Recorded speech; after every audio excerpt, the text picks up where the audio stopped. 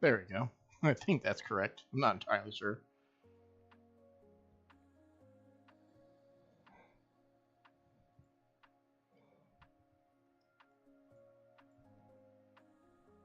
There we go. Hopefully that all works out.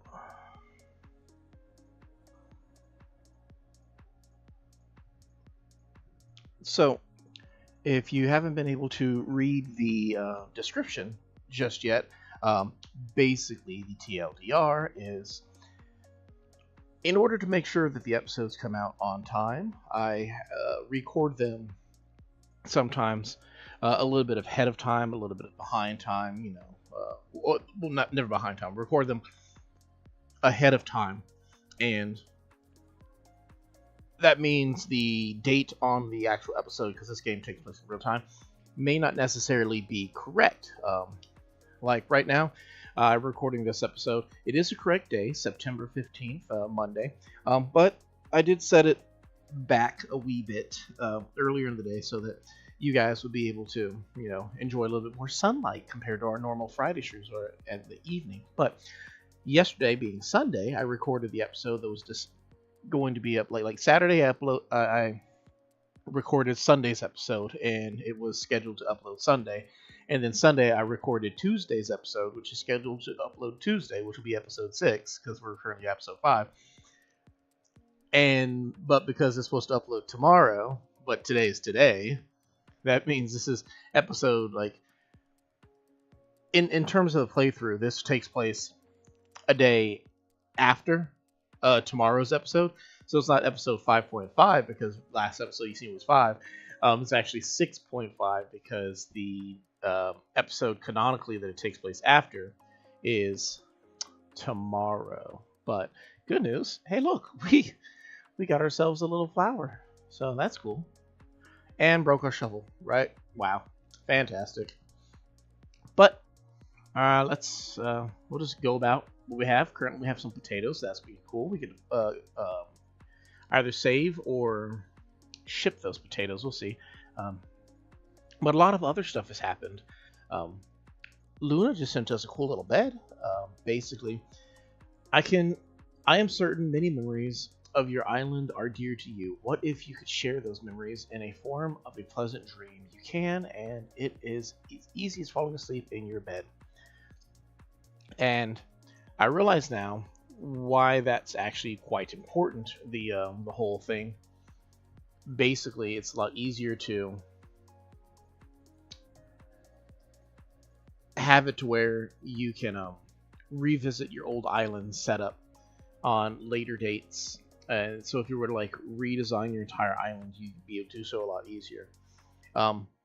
Thumbnail, it's Walker. Walker is out and about. He's actually walking now. But another big thing that occurred is the Nook update for the day is that, what's it called?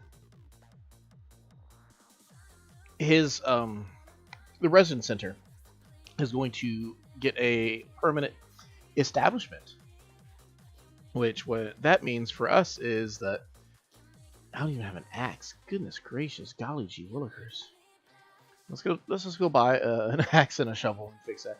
Basically, I believe it's going to be the permanent iteration of the residence center, which means we're going to be in a lot better spot moving forward. What we should do is we should also check out these guys, see how much they're buying these for. Ideally, we want it triple digits, but we'll see. We'll see what they got. Hey, buddy boy, what's today's turnip price? High triple digits? Ooh. That's not what you want to see after you spent 90 something bells on your turnips. So we'll hold that out. Something else that we are working with, in case you didn't see it last time, is essentially we now have a new what's it called? Stream layout too, so we can show off our music a lot easier. We have the chat now in the corner, a little bit different. just kind of updated the whole look all around so that it should, in theory, be a little bit more viewer friendly, if that makes any sense. So, oh, they're selling mums. We do need mum and lilies. Mums and lilies. Quite interesting. Okay. We'll get 5 lilies and 5 mums.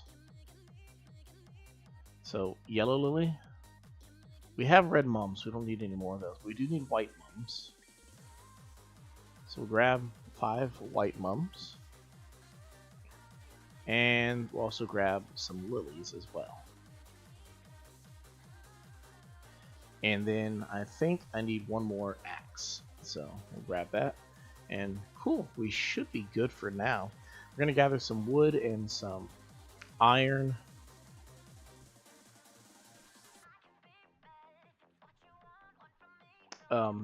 Grab some wood and some iron. That way we have access to upgrading this shovel. And then maybe make some more stuff too. I don't know. But we'll also see. Streaming a little bit earlier in the day, trying to get a feel for the vibe, see how well it's appreciated moving forward. Like maybe you guys might like having something a little bit earlier in the day, a different day during the week. Maybe that might help out. We'll see how it all turns out. But yeah. So let's put some stuff away. We have some extra storage currently. I got my little chino pants and my vest with binoculars. We'll probably put that on later. We also got to open this bed.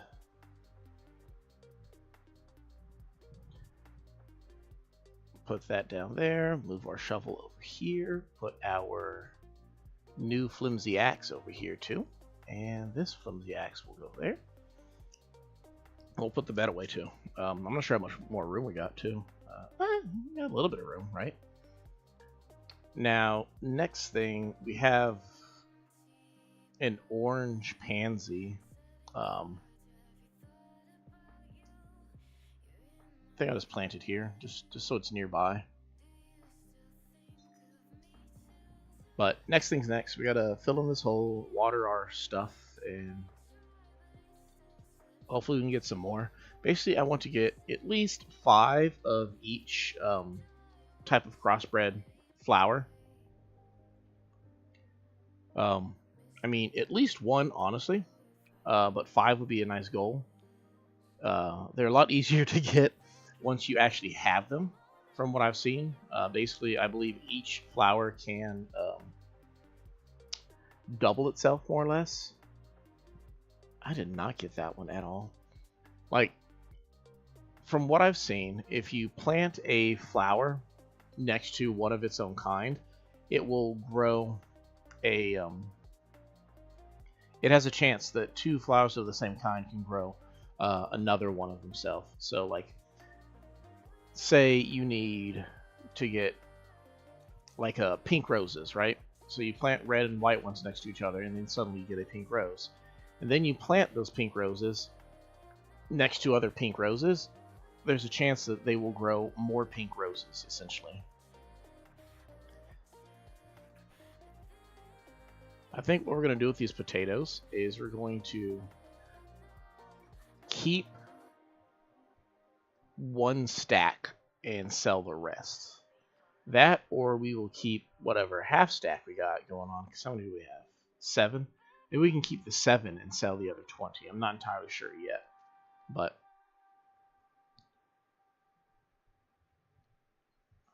I do need to get that iron, though, so I can upgrade the shovel. That way I don't have to worry about it breaking anytime soon. I also went ahead, like I did a lot of things behind the scenes to try to clean up the look for the stream. One of those things was I split the playlist in half. About 100 or so songs when it ended up going to what I call my chill playlist. and then the remaining 70 or so songs ended up being... There we go. Make sure I have the right one. I was like trying to ask myself, why am I chopping these again? Oh, because I have an extra axe. That's why. Want to break one of these axes, that way I only have one in my storage at the time. But that way, in theory, when we play Animal Crossing, it should just be chill music playing instead of just randomly 1 out of every 3 songs just like wah wah wah wah wah.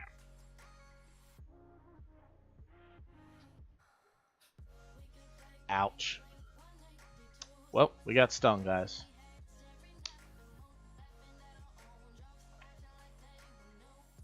So clearly the technique that we have requires better positioning, so that's what we're going to do. We'll go get some medicine real quick, because last thing you want to do is be rendered unconscious on camera. I'm thinking what it is you just have to stand on the opposite side of the tree completely.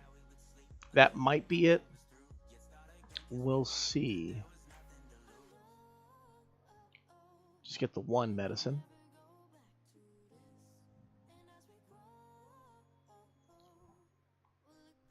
Move, little raccoons.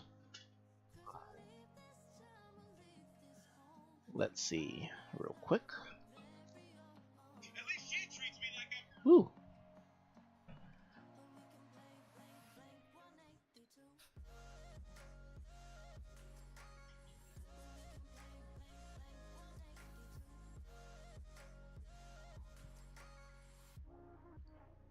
Checking something right quick.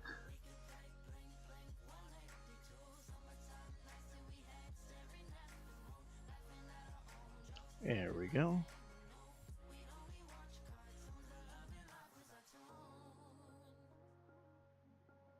Perfect. There we go.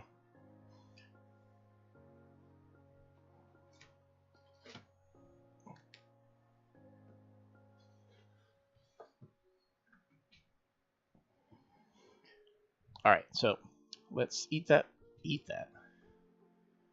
Let's prove that we are actually smooth brains and do not know how to actually properly take medicine.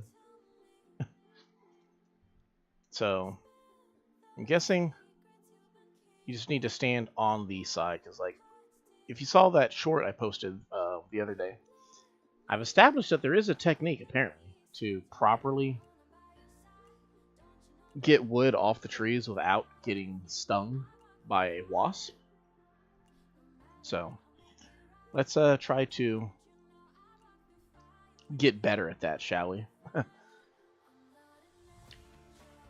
Collecting all the wood. Oh, look, our red mums grew on their own, because I didn't water those. It must have came from the rain that occurred technically yesterday, but functionally tomorrow. It's weird. I don't know if maybe there's just a better way for me to name these episodes to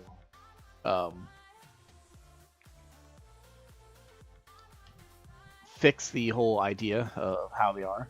I don't know, maybe you should like call them like special, like should the streams be numbered episodes? Should they just not be considered an episode? I don't know what the thought process is going to be just yet in regards to how these affect the overall numbering, but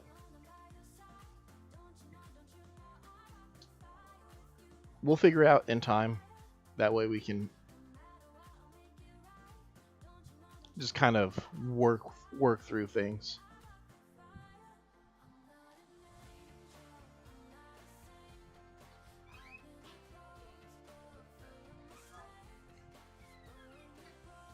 But hey, Beth, how's it going? Oh, didn't mean to hit you with a shovel.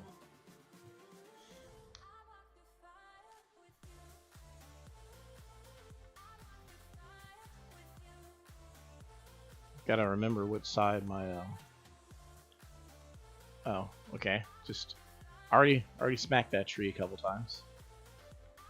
I'm not entirely certain. I think if you hit the tree, it I don't know if that counts against your axe or not, or if it's only when it actually is used. But we broke the axe. That's good. That means we don't have to worry about that axe anymore. But in theory, I shouldn't need so many axes, right? Like the functionality of the axe is...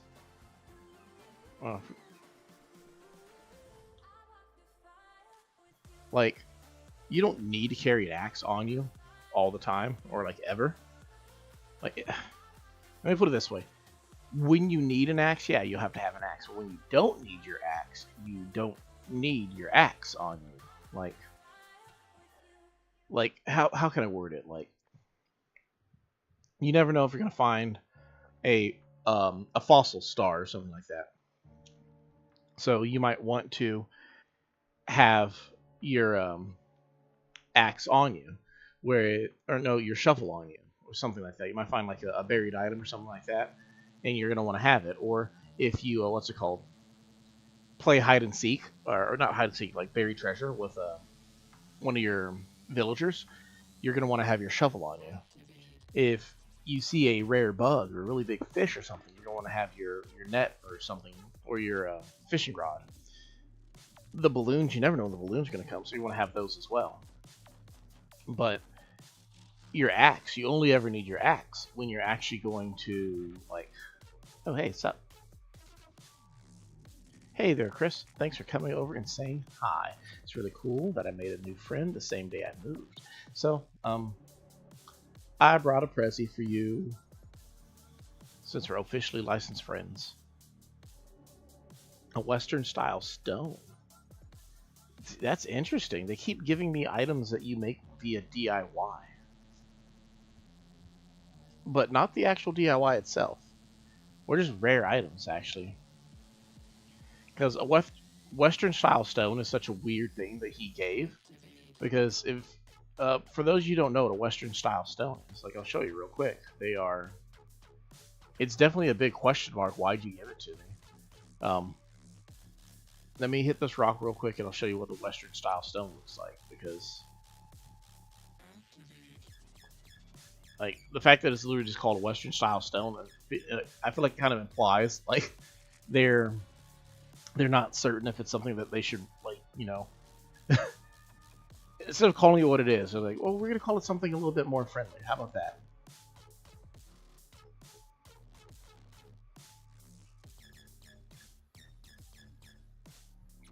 Anybody who's watched this for large periods of time, it's a weird way of wording it. Anybody who's watched several episodes of the stream, my sincerest apologies that it can be a little bit choppy at times. It's just my poor computer. It's old. It's rickety. The way I have it set up currently, God bless it, is the only way that it can actually effectively stream. Oh, that Western style stone, they look like this. See what I mean? It's just a tombstone. It's just a tombstone. Why does he have that? I don't know. What does that mean? Oh, hey Renee. Forgetting that we have like a whole bunch of like new neighbors now. So, like, we gotta talk to people. She just kerplunks under the tree. So we're not trying to get a whole lot of wood. We are getting some wood. We're just trying to get some wood to break this axe. That'll get us one axe closer to the golden axe DIY that you can get later on. But more importantly, it gets us lots of wood for other DIYs that we have lined up. So it looks like Carrie's home, so we can go see what Carrie's up to. I know that we had to give her furniture that she has in her house. I can't remember which furniture she specifically got.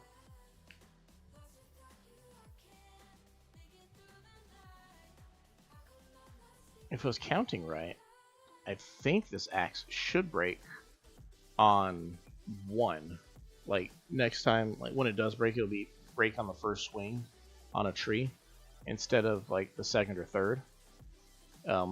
Which oftentimes I feel like the most convenient way to Oh wow, yeah, that's the convenient one. Got on the third one, so maybe I miscounted or something like that. But it's always most convenient if it breaks on the third. We got a lot of this stuff going on. Let's see what we got. Oh, just some of that. I don't know what we're gonna use these for. I believe you can use them for money, but we're never gonna use it for money because we rather just keep it for our own stuff. But we're trashing tools, getting extra stuff over here. Overboard crusher. Flower tender. So watering our flowers has been helping us out too. Executive producer. Nice.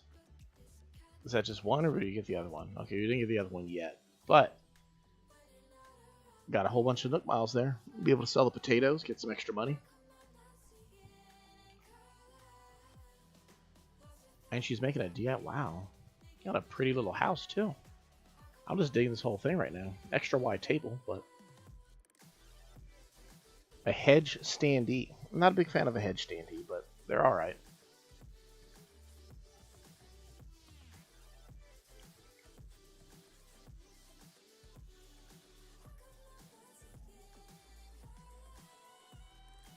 But cool, we got that. So we can use it for other things as well.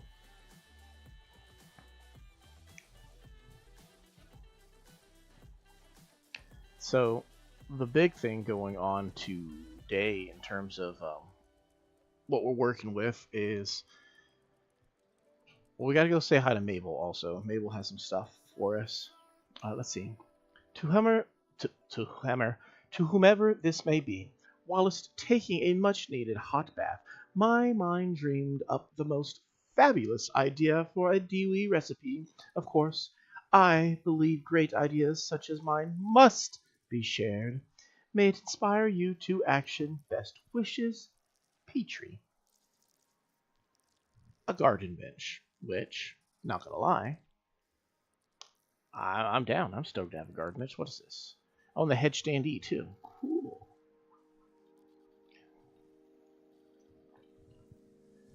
Grab some seashells while we're over here.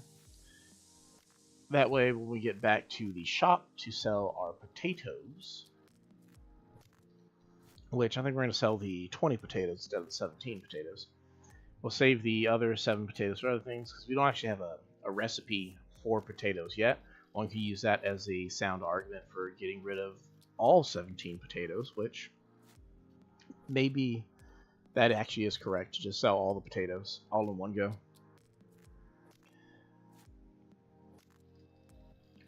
My pockets are full. Okay, cool.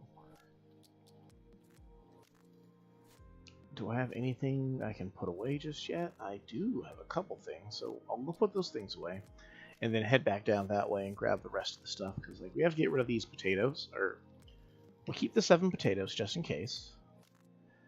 We do keep that. Put that away. Well, we can't put anything else away. Any of these can we put away? Okay, cool. So we can put that away, and that away. And then, do I have room for one more item? I can put these away. Cool.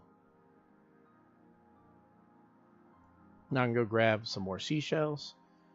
And I have room on my pockets too. I can also sell some pears as well, because we have those laying about somewhere.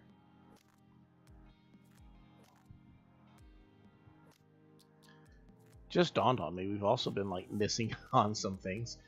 We found a star right here. We probably have a few more, and they're probably up at the higher area. But what we'll do is we will check our pockets real quick. We have enough room. We'll grab all the pears. After we sweep the beach, we'll then go check the pears. That way we can sell those. They're not our native fruit. They're going to keep growing back. Man, I really probably should just sell the potatoes, because the potato plants are going to keep growing, right? So there's no reason to be hoarding the potatoes. What good is 7 compared to the rest, right? I don't know. Do we have enough room for pears and hitting this rock? We do.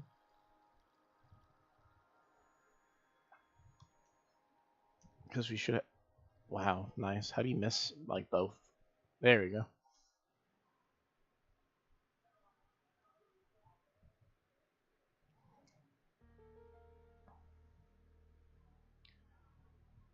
And my last rock is up there, so... It is tempting to just go for the other rock, too, while we're at it. That way we can get that out of the way. I mean, I guess technically the pears can wait, too. How did I miss? That's embarrassing.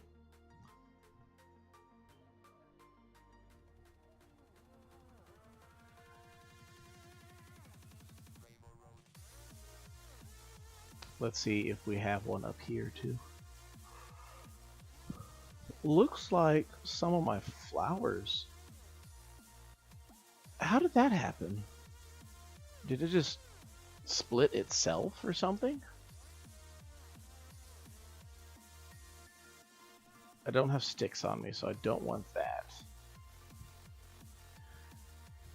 I'm looking at how that white pansy seems to have duplicated itself, even though it had to have duplicated itself because it's not next to any other flower. So I don't know how it did that unless somehow I actually picked it up. But I don't recall ever having one on me, so... Huh. Fun fact, if you're looking for the cheapest, quickest, and easiest way to get a hair accessory, flowers. You can just pluck a flower and you just put it in your hair, and that's the quick... Maybe they do... Though that one's actually explainable because it's actually next to another red one, so...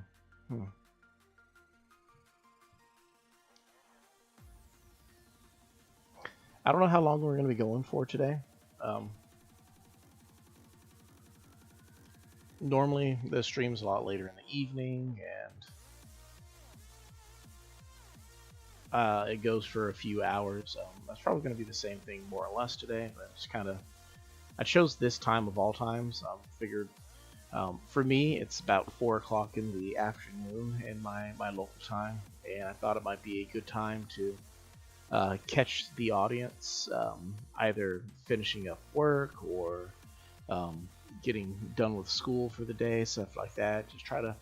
I always try to aim to make the streams as accessible and easy to catch as possible, which I think I've done an alright job at. I mean, intentionally putting Friday episodes, and if we're going to do one that's not on the weekend, trying to put it on earlier in the day.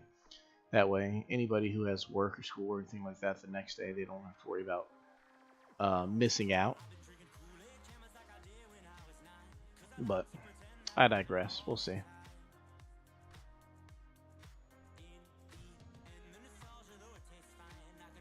So we're going to go shake the pears. You should have 3 pear trees, so they only take 1 spot in our pocket until we decide to grow more pears. So the last pear tree, though, is in the worst possible spot, and I'm too lazy to move it. We're going to learn a reaction. Laughter. You ready? Oh, that's laughing from the gut, looks like. Really clears your head up. Give it a whirl.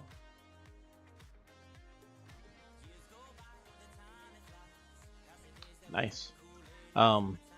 This tree is too close to here, so the pear just disappears instead of landing to the side.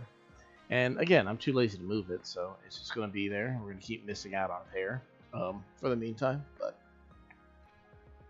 I wonder, can you... how much do you sell flowers for? And does it matter if they're your local flower or not?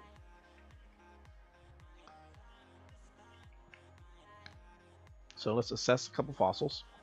See if we have anything new, or if we have anything that we can sell. Not really prioritizing having the fossils just yet. So we can just kind of sell them as we find extras. That way it can help boost us up towards paying off our debt a little bit quicker. So the Spino Skull is an extra fossil we have.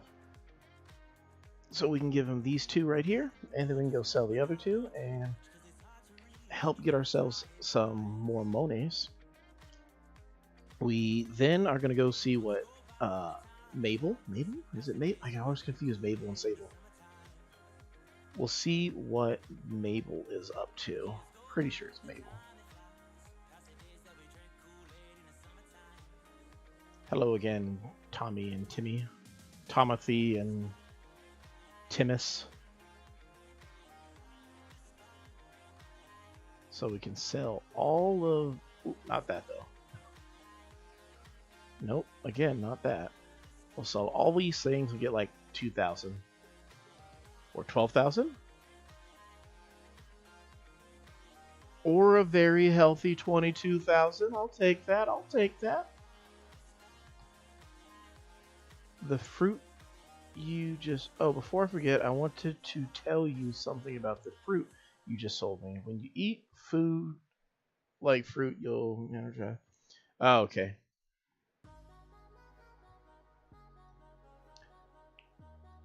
He's just explaining to me how the power boost you get from fruit works.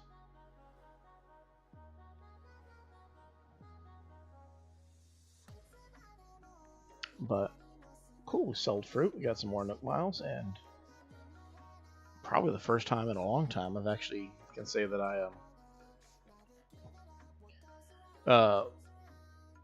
did all of the double boosters on that. So cool. Let's go say hi to our new friend Bubbles also while we're here. Hi Bubbles. Bubbles the hippopotamus. You're not that terrible. I don't know why you wear a grape shirt of all things. Quick fact about the grape shirt. It used to be considered a rare outfit. And you had to get it only from... There's only... The legitimate way of getting it was you had to wash Gracie's car. And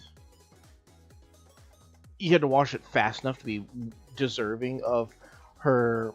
Like, one of her outfits that she had.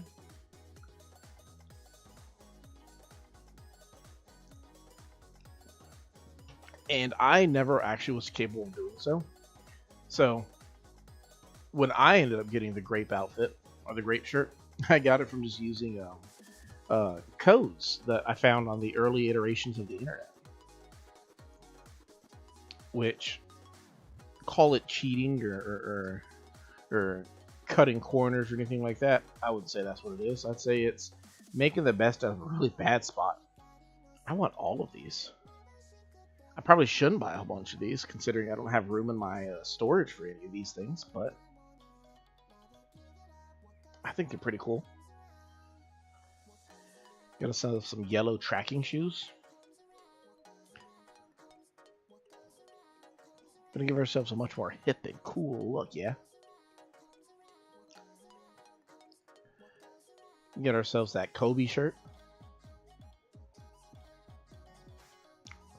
I can't remember what my default pants were, if I had shorts or what. We're going to get the top coat too. A little pricey, but it's right up our alley. We definitely going to keep needing more storage, but 200,000 is not too far away, right? And let's get ourselves a nice pair of jeans too.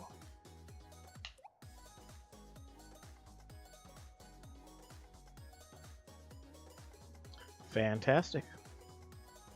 So that puts us in a much better spot now. There's a paper kite butterfly over there. I shouldn't catch it, but I'm going to.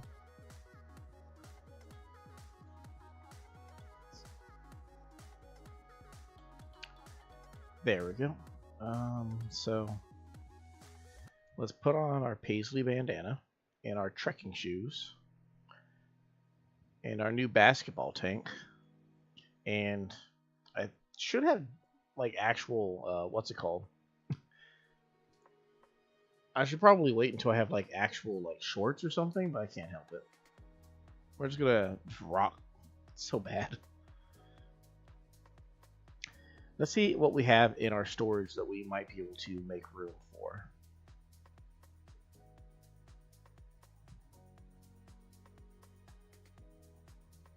The denim would probably be better, right?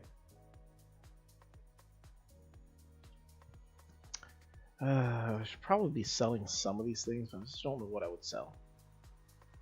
Well, I guess... Oh, well, we have these things. We don't need to have all these seashells, so... Let's get rid of these seashells real quick. That should be a manila. We'll keep the manila.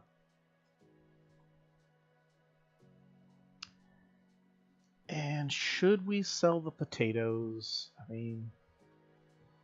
Yeah, we'll sell the potatoes for now. And the cherries, too. I didn't realize we had cherries in there. We'll put these clothes away, along with these things.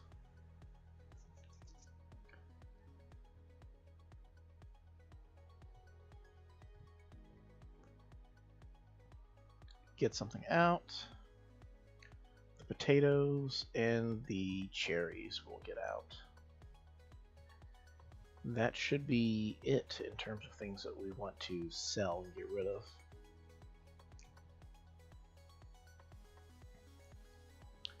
And then we'll put away, lastly, our little butterfly. Because we're going to save that one for when we can make a model, essentially.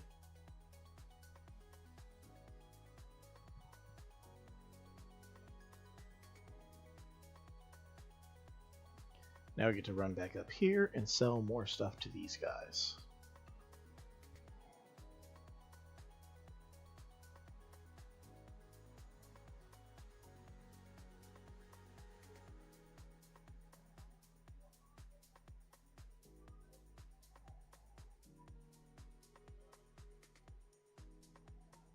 Let's see.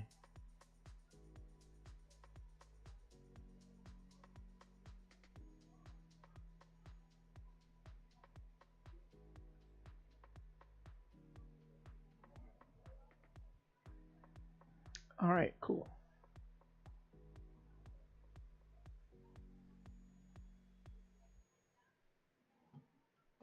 Had to see something real quick. So, when it comes to the money tree, essentially, you could only get the guaranteed. If you plant 10,000, you're guaranteed to get 30,000. If you plant more than that, you are able to get up to 99,000, which is the most you can bury. But you also have a risk of not getting anything. Or like not getting, not like that. Like it's a random amount that it will have. So it could be as low as just the 10,000. So since you run that risk, it's more effective to just plant the 10,000 and be safe, because that's what you can get back. So that's what we're going to go for. We're going to dig this up, get our 1,000 bells, and then we're going to bury the 10,000 so that in a couple days we should have an extra 20,000 bells. So basically just trying to min-max all the things that we're going to get.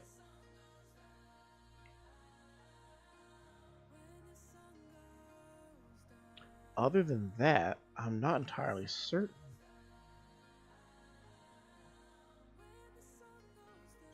We're now faced with a couple options what we might do next.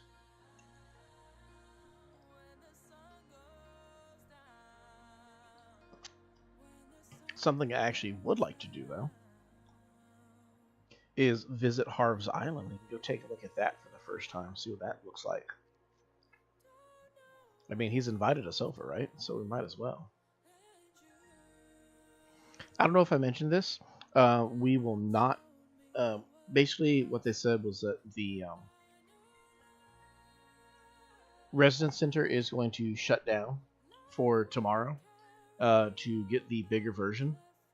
So that will be something that we'll be missing out on.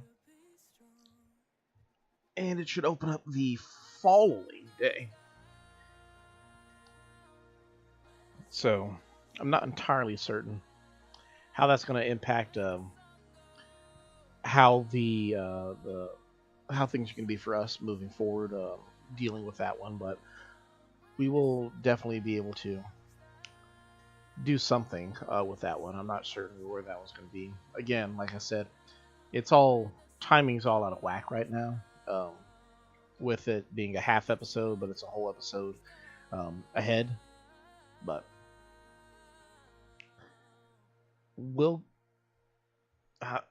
fortunately, it'll all check out sooner rather than later. So what's going on with Harv? Okay. Oh, so Harv does not have the back area just yet. Gotcha. So what do you have for me, Harv? Why are we here? Just literally I came here just to say hi and then we leave.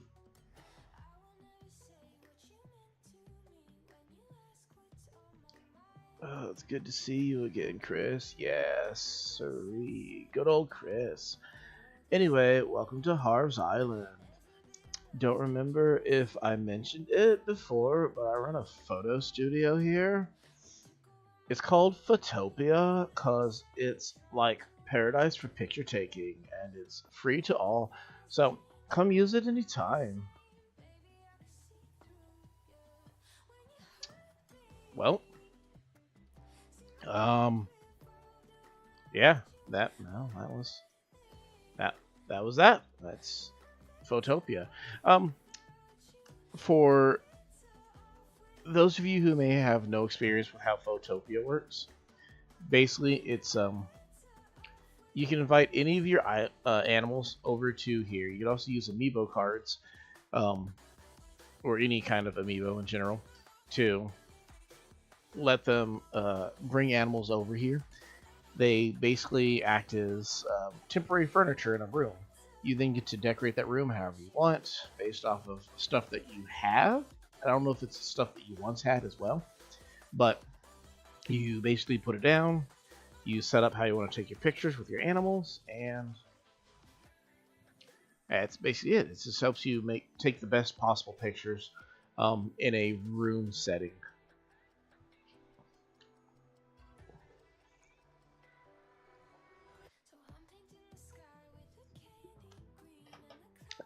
And yeah, that's... Well, what we can do next here is we can go in our house first and foremost and do like so many people do and just drop our turnips on the floor so they're out of our way. We'll just drop them over here in this corner. Drop, drop, drop. And they'll move over 2 more and drop 2 more sets. Cool beans. So that all said, what we're going to do next is we're probably going to go for a little swim to gain a little bit of extra money in Ocean's Bounty.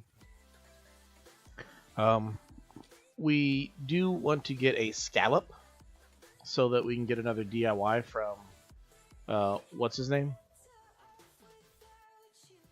I can't remember his name. It's the otter. Get another DIY from him. Get the mermaid set going. Maybe we can actually use the mermaid set at some point as well. Not to mention, I'm still kind of timid about fishing on camera because I still feel like I probably suck. But maybe we'll do that in a little bit. Maybe that's what we can do. We can dedicate like an hour to fishing, and maybe I can find a breakthrough with it, you know. Fortunately, you know, we can't catch sharks this time of year, I believe, so all the pressure's not on for that.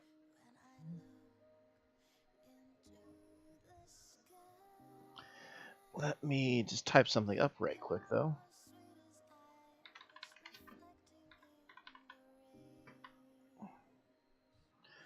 let's see, feel free to say hi and chat a bit. Promise I don't bite.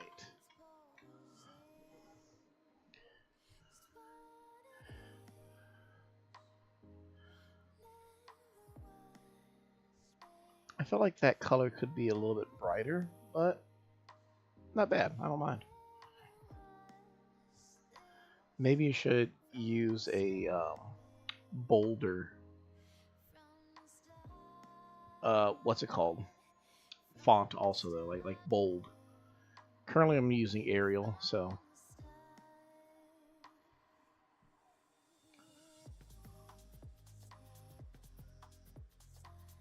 it's not so bad though. I mean, you can see it, so it works. It's amazing how many updates they add in Animal Crossing that just kind of get overlooked. That's new. Sea grapes. That's a new item for us to donate. I didn't even realize that we hadn't found sea grapes yet.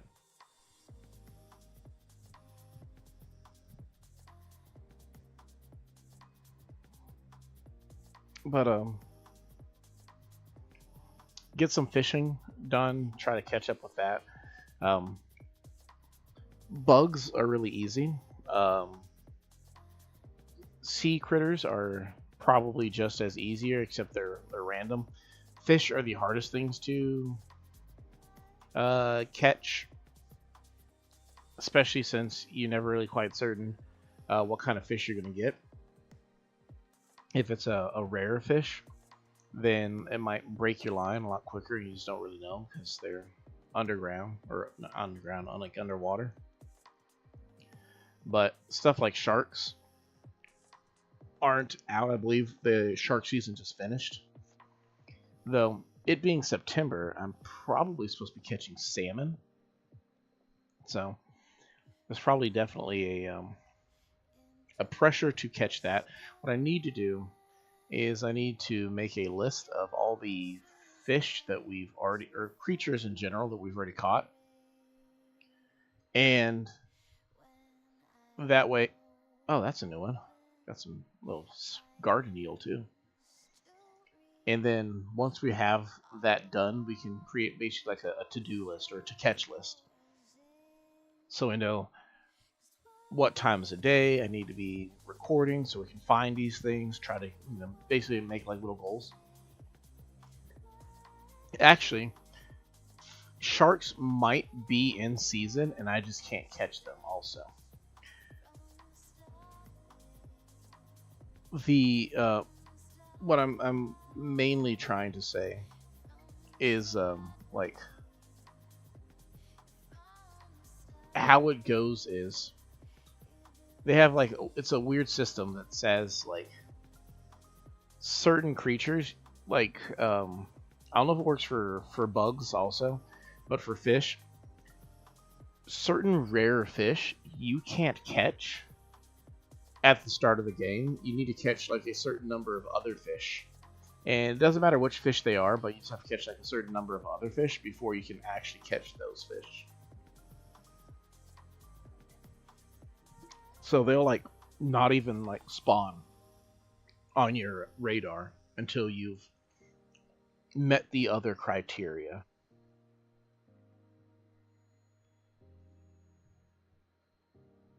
So that could mean that sharks do still spawn right now, it being mid-September.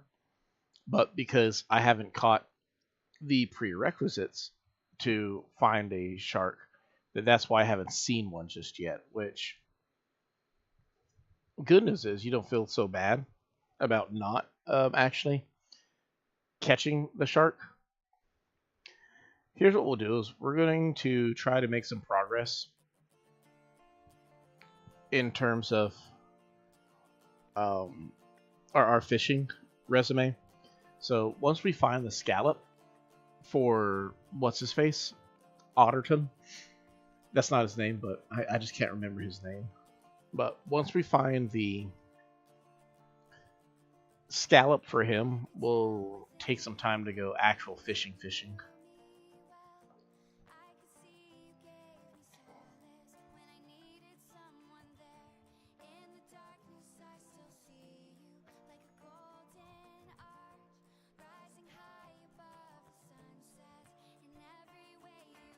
I'd like to go fishing in real life, but you know, I'd also like to go scuba diving as well. I think both would be really cool and fun. I'm looking at the new layout for how the channel looks, and I wonder sometimes, do I go a little overboard with Pearl Oyster's a good piece of money right there. Overboard with design ideas. I mean, obviously I have like two going on currently. The kind of the digital look with the arcade, Karmic Arcade that I've been using for like the Alshine logo for a while now. But I also am trying other stuff. Like I currently have a smooth sans serif I downloaded just for this. Basically, it was designed to be. It's the font that I'm using for the now playing, as well as the sub goal, and it's basically that's the scallop. Cool. So now we can just finish filling our pockets, go sell these, donate the sea grapes and the garden eel. Whoa, thanks for your generosity, man. So many hippies in this game. Since you were cool, I left... Oh, wow. I left you something you'll dig. While I'm at it, let me lay some truth on you. The deep kind. Feel this. Nook phones give you all those apps to keep you from ordering an entree. They're filling us up on bread, man. I don't get it. I don't get it. Did he give me a pearl or a dealy? He gave us a pearl, so. I mean, pearl's not the worst thing to get. In fact, they're highly sought after by some people. But the downside to the pearl, I'll get some sea grapes for us too, is we only have one DIY, so I don't know if he gives you duplicates of the DIYs, or if he's one of those ones that's like, if he becomes a guaranteed pearl once you have all of the mermaid and other seashell DIY stuff. Like, I believe what's her face,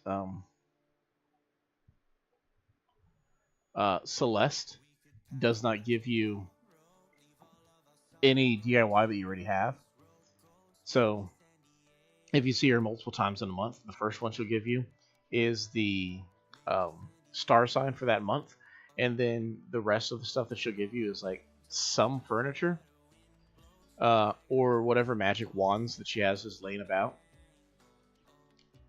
I'm like the only person I know out of my friend group who doesn't use magic wands. I'm just like, all they do is just give you quick change on your outfits, but it's only the 8 outfits that you assign to your magic wand, and then you have like your default outfit. And I'm just like,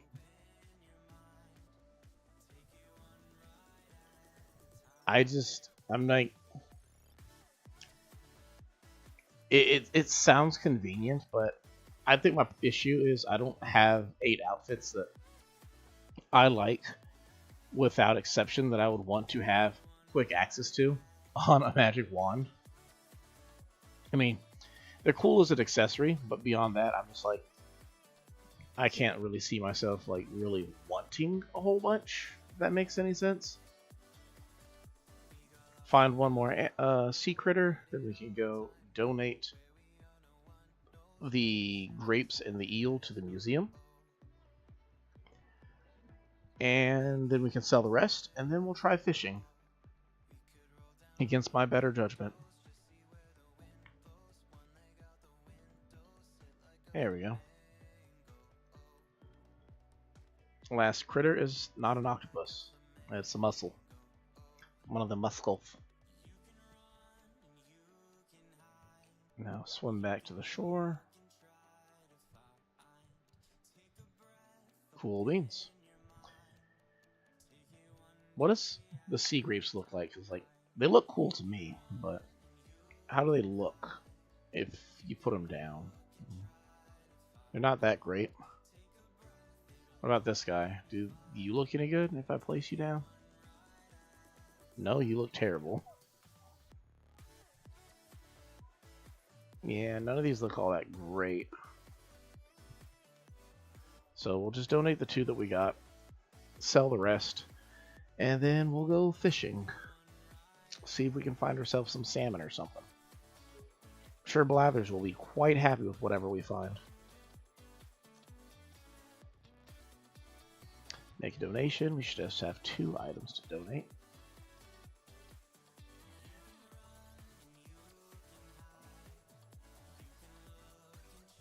We might not be able to put the, what's it called? I'll double check, see if we can. We might not be able to put the pearl in our storage because the storage is drunk, and it's like, even though the pearl stacks, you won't let you put it away. This guy should be worth a little bit extra too. Which works out for us because we need every little bit that we can get. Chances of us getting 200,000 bells to pay off our debt by the end of today's stream? Well, fortunately I can say that chance is tied directly to my willingness to actually grind it out. Which reasonably that leads me to tell you that likely not going to happen. But we'll see. According to that, we're only about what? 63, so 200,000 minus 63. 200 minus 63 is 137. But it's actually like 2 more on top of that, so it'll be like 135. So it'll be about 135,000. So it's not impossible. It's just improbable considering I know who I am. But we'll see how this goes. See how my blind fishing technique works.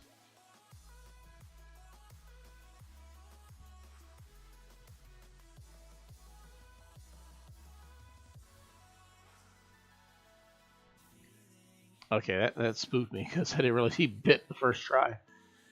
King salmon? Regular salmon. Oh, I mean, we caught a salmon, guys. We caught a salmon.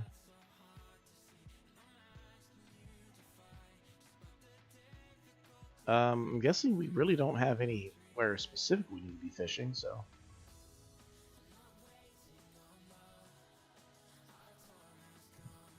So when I say blind fishing, the technique is... got a DIY for the boot. When I say blind fishing, basically what I do is I have a tendency of closing my eyes when I fish as a means to try to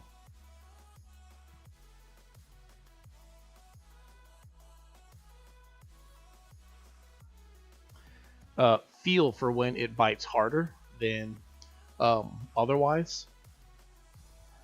That means I'll probably be quiet also because I have to focus on it, but basically I have to feel for when the fish actually does the hard bite, because I psych myself out if I'm watching it. I'll try to reel it in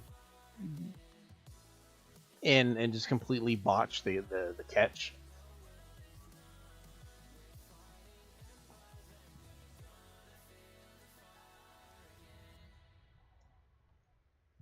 Now, mind you, I also haven't fished in quite a long time on Animal Crossing, so, and I'm using a new controller as well on the Switch 2 Joy-Cons, so I have to get readjusted to how the difference in how they bite it. So I was just kind of hoping, based off their size, I just kind of it's a, how do you describe it? It's like a third nature or second nature for people who can do it correctly. And I used to be really good at it. Ouch. But because I haven't actually been like fishing in a very long time, I don't know how quote good I might be now at fishing this way. But see, this one's gonna be a hard one.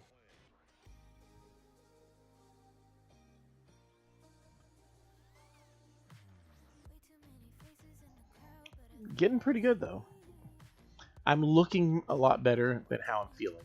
Let's just put it that way.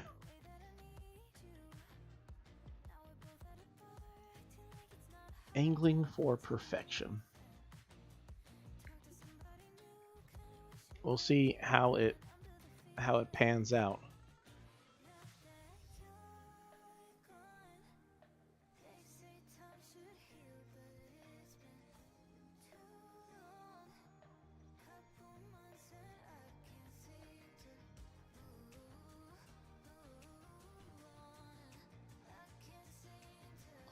So part of the problem with it is because I'm blind fishing, I have my eyes closed. If it takes my bait, I have a harder time. Like it's just kind of like it's kind of quiet for a moment, and then I open my eyes, like, oh, okay, they took my bait.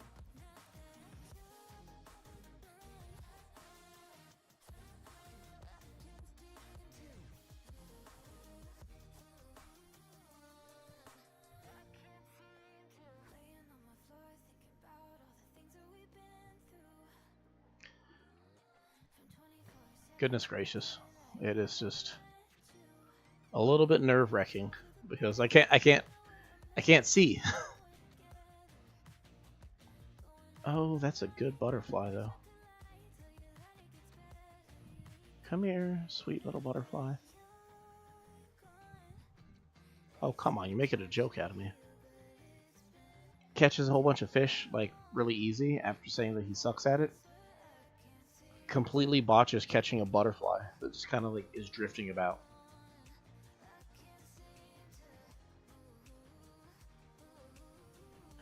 Now I can't remember what the number of fish you have to catch in order to be applicable to catch the other stuff.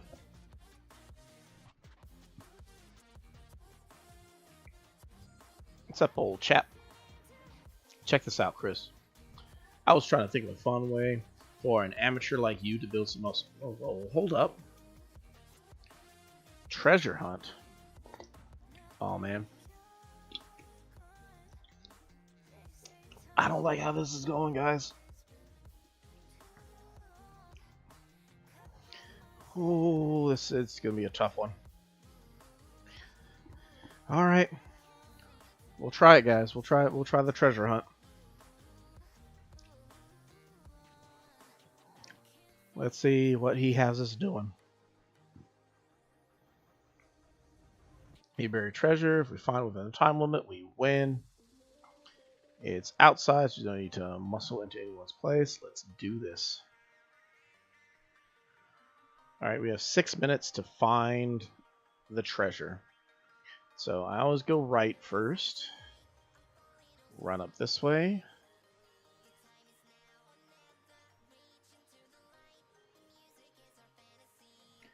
Run over yonder. Nothing. Nothing so far. And is that it? I think we found it, guys. Bro, did you even like leave?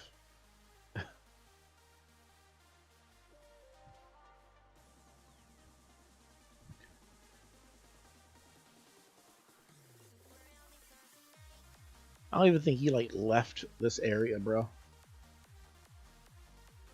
A dish drying rack. Oh wow, thank you. You're so nice, Mr. Hippopotamus. Anyway, really though, I'm really grateful. Last time I did that on my previous island, I went all over. I could not find it. I don't even know if I ever did find it, to be quite honest. It was embarrassing. Like, I was going everywhere, and just in the end, I just bricked so hard. I was just like embarrassed about the whole ordeal. Oh, what stinks is when you go and you find one, like right afterwards. Actually, I think that's what happened was I found it in someone's yard, like right after I had lost, and I like dig it up. I'm like, okay, well, what good is this now? Like, I can't turn it in.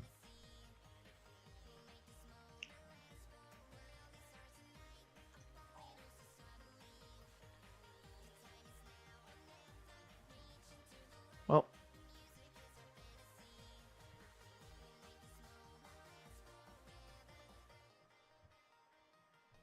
back to fishing, and yeah, like part of the problem is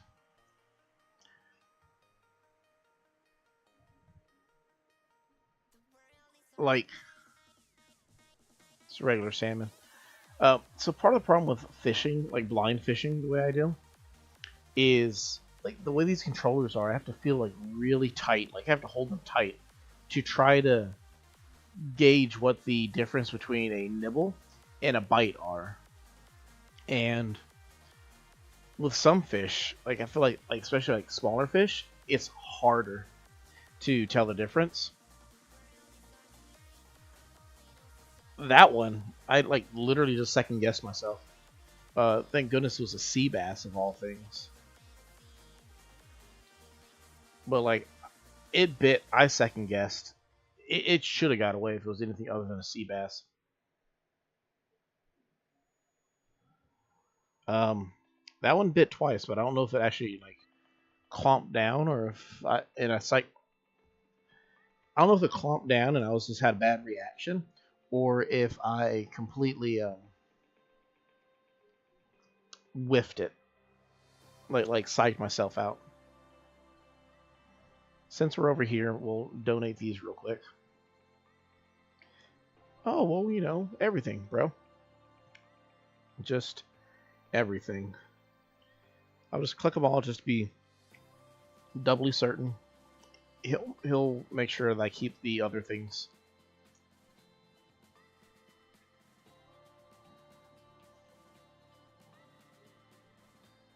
Cool. Island ichthyologist. Cool, cool. Pesca Pro. I am a small fry.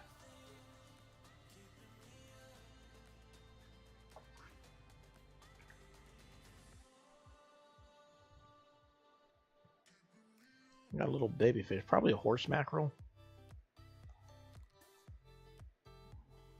I just can't remember if horse mackerel. I think they are something that you can cook. Psyched myself out on that one. Oh, it's a butterfly fish. I tell you what, there's one of the cool things about Animal Crossing, or at least this version of Animal Crossing, is the diversity, especially when it comes to ocean fish, that you have access to now is just so much nicer. Because like the old Animal Crossing game, I always compare this, like, you know, there's been there's the GameCube, then the DS, then the Wii, then the 3DS, and then this was. So this was number 4 or number 5. Hold on. So this was number 5 in the series, right? And oh, freshwater fish.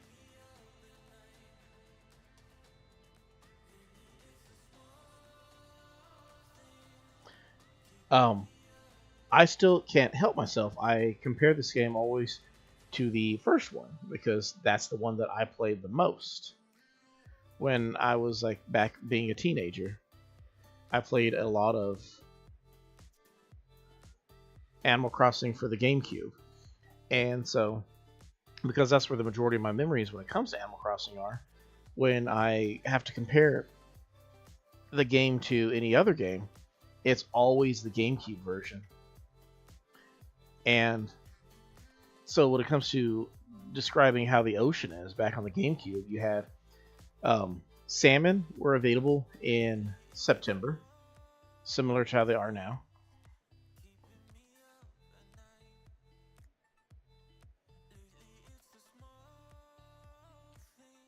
I psyched myself out. He took so long. By the time he came for the second bite, I opened my eyes and I psyched myself out. But some sort of eel.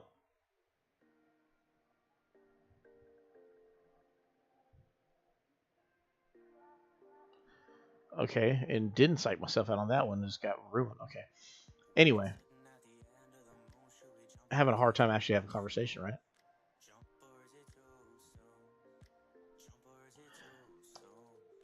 Maybe one day I'll learn how to actually talk and fish at the same time. But you had salmon and jellyfish that were like very they were seasonal. Jellyfish came out in August, salmon came out in September, and then 9 months out of the year you had bar knife trawl, and then you just had red snapper and sea bass. Other than that, coelacanth came out on rainy or precipitating evenings, but that's what you had. And like the fact that like any time of year now you play Animal Crossing New Horizons, you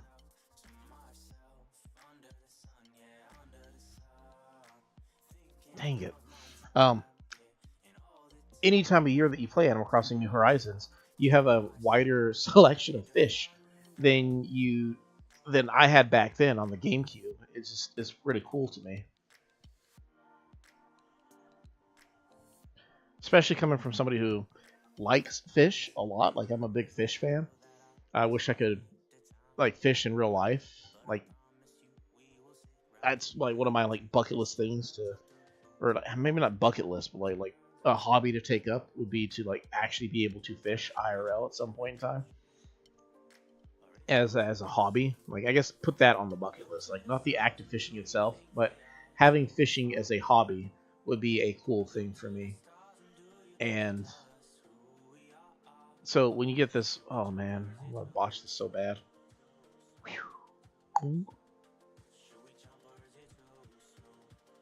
Hey, I caught it. So it's supposed to sea bass. Oh no. Oh. Ooh. But the idea that you have so much more variety in the things that you can catch in this game, it's cool for me considering how things once were.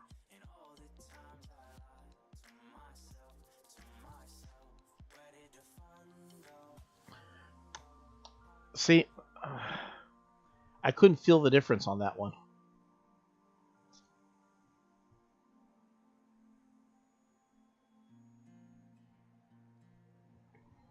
Sometimes I can feel the difference. Sometimes I feel like they literally like it feels the exact same when they bite it both ways, and I just don't reel it in. um, I could try to do better at not blind fishing, just actually like see it with my eyes and see when the bobber goes down. But the downside to doing it that way is I psych myself out super hard. I'll try it right here, see if I can actually do it better. But I just psych myself out when I see it coming in. I'm like, all right, I got to get it now. I got to get it now. And then they either don't bite or like I don't know if anybody else can relate to it or not. It's just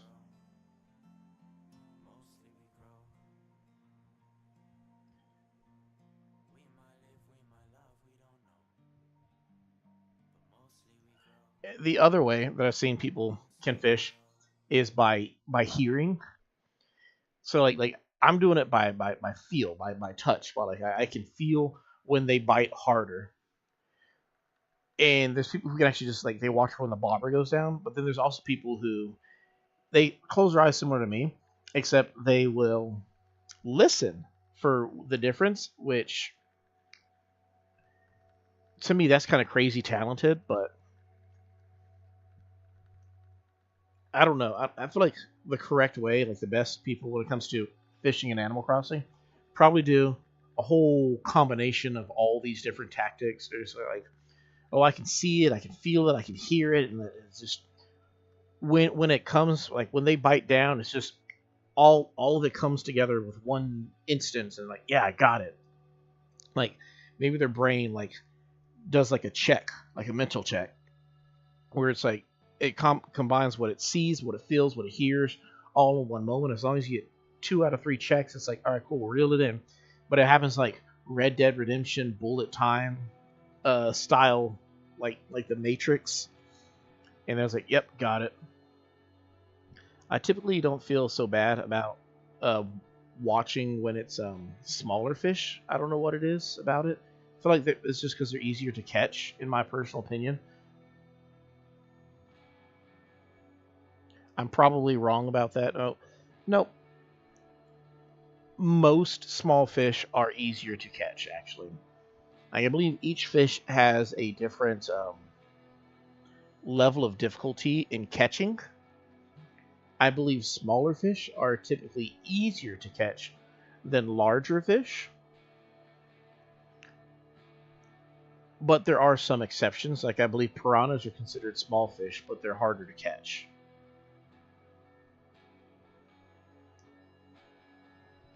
But for the most part, if you're talking like killifish and guppies and stuff like that, they're usually a lot easier to catch than some of their bigger counterparts. See, if that was a harder fish, I would have totally missed it right there. Like, my reeling was so slow for that one.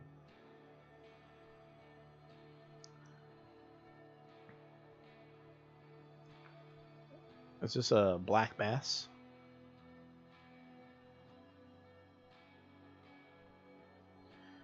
Yeah, it probably is. Interesting thing about the black bass is in the original Animal Crossing on the GameCube, they didn't have the black bass as like the black bass. What they had was they had 3 different fish, which was like a small bass, a medium bass, and a large bass. And they were all the black bass that we have nowadays, except they were exactly as you would imply. They were just like different size of fish. And when you do the fishing contest back then, it was different. It was whoever caught the biggest bass. So basically what you would be going for is you just be going fishing, try to get a large bass, and then trade that in and hope that you got the most. And let me tell you something, your neighbors cheated. I've psyched myself out. I'd feel like never catch a fish early in the day and then like just leave it as is. You should turn your fish in at the end of the day. Because I feel like every single time, if you just catch one early in the day, get the lead, and then just like don't play for the rest of the day, one of your neighbors, like next thing you know, you get a letter in the mail with your silver trophy for saying that you got second place in a fishing tournament. And you're like, what? And you go check the bulletin board, and they're like, oh yeah,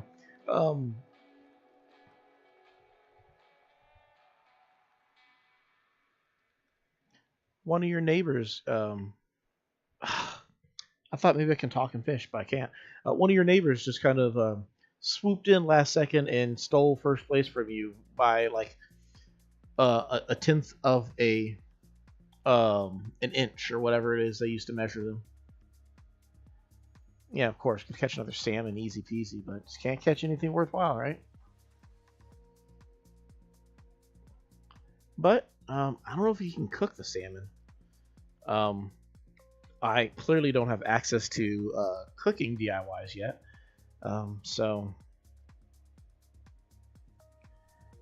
I can't do that yet. I'd like to pretty soon. That's why we're growing potatoes.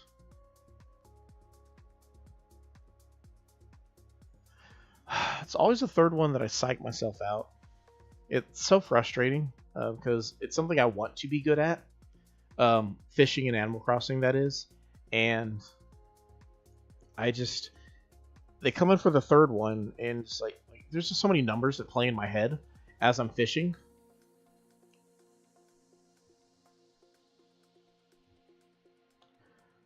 Like, it's like, okay, cool, the first bite, right? Each bite that they have is a 20% chance that they're going to go.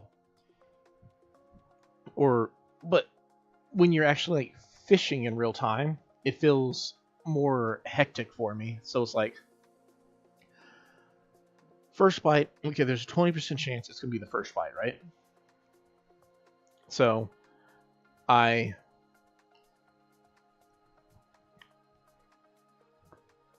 don't feel as stressed. The second bite, it's a 25% chance that they're going to actually like chomp down and take it. Okay, not so bad. But then the third bite, what do we have? 5 spots. It's now at like the 33% chance. So I'm freaking out. And then if you get to the fourth bite, for some reason I feel like the fourth bite is less stressful for me than the third, even though the fourth is like 50-50. I think it's just like a little bit of peace of mind of knowing, okay, cool, if it's not this one, it's the next one. But like, when it comes to like the third bite and it's like 33%, like right there, I just get kind of like nervous with it for some odd reason, because like it's this one or the next one or the one after that, and I don't know what it is. Maybe there's some sort of like science behind it, but like for me, it's just like, it's so stressful at times, and I'd like to be able to like be chill enough. Like this fish that we just caught here, oh wow, I love you, Bart Knife Show. If it could feel like this all the time with fishing, where it's just, yeah, just catch it, reel it in. I can talk about who knows what, whatever, and it's perfectly fine not be so. Maybe that's what it is. Maybe I should be talking more often. Maybe that'll help me feel less stressed about the entire ordeal. I don't know if there's any truth. I don't know if you can hear the disappointment in my voice when stuff like that happens. I'm just like, I'm in a bad spot right here. I don't know if he sees it. He doesn't see it. Right? Okay, now he sees it. This is a bad position to be fishing, namely because I got lucky there, but namely because once the bobber gets like in front of you, then you're just like, he might take it, and if you can't feel it or hear it, then you're definitely gonna miss seeing it, because it's your body's blocking the view on it. What is that? Tilapia. Let me tell you about tilapia. Or let me tell you about my broken fishing rod. Let me tell you about that too. We'll turn in the tilapia and the barred knife jaw, because those are new fish that we haven't donated yet. We'll sell the rest of the fish, and we'll make a new fishing rod, is what we'll do afterwards. Should I make a fishing rod, or should I buy a fishing rod? Well, considering the fishing rods that I have at Timmy and Tommy's, we're still at Nook's Cranny. It's just going to be the flimsy rod anyway. We might as well just make our own out of 5 sticks. But tilapia. I like seafood. My family, not a big fan of seafood. One thing to point out, my mother-in-law is she's allergic to imitation crab, which has caused her to be weary of pretty much anything aquatic. So, and because, you know, by blood, you know, she is my step siblings and not step siblings, my siblings-in-law, and my wife, they're all like related by blood. There's this kind of like soft discomfort about like, well, what if we are allergic to seafood and we won't want to get like sick and like die from it? So it's like they just don't mess with it. So it's just kind of like a me thing. But I like seafood, and my favorite fish probably to eat is tilapia, which some people tell me that like, oh, tilapia, that's like the, you know, it's trash fish because they basically just eat like nothing but garbage. And I'm like, so what you're telling me is they're like the pigs of the sea, because, you know, that's what pigs do. They eat nothing but trash, and then they turn that into delicious food. If that's what you're trying to tell me when you tell me that tilapias are trash, then by all means, give me all the trashy tilapia. I want it all. And now we need to get I should have taken the iron out first because I have to put the rest of the iron back in. Oh, we got 2 iron. And we got 5 of these. Okay, so we might as well just make 2 fishing rods. That'd be the smarter thing, right? So we're going to craft 2 fishing rods out of these branches.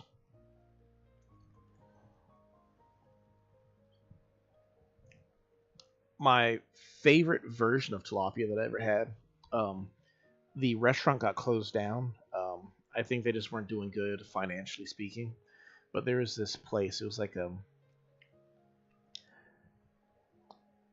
think it was like a Mexican seafood restaurant, kind of like they had like some Mexican items, but they also had seafood was like definitely their specialty, and they had a dish that was like I can't remember what it was called. Like I think it was called like tilapia jack or something like that, and it was definitely tasty. Like I enjoyed it a whole bunch, probably more than I should have, but.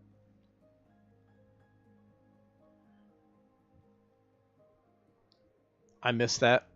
Oh man, what I probably should do is figure out what their recipe was for making it, and then like make it myself at some point.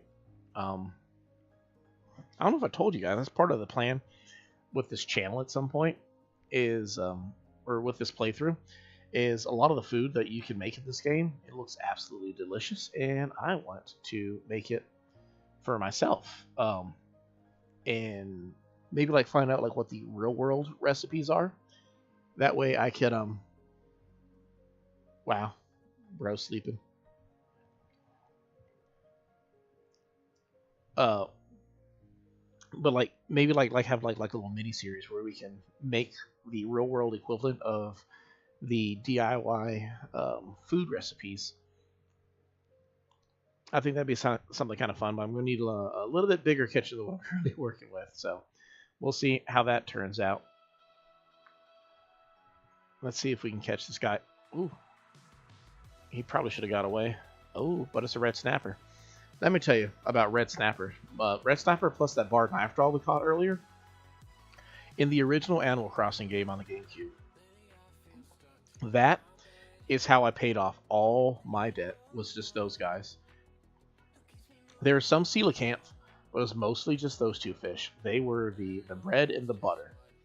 They were the barred and the snapper. The red snapper was worth 3,000 bells. I don't know if they still are. Golly, I got another one of these big old fat boys. And the barred knife jaw was worth 5,000 bells, which this is compared to the only other fish you can catch in the ocean all year round, which were sea bass, who sea bass historically have not had a good reputation in Animal Crossing, namely because in the older games they were very common, and due to the fact that they're so common and not worth anything, it's just, you know, you just kind of feel bad catching them.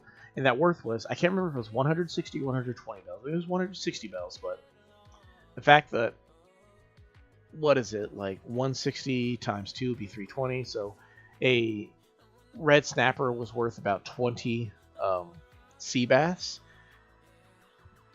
And then if you're talking about a barred knife trawl, they're worth about like 30 sea bass. Well, which one would you rather catch? Would you? It was almost at a point where, like, if you really wanted to be stubborn, like I was back then, you catch all the fish until your pockets are full, and then you throw all the sea bass back, and then you repeat the process until you find enough snapper and barred knife jaws to go fill your pockets and sell. That was my strategy. That's how I paid off so much of my debt back then. Oh, I thought that was new. I forgot we caught one the other day. We're definitely doing a lot better in terms of finishing our fish catalog. And then I psyched myself out again.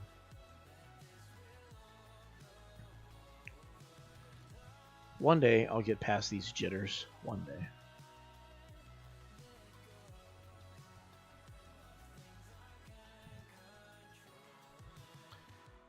See, I feel like, well, I've got a bluegill. My problem is I psych myself out because like they come my way and like and then like I tell myself, all right, calm down, be cool, be chill, and then they come and they bite like first try. And like, see, this is why I have trust issues when it comes to fishing.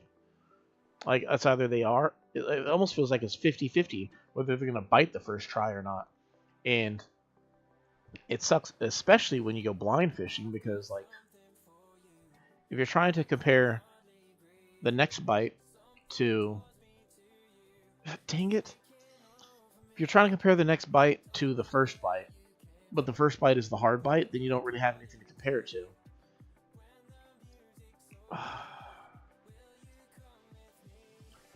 And thank goodness there's no sharks currently. If they start popping up, like if I meet like the threshold for them to spawn, then that's gonna stink because my, oh man, the nervousness just skyrockets at that point. See, that one should have got away. It's probably a sea bass. Oh, that's this olive flounder again. So I'm starting to think that maybe the olive flounder is a worthless fish compared to like the dab. I believe the dab is the because there's olive flounders and there's dabs and tiger beetles, which I'm pretty sure tiger beetles are actually worth more than not. So grab the tiger beetle real quick. One of them I think is worth a bunch, the other one's not so much.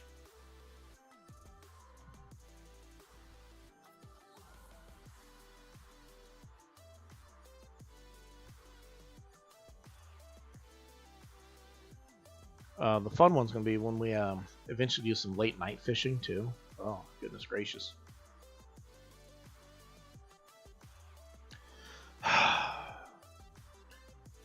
For the people out there who are face palming every time I let a fish go in that type of fashion, I'm sorry. I'm honestly, from the bottom of my heart, sorry. I just get jittery when it comes to catching fish. And I just, the anxiety gets to me. I think it's a combination of, am I going to, oh, that's pretty. Am I going to actually catch it when it does bite? What's that? 20 different fish, right? Because this one is, yeah, 100 fish. I think 100 is what you need in order to unlock the rarer fish. I'm not entirely certain. Salmon. Oh, king salmon. Wow, how we... Whoa. Hey! Whoa! I'll be quite honest, that's the fish that I was most afraid of botching. Just because, like I said, salmon are they're a September only fish. So if we screw up catching the king salmon, we have to wait till next year in order to get another chance to catch it. Or we gotta travel. Oh my goodness. Every success is followed by a failure. Got a couple little fish. Maybe we could redeem ourselves a bit. I was saying something. I can't remember what it was. I psych myself out because I'm just like, I'm afraid that when it does bite, I'm not gonna click quick enough, right? Anchovy. And so I just like try to preemptively like press the button, I guess is what I'm trying to say is, and then I just end up like not getting it right. It's like the only time you can actually do it is when they pull down, but it's just so...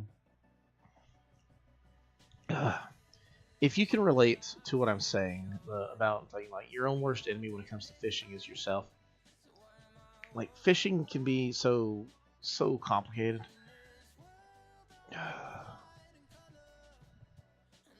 Oh, that one bit first try, but I think it's a sea bass. Oh, or not. We're getting a lot of grace right now, I feel. with these fish that we're catching, because that one I think should have got away, unless they're not worth all that much. But like, Animal Crossing has such a cool variety of fish, but it also has, in my opinion, the most nerve-wracking fishing system out of any game I've ever fished in. That was first try. I couldn't tell. By that I mean, I played games like Fae Farm or Terraria or Minecraft or Stardew Valley, and I feel like their fishing systems are manageable. They don't feel as random, and I don't feel like I get punished for bricking as hard when I fish in those games. Whereas Animal Crossing, it's so I just feel like when you fish in Animal Crossing, man, this is a big fish too.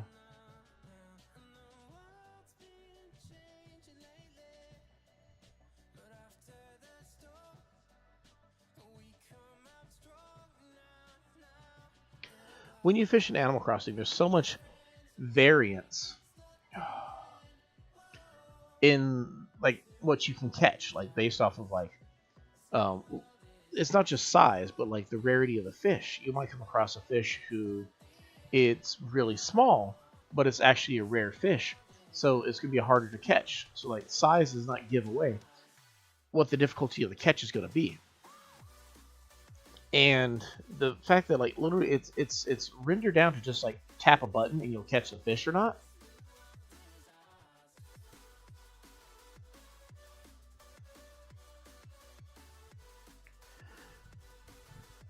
There's no skill outside of pressing the button at the right time. Whereas like for like other games, they might be like, okay, cool, when it bites down, you press the button, but like it's like it starts like a mini game where you have to like spin your control stick or mash the button or something like that. And Animal Crossing just doesn't have that. It's just press button at the right time. And if you fail to press the button, then the fish just gets away. And the skill difference in it is like more difficult. Like it's the window, the catch window. If it's a more difficult fish to catch, then the window's smaller. And it's not so bad, right? For most fish. But the hardest fish for me is sharks, because they're all considered difficult fish, and like it's gonna be a difficult fish, so you're even more like your nerves get like the better of you.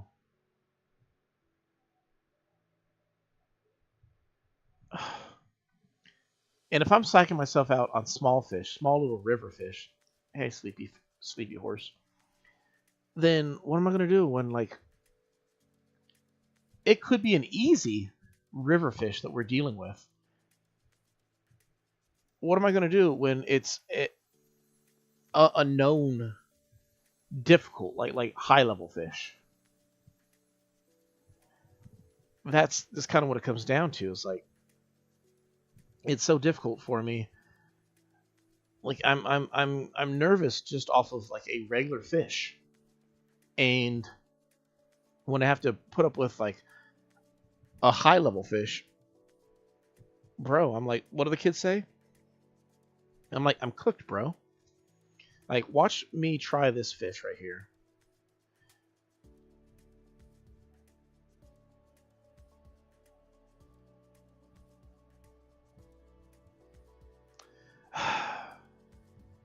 I don't know what it is. And it's almost always the third one too. That's what really, really boils my broccoli.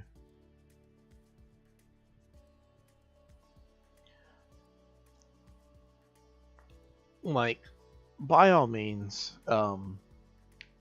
if you're watching this at a later date and you can relate to what I'm saying here when it comes to catching these fish, like please, like let me know that I'm not alone in this. It's just it kills me how frequently it happens. And like, I used to be really good at blind fishing. I probably still might be if I play like handheld or something like that. But or maybe something else I could try is maybe headphones. Maybe headphones will help me out when it comes to fishing, so I can hear it a little bit better. Other than that, it's just like I'm just not having any success with it, and I don't know. I'd like to be a lot better at fishing in Animal Crossing, and we'll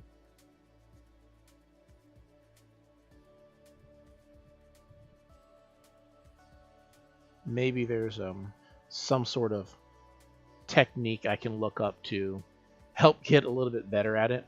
Do I have any new fish? I thought I did. Yeah, I mean I have the ray.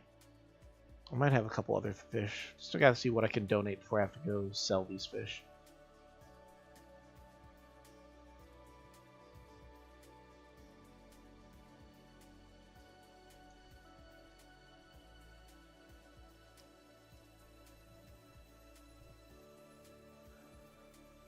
But I don't know. Oh, we have quite a few. King salmon, anchovy, the ray, the red snapper, the bluegill, and the betta. So that'll give us 6 spots to get more fish to sell. Good news is our museum's coming along fine, so the final boss will be the sharks next year. Don't know how well that's going to go, but I'll try to be optimistic. I'll try to find a new tech. Oh, I can't use the handheld technique. But the upside is I'm still using the what's it called? Dang it. The Joy-Cons. So the handheld technique is still like the same, more or less, due to the fact that it's the same controllers. It's just whether they're connected to. Somebody out there is probably just like watching, laughing, having a great day, and God bless you. I hope you are having a great day, but I hate how bad I feel at fishing right now. Like, I hope that it's just a phase that I will grow out of and get back to being more or less an expert fisherman. There was a time early when the game first came out. Maybe it's just me. Maybe it's just like arthritis or something. I mean, I am like 5-6 years older than I was back then, so it would make sense that I might get worse. But like, I don't know. It's like killifish, no? Rainbow fish. I didn't even know rainbow fish were in this game.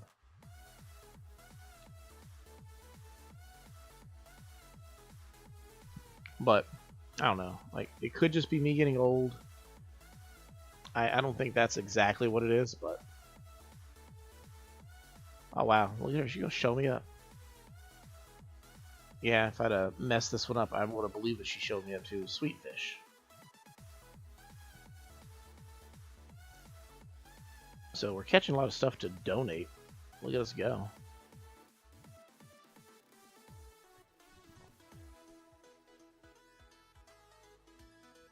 It might be weird, but I feel like the fish that make me the most nervous to catch is a combination of the smallest. That's a rock. The smallest fish and the biggest fish. I don't know how much a walking leaf is worth. I'm hoping they're worth something so I can sell it. They're big, right? So maybe they're worth... Oh, man, speaking of big, look at that black bass right there.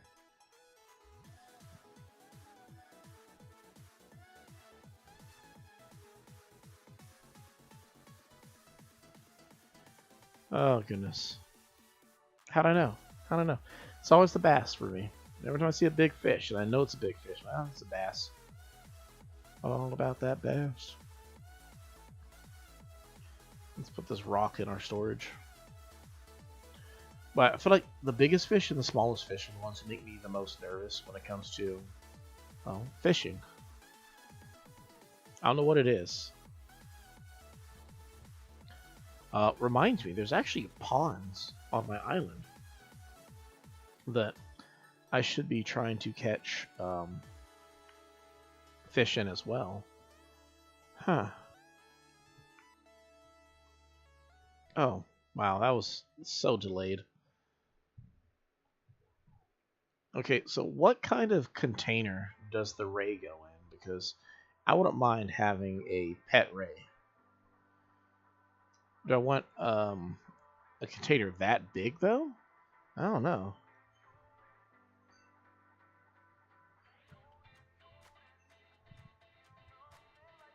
Maybe not.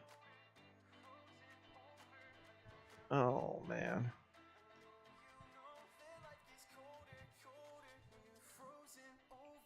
So we're going to catch this, donate the fish, come back, pick up that piece of coral, and then maybe catch another fish that we can then donate. Not donate, sell.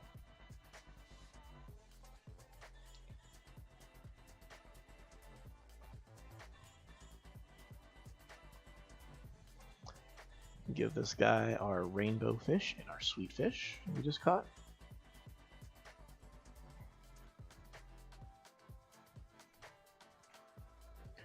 Cool. Now we can go pick up the coral real quick that we threw on the ground.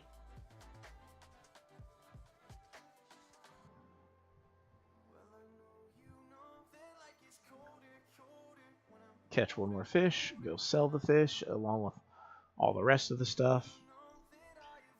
And yeah.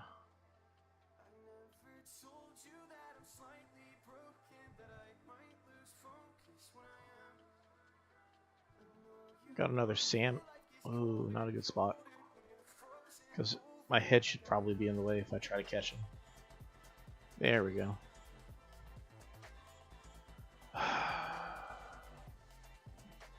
Ain't nobody psychs me out harder than myself.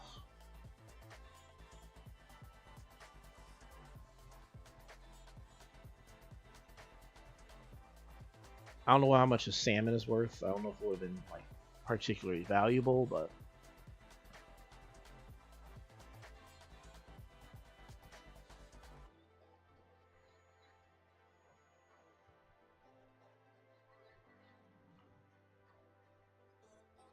let's see if we can at least catch this little baby fish right here. Probably a butterfly fish or a surgeon fish. Yep, butterfly fish. We're going to go sell these real quick. And then I am also going to run to the restroom real quick also.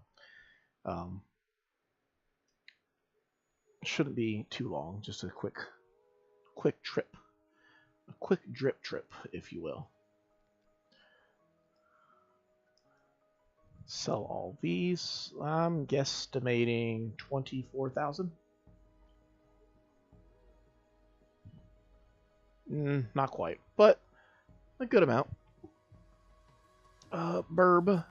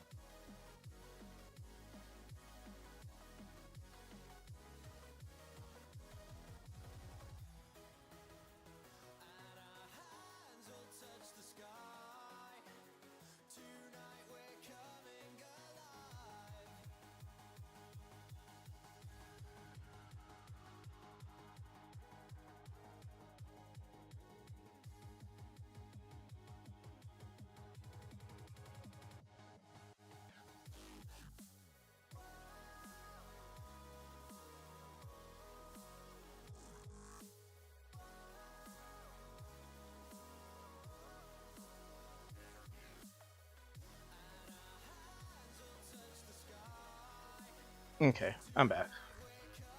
Ish? Where did... Oh. So where'd I put the remote?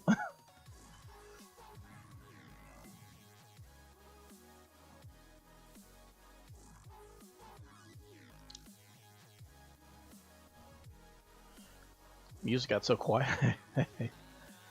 Couldn't figure out where it was. Actually, I don't think... Holy smokes.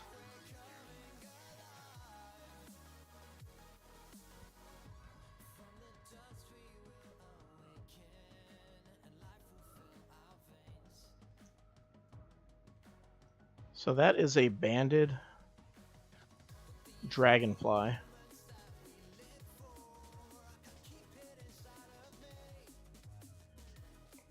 They were an absolute menace in the old Animal Crossing game. What they would do is they would like fly across your island, but they would go at such a ridiculous speed. Like, it was like be ready for them or be left in the dust. And I thought I saw a birdwing too. Had to pick between the birdwing and that guy. Oh man, that was... Hey, we got him though, guys. We got him. We found a fossil we completely forgot about. Maybe we should be just fishing over here for a little bit. Oh man. A little upset that we missed that birdwing.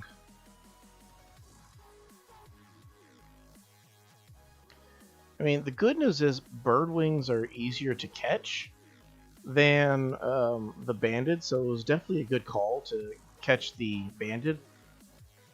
Oh man, that darner scared the darn poop out of me.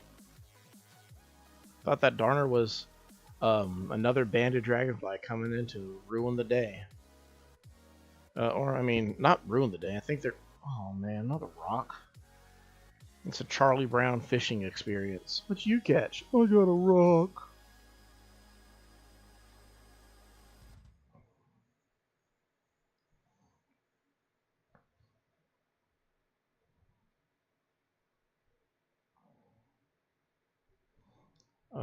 Probably another black bass. Yeah.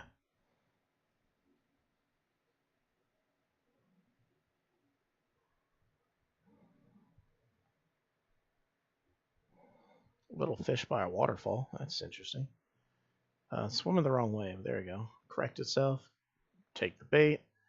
And reveal itself to be a can. Guys, this can't get any worse. At least we got inspired to make another DIY.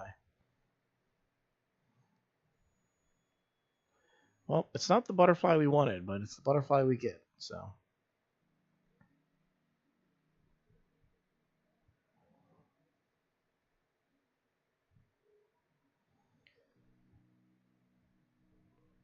I'll do one more roundabout over here, see if we can find it. If we get back to the base again, then we'll just head back to the ocean probably. Though we should be catching a lot more freshwater fish. Yeah, that's probably what we should do. Just go up to the top part of the waterfall area and see if we can find. I think there's some fish that are in season, but you need to catch a certain amount of fish first. But they are on top of the waterfall area. You have to catch them up on the upper area over here, which we have a lake over there.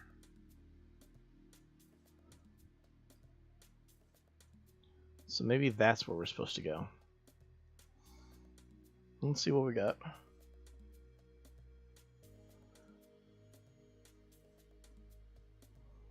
I doubt that's it. It could be it.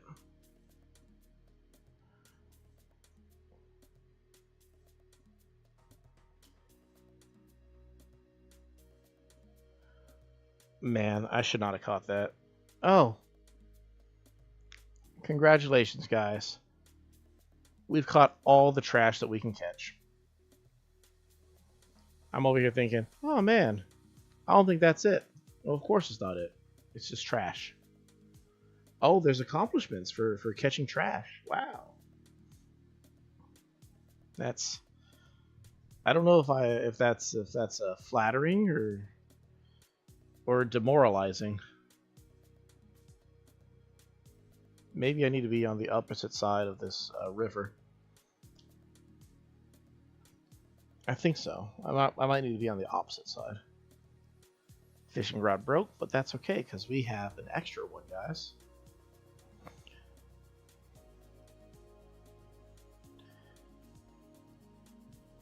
So the hope is that we can just walk up and down this river to the lake and back and find some fish.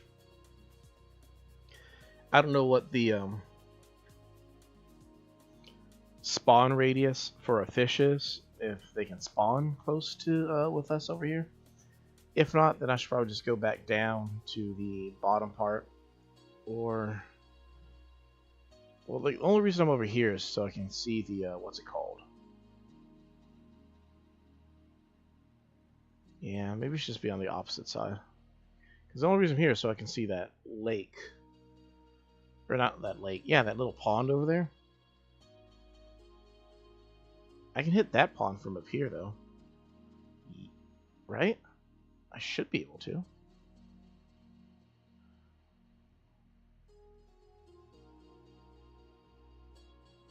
I thought I could. Oh. Nope. Okay. Can't hit the pond from up here, but I can just go down and fish in it. I believe these are typically stuff like crawfish, frogs, and killifish in the old games. I don't know if they're still in here or not, but as long as we don't botch this, we will find out real quick. It's a crayfish, or a crawfish, depending where you're at. But there we go. And then I believe there's two types of fish that you can catch up here. I think, or actually there might be like 3 different types of fish you can catch on the upper parts over here, which are...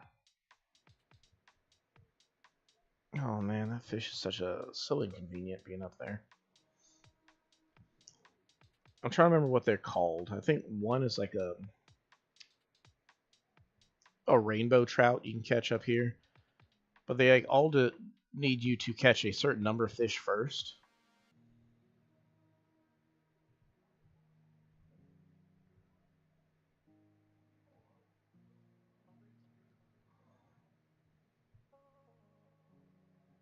There we go.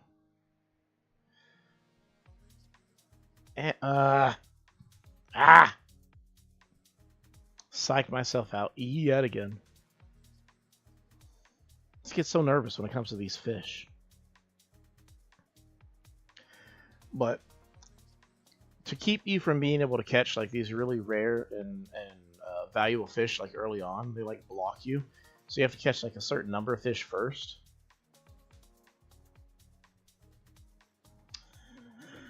But mind you, I don't need that to stop me from catching a rare fish. I can just psych myself out 100% of the time. Something I won't mess up. There we go. Let's see what we got, guys. Money, fruit, DIY, an Outback hat. I think I already have an Outback hat.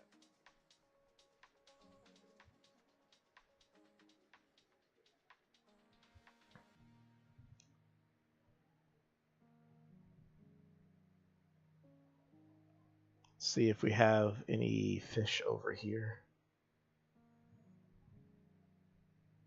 It's a long river.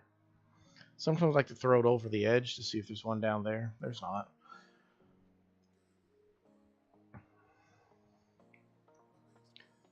So this is pretty much what we're stuck with in terms of island layout until we get to the quote end game when terraforming is an option. So basically we'll catch all the fish that we want to catch prior to being able to actually fix my island to make it easier to catch whatever it is I'm trying to catch. Dang it, he scared me. And by that I mean set up your island to be much more like I could like change the island in the future to where literally the entire island is just one big what's it called, plateau. So with that, pretty much every single fish will be um, like the higher up fish that you can only catch on top of the plateau will be um, all eligible, basically. Like most of the freshwater will be elevated. Okay, this is one of them, and we're going to get it this time. We're not going to mess it up. We're not going to screw up. Told you, we're going to get it. That's not what we wanted to catch. But could have been worse, right? Could have been worse. We got it. We got something.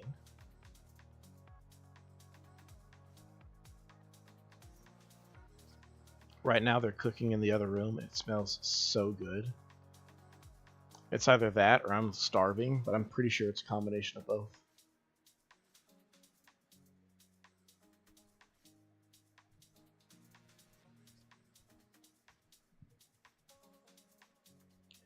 So like I enjoy Animal Crossing. Um, as as an adult, essentially, is what I'm trying to say. Like I enjoy it as an adult, as my like, kickback game. I think lots of people like will enjoy Animal Crossing in their own ways. Um,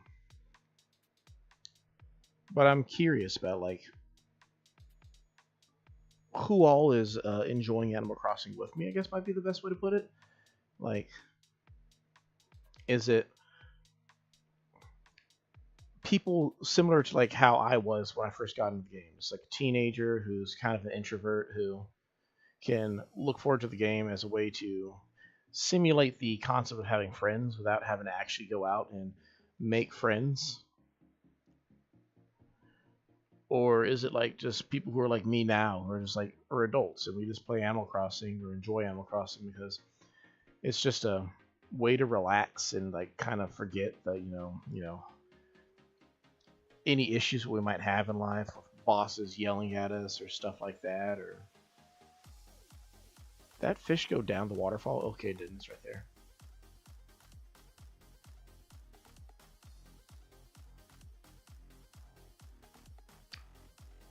I psyched myself out yet again. Um, or is it perhaps like maybe somebody who's younger than what I once was, who's just enjoying the game because it's like the bright colors and wonderful whatnot or something? Or maybe somebody who's older than I am now who's just like, oh, it's just a peaceful game that again like makes up for the fact that I'm not an introvert by choice. It's just my grandkids never visit me anymore. Yeah, I got a pale chub. The name seemed a bit judgy.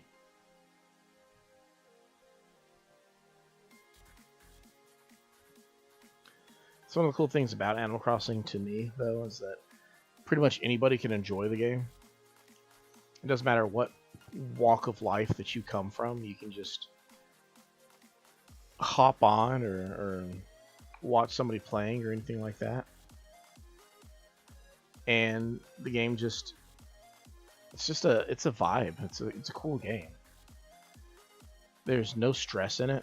Like, I played a lot of games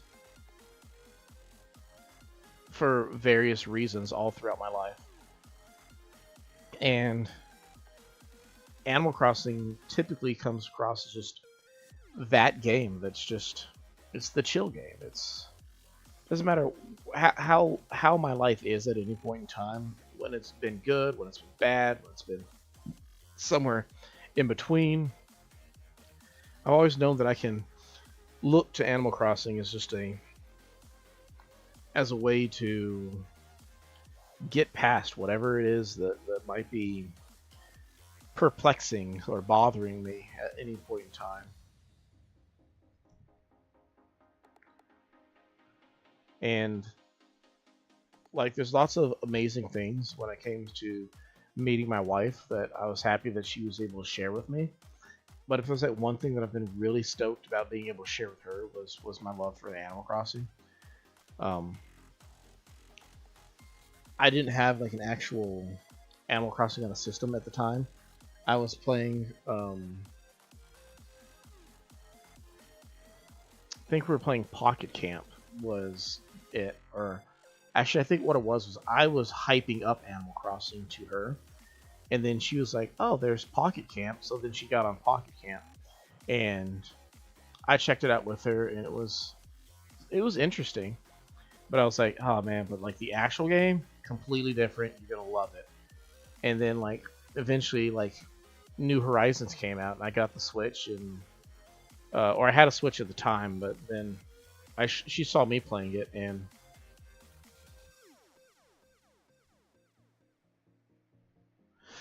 dang it.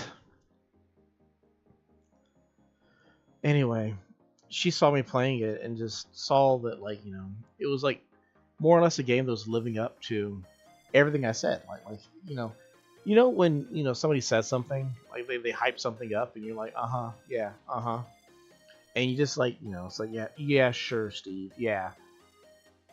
But then every once in a while, there's like something that comes along, and they like describe the game, and as you watch it, like you look it up, you realize that it was zero hype, all delivery. Like the game is not just as good as they said. There's a mantis, an orchid mantis on that flower that I just completely spooked off.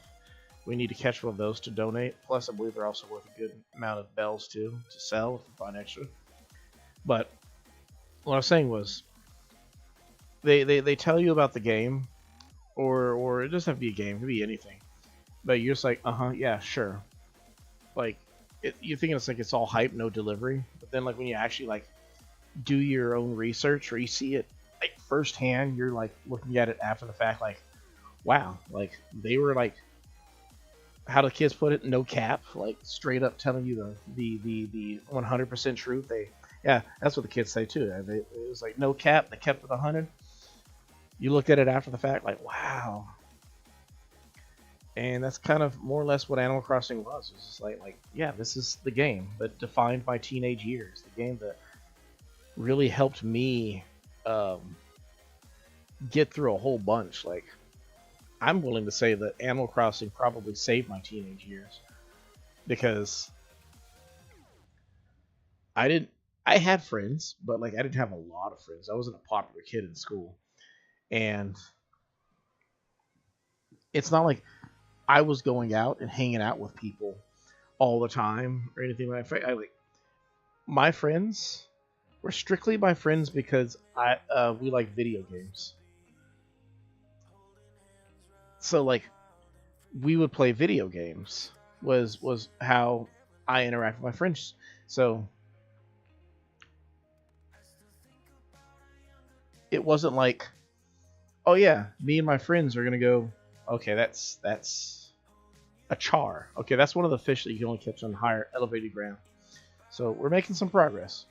But what I was saying was, I didn't have friends who were like, oh yeah, we're gonna go off to like the arcade or anything like that. And when I became like a young adult, it was like, oh yeah, we're gonna go to the club. Like not that I never went to a club. I went to the clubs, but like, I don't smoke, I don't drink, and I don't do anything that would be considered worse than either of those things.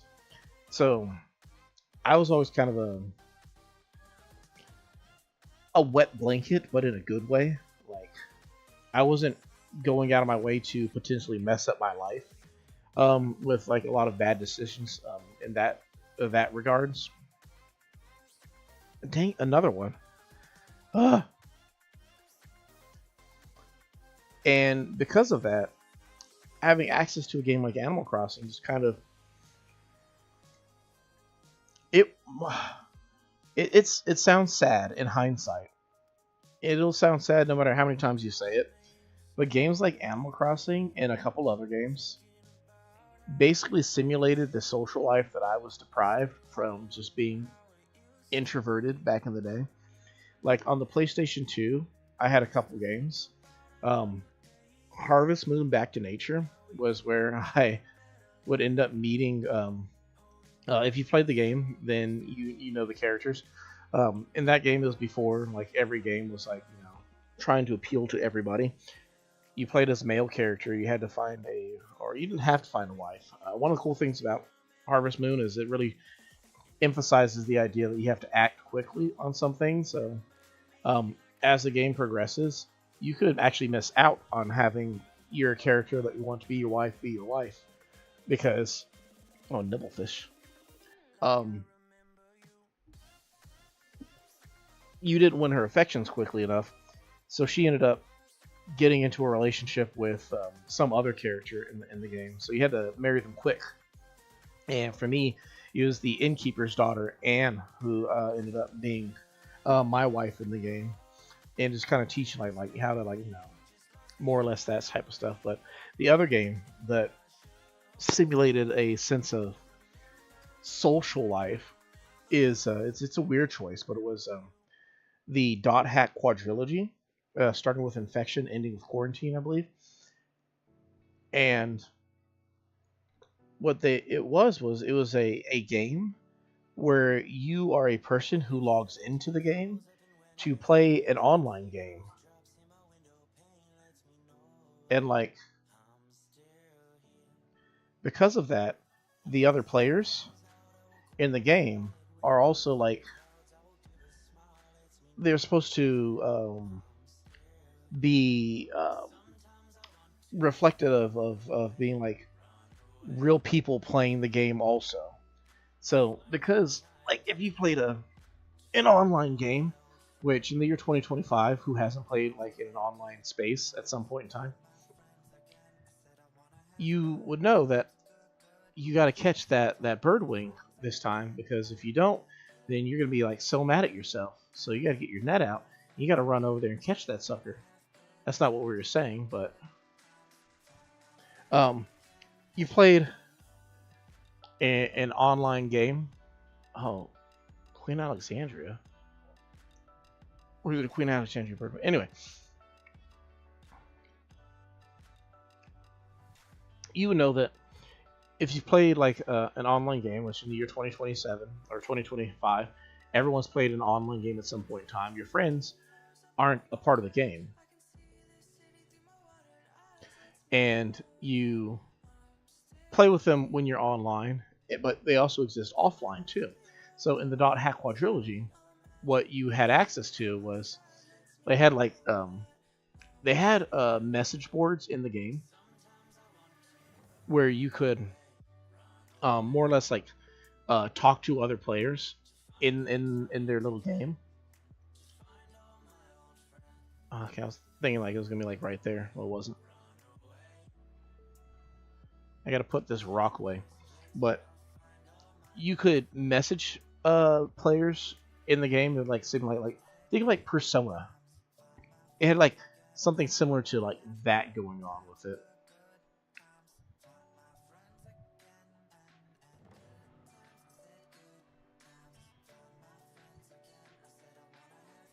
Put this trash away. I just realized we also don't have enough room in our storage anymore. Once I put this tire in, I can't put that furniture or any of these things, but whatever. But you could message people on the message boards and stuff like that, and you could also message like direct messaging. It'd be kind of like an email type thing. And again, it goes back to the whole philosophy is simulating actual friendships, but you're in a video game.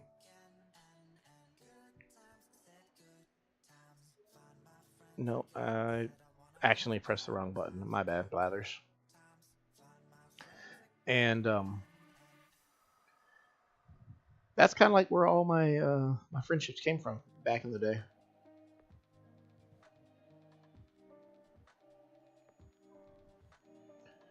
And in hindsight, it might be a little bit sad. I can understand how somebody might view it as sad. Oh wow, that's literally how you had your friendships and whatnot. Was yeah, she's you had to simulate friendship in an online environment, but that's honestly just kind of how it was back then for me. And the craziest thing about it to me is, thank goodness I wasn't a crazy person, because I feel like there's lots of people who in that same situation would legitimately like be like crazier people, or like act like those are like real people who are like their actual friends, and like, you know, forsake the world around them for the sake of um, online friendships, which obviously wouldn't be a healthy choice of action. But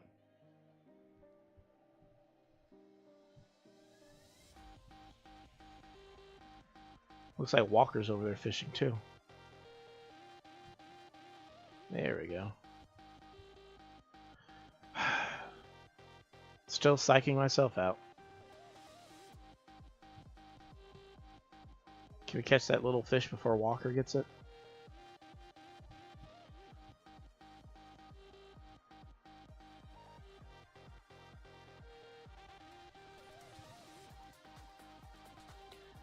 Nope.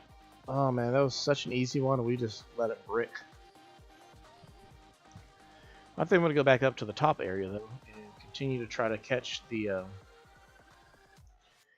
rare fish that should be up there currently, because I don't know if they're going to be around after this month is over.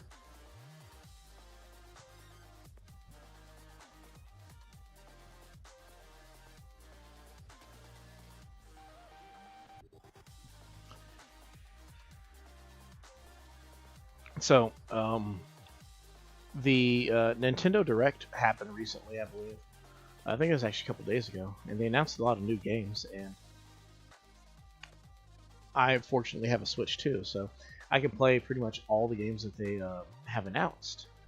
So my thoughts are,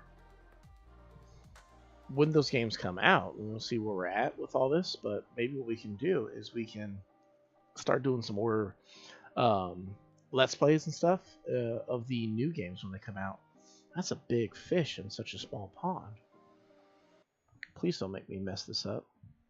What is that? Like, it's in a pond, so like, what big fish is in a pond?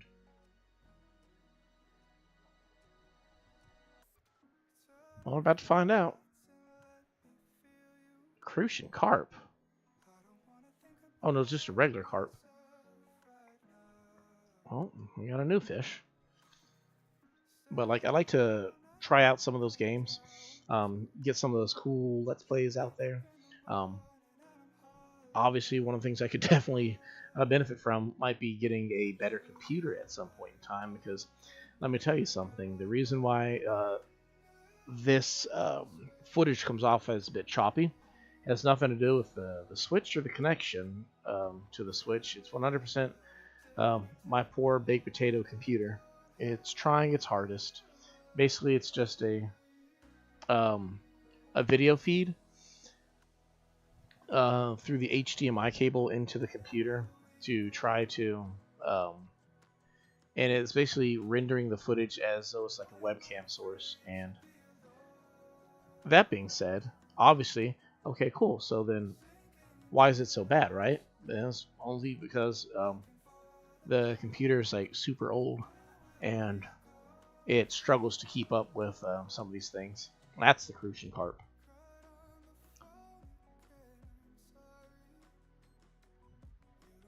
So hoping maybe what I can do in the future, weed over there, is get, I don't know if you just get like an external hard drive to make it run quicker, or if you need to actually just upgrade, like get a whole new computer. I've never been like super computer savvy. I've always known just enough, which isn't bad, right? But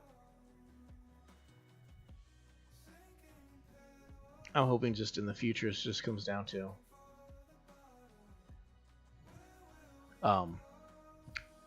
do the easy way where, okay, that's a cherry salmon. That's one of the ones that we were trying to catch. So we're doing good, guys. We're doing good. What I was trying to say was, hopefully we can get to a point in the future, when we get to that point where the channel gets a lot bigger, we can get to a point where we can upgrade the computer to something um, a lot more sturdy or strong in a technological sense to actually run these things. And like clearly, like as it is right now, like we have a very low powered system, right? Like the music's super easy to run. We're not running like 15 different programs in the background that's making it difficult for um, it to perform. It's not overheating or anything like that. It's just we're at a point where the computer's just she's just an old gal, and so ideally, hopefully, at some point in time, I might either save up enough to upgrade the computer for us, or maybe if it gets a little bit more successful with people, maybe people like me, I don't know. We can find success regardless, and it'll pay for itself. I don't know what it's going to look like. I'm just hoping that we can get to a point where everything can be smooth and clean and crisp. That's all I really want it to come down to, is just be good in pew. I hope that the quality of the content reflects the my goals and directives for the channel. Like I want it to be good, and I want it to look as good as it is, basically. So it's one of those things where like there's only so much I can do.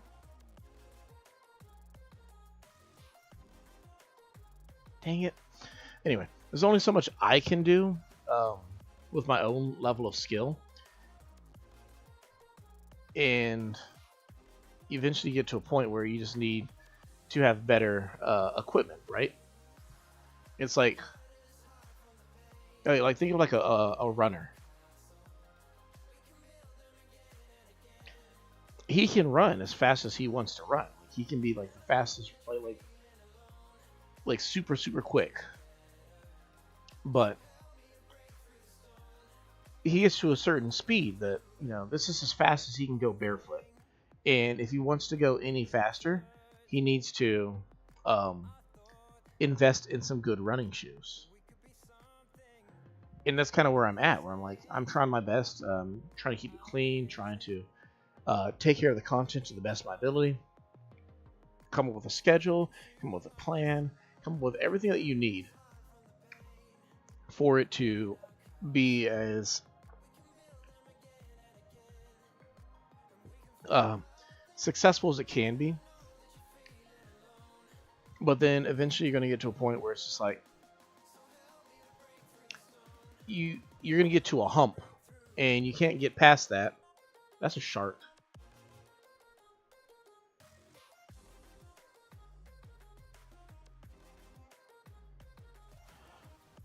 A hippo distracted me. Okay, so there are sharks around. Sorry, guys. No first shark today. But it gets to a point where it's like, despite all the cool things that, like, all the effort that I'm putting into it, I need to elevate it.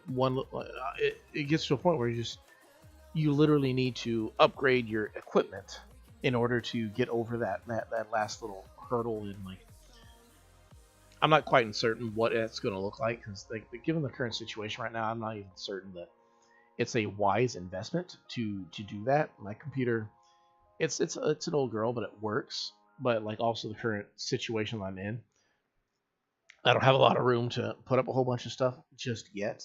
Maybe if my personal business builds up, we can invest in, I don't know, a little area that we can go to and actually stream, like rent out like a little office area. That way we can do that off the area, or more importantly, just find a bigger place to live, to where we can have like an actual office itself. That's probably the best goal right there. Why can't I catch a shark? I can just caught whatever this. Well, that's why it's a sea bass. That's why. So if a shark showed up, or at least a finned creature, that means that we are at the point where we've probably caught enough fish, which Ouch. That's embarrassing. Um, all the rare fish are going to start popping up, so we can definitely um, find these things a lot more frequent. Is that a? Oh, that's a rainbow fish. What does a rainbow fish look like?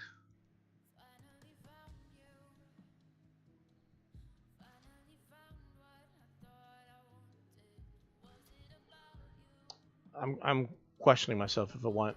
I like to have a pet fish at some point in my little island or my little house.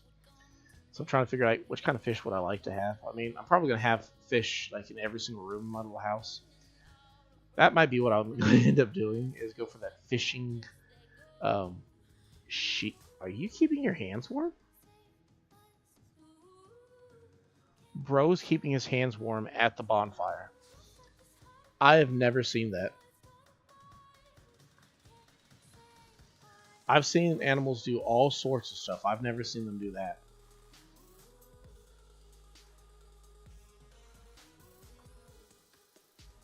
That okay.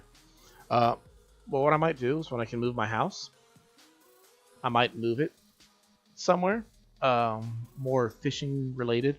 The pier is typically a good spot to put your house. So what I might want to do is like terraform it to where like I put it by the pier, and then put like a pond by my house, and then like have like a waterfall in a little elevated area where I can go catch like basically have a section where I can catch all the different kinds of fish in one area and not have to run all over the island looking for them. Because like currently right now, if I want to catch like the cherry salmon that I had to catch at the top of the little plateau area, I need to go all the way up there, break up my ladder and all that stuff to go catch one of those. Whereas if I want to catch like the ocean fish, I have to come out here. If I want to catch one of the fish from the pier, I got to go all the way to the pier and catch fish over there, over there, and it's just.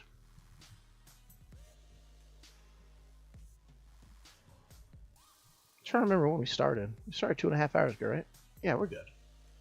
I'm just like looking like, will we pay off our debt? Um, we seem to be having some degree of success in the fishing department, so maybe. Sell these for 22,000. Yeah. Oh man, I'm just bad at these numbers. Must be a bunch of not very valuable fish I'm catching.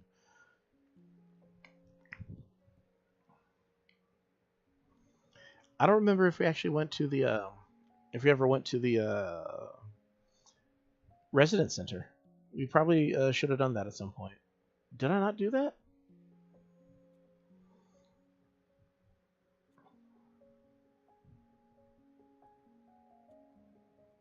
Maybe we did. Okay, we did not because we just got our bonus for this one. So we're gonna put 100,000 towards here. Loan payment from pockets 100,000. So now we just need 98,000. So keep working towards that. Anything in here? Cardboard box. I want the cardboard box, but my pockets are currently full, and it'll be there in a couple days anyway. So there's no hurry to get the cardboard box. But now that I know that there's sharks available, I kind of want to catch a shark. Like I kind of want to redeem.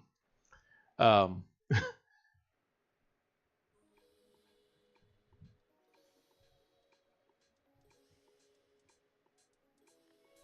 you got this. You got this, Biff. You got this. You got this. You just give up? Whatever. I was rooting for him. I thought he was going to get it. He's like, nah, man.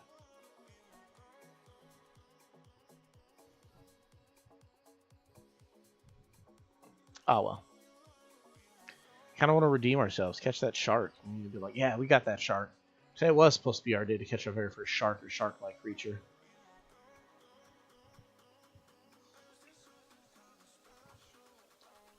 I was saying something. So one of the things I have a hard time with is just maintaining a thought pattern. But going back to what last thought or memory that I have was we just got to upgrade the computer at some point, or the computing system, to find something up. Actually, what I'll do is I'll try to see if maybe, well, I mean, I was going to say it might just be like, you know, I need a better, what's it called? What's it called? I might just need like like maybe like an external hard drive. Might be what we just need to, right here. Nope, right there. Might be what we need to do it better. But what it might actually also be, mind you, I'm not a tech savvy guy, but it could be our graphics card also. It might just be our graphics card, because when I got this PC, it's a stock model HP that I got from Walmart like almost a decade ago. That seems like kind of a big fish, right?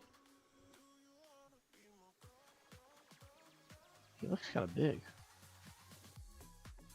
Never gonna know, because third strike, psyched myself out. But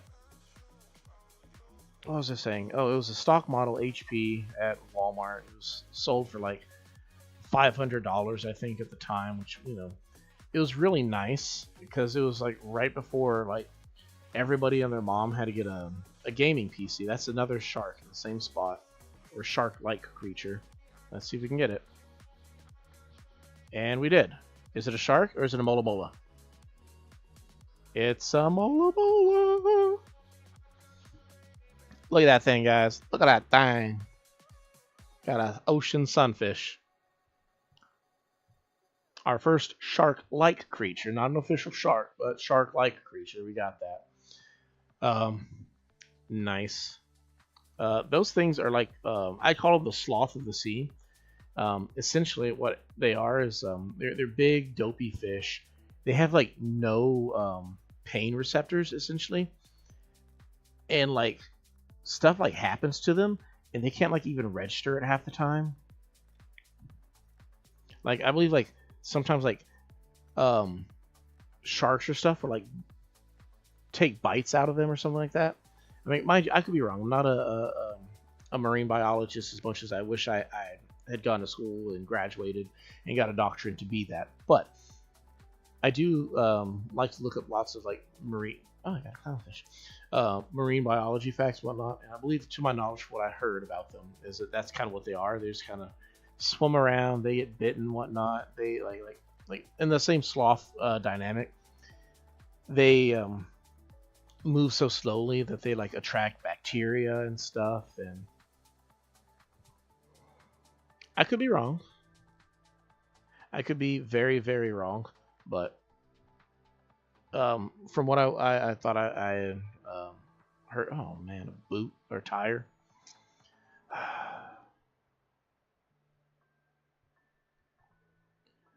But yeah, that's the fact. Oh, I was talking about the computer.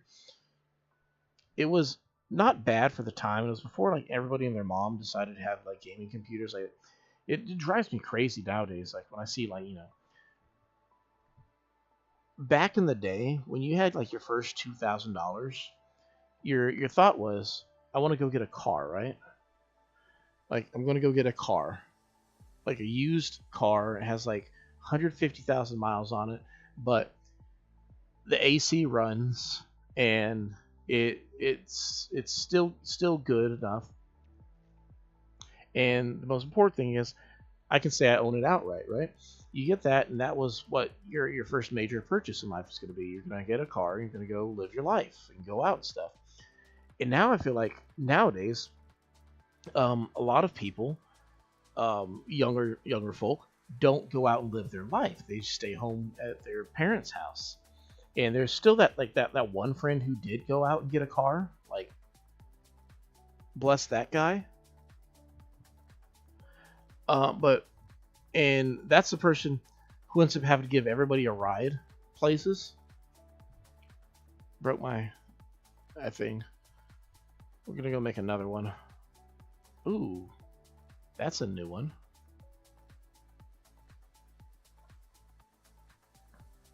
Dang, we're doing good right now with catching new stuff. But what I was getting at was so he's like their like everyone's ride places because everybody else seems to be spending all of their first $2,000 that they have to spare on their gaming PCs and stuff like that. And it's like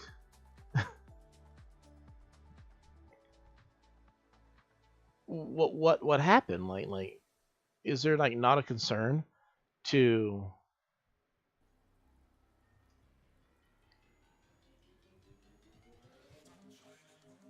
not a concern to like actually like get a car and like do all these things and like which like okay, so hear me out. I'm not complaining that they have their gaming PCs so much. It's just like they all seem to have them and they don't have anything else essentially.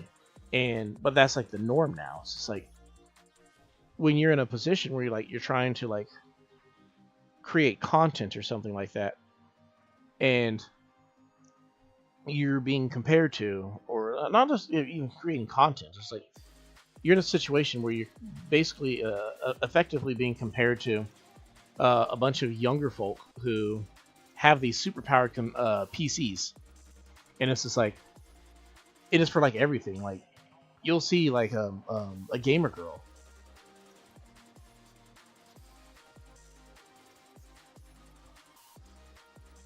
who has a supercomputer essentially,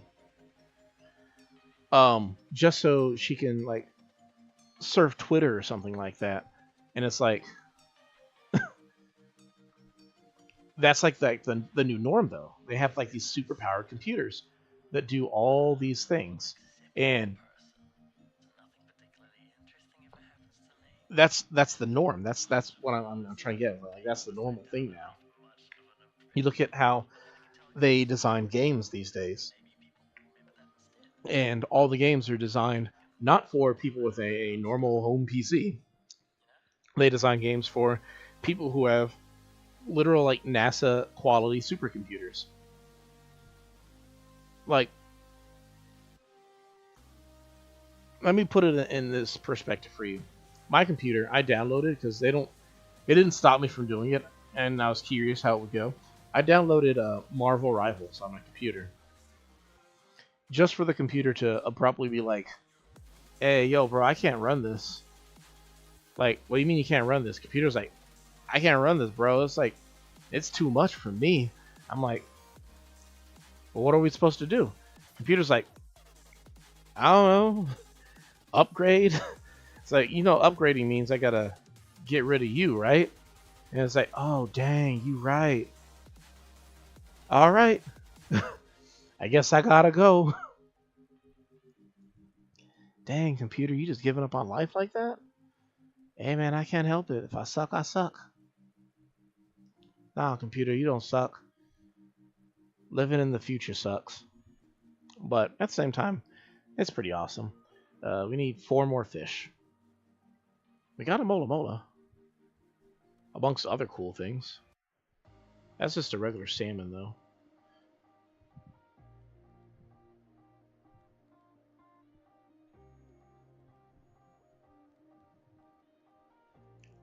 When you like have to sit there and like stare and see if it like actually like if it's a nibble or a clump.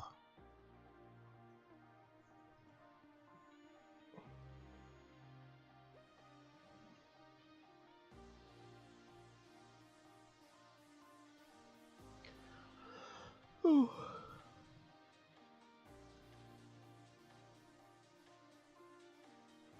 I should be on the opposite side. That's where I should be. Because the pier has pier fish. Um, I know one is like the marlin, and I think like the mahi mahi, and maybe the tuna. I think those are the pier fish, which they're just basically giant fish that appear over there. I don't know how many there are total, or how many that we can catch right now, but we should probably go over there and try to catch those ones. Hopefully they're in season currently. We'll see.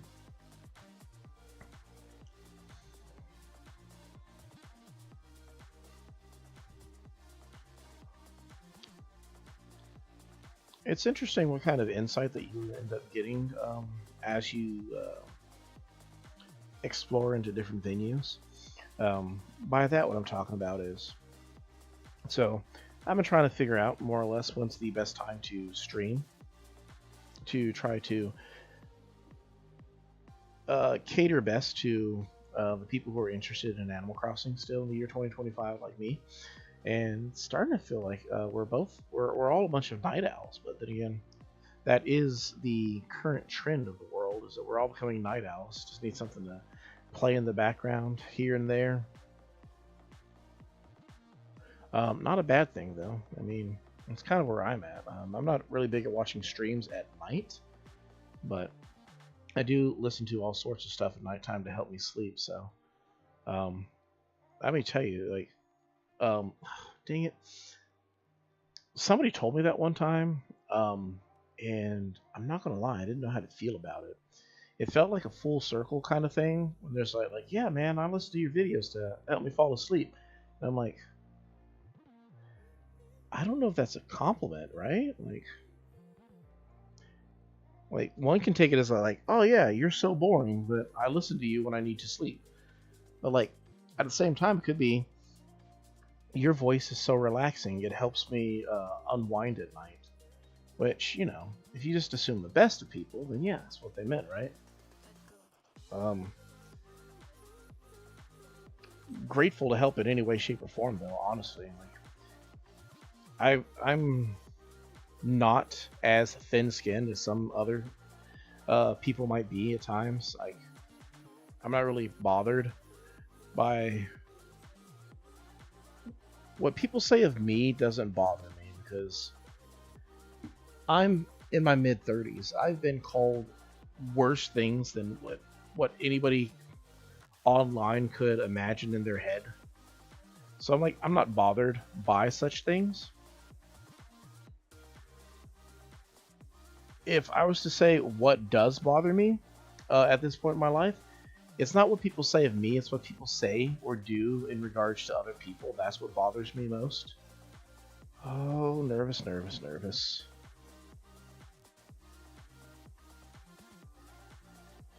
Okay, I don't think that's a shark because we got a delayed catch. Mola. Ocean sunfish. Hey, at least we can sell this one. I don't know how much they're worth, but we can sell it. I think they're like the fin fish that sells for like the second least. Second only to the suckerfish, but they're a lot smaller. But like when people say or do things to other people, especially innocent people, like that's what bothers me. The injustice against innocent people is what bothers me the most. And it's not like I cry or get angry or anything. I just get like really frustrated, if that makes any sense. Like if you get like if you've done nothing wrong to anyone, right? You're just a cool dude or dudette out there. You're just minding your own business, and you have no issues with anybody. And then somebody goes out of their way to like mock you, or not mock you so much, but like if how can I word it? You have a guy, theoretically speaking, and all he likes to do is puzzles. And he goes out to his local coffee shop and he completes puzzles. He brings them with him. He has his own little puzzle board and he puts them together while he's there. Orders a hot chocolate because he's caffeine sensitive and he's just puzzling is what he does. And then some guy shows up trying to be a tough guy for his girlfriend while she gets her pumpkin spice latte. And the guy just calls him like a nerd or something and smashes his puzzle board and pieces go flying everywhere. And the guy was just like he wasn't hurting anybody. He just wanted to solve some puzzles while drinking some hot chocolate. That's the kind of stuff that's what bothers me most. And bro, like he was not hurting anybody. He was like quite the opposite of hurting somebody. He was just a guy who wanted to solve a puzzle. And it would irk me to see that happen to him, because it was like he was just a cool guy. Like is he a little weird, a little eccentric, if that might be the word? Yeah, definitely so. But so much so that he deserved to get bullied, beaten up, and ridiculed, or anything like that? No, not by a long shot. And that's kind of where I get irritated with things like that's. I don't like seeing people like injustice disgusts me in a sense. And unfortunately, we just kind of live in a time currently where injustices are just acceptable. I'm not referring to any specific instance, but within the past little bit, I think everybody can say that they've seen something at some point where there's like, yeah, it's like the things that people are just like okay with is just kind of like, ugh. Me personally, I'm hoping that like it's just a bad phase and we grow out of it as a society. But bro, I have no idea currently how it's going to be in the long term.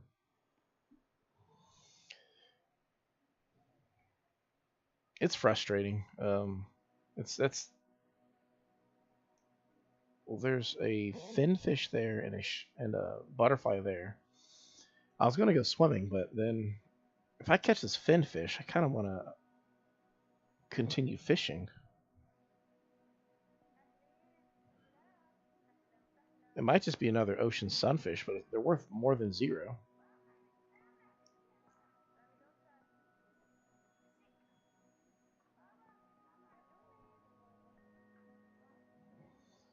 You gonna clap, Renee? No. Oh no. Just gonna run away. That took a long time to pull in. Girl, move out the way. I'm over here trying to catch some. Girl, move. Trying to catch some fish over here. She's like walking into me, clopping all over here.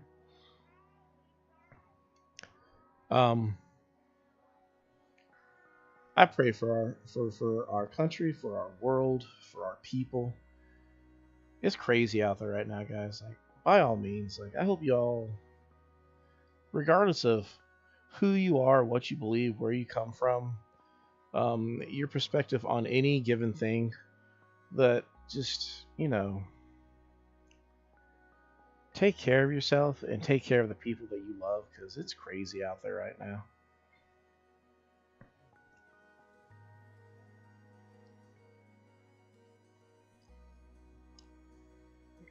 But I believe in hills and valleys.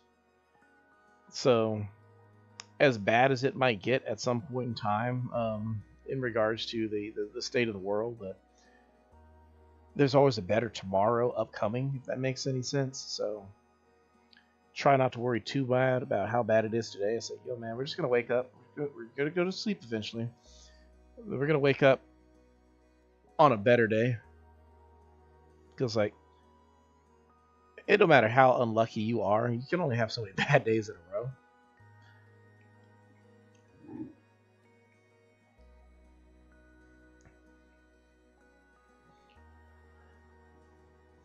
But at the same time, my condolences. I know it sucks.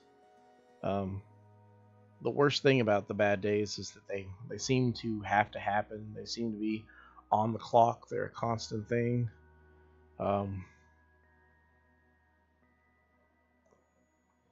well, that's right. It's going to get better. I must see it get better, not just for me, but for everybody together. So, it is what it is. Maybe it's the song AMR Little Stars. It's a song that I found on the MonsterCat catalog that I'm just like, it's so slow, it's so gentle, and it just feels good. Is that 100 fish?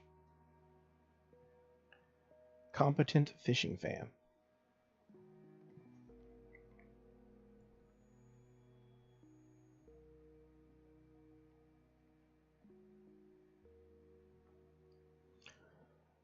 I was saying something. I got distracted with that 100th fish that we finally managed to catch. And mind you, that's like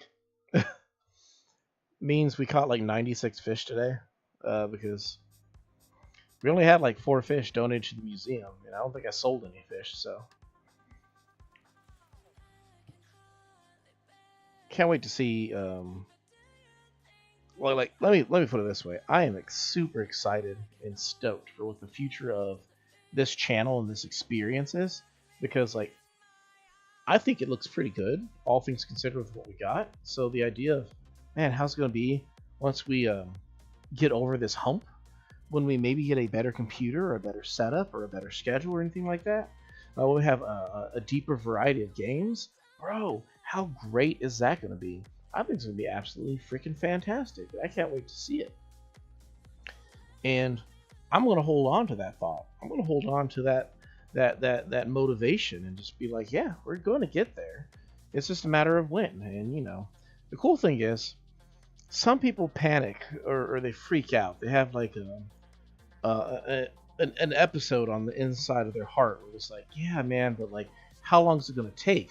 And it's like, don't worry about it. Just keep taking a step forward.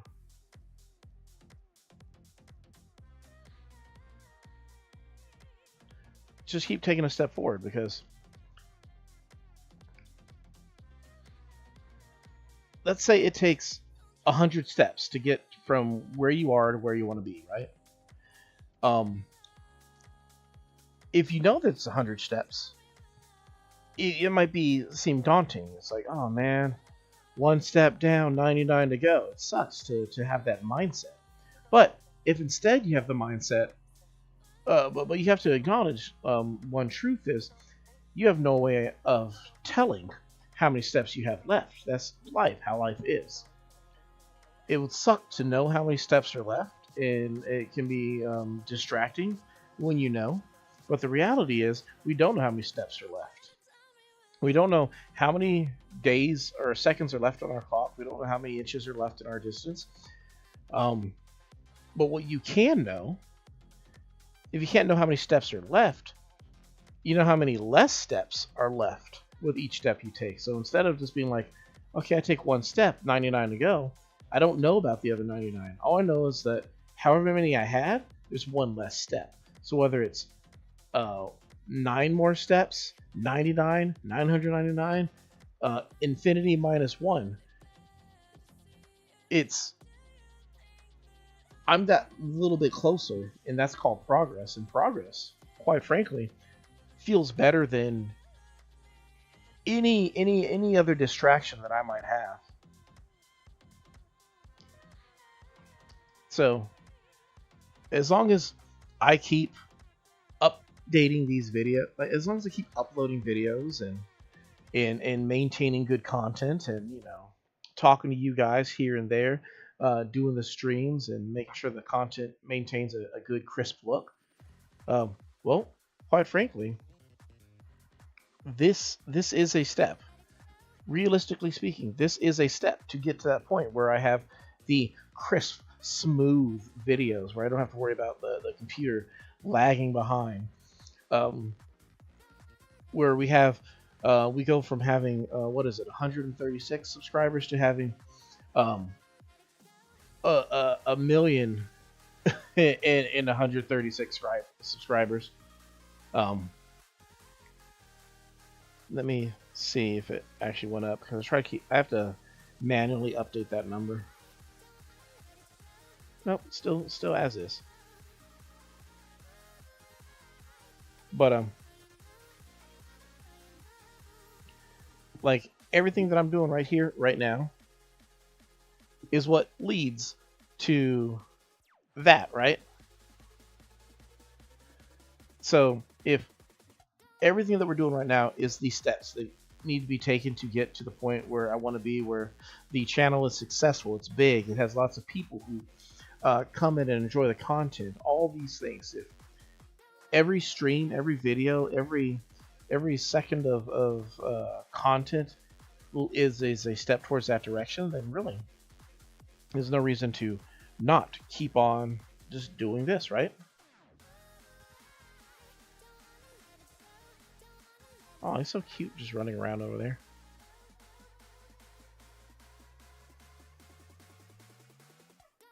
I love that dog. You gonna pet that dog? Anyway, what I was saying was, you know, it works out. It's just, you know, if that's what the steps look like in gaining progress, then that's what I got to keep doing.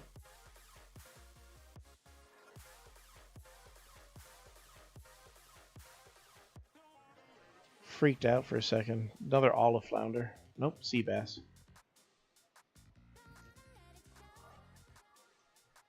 What was that?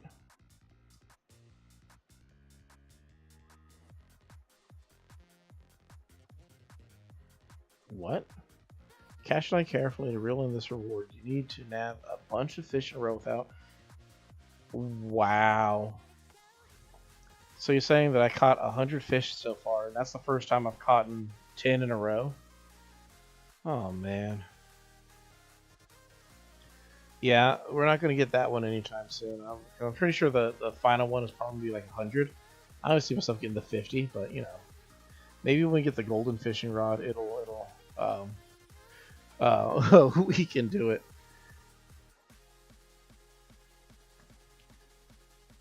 But yeah, so assuming that is, oh, yep, this is where we hit the pits. This Alola Mola is gonna give me a bad run.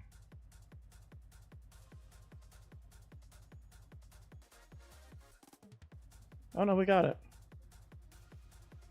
Come here, Alola Mola. Got it. I don't even know how much those. I think there was like 4,000 bells, which is, it's not bad, but you know, when you compare them to, like, people get discouraged when they catch something that looks and feels like something that's worth more, so then they get upset, like, oh man, it's only worth 4,000. I wish I had caught like an actual shark that was worth like 8 to 10 or sometimes 15,000. And it's like, bro, at least you caught some of those, not a sea bass.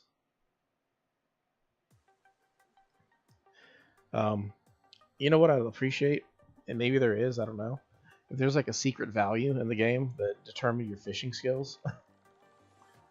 And I just don't realize that my character just keeps getting better at fishing the more fish that I catch.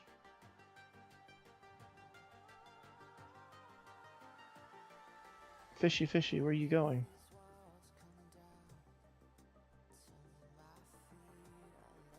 We're just gonna ignore that one.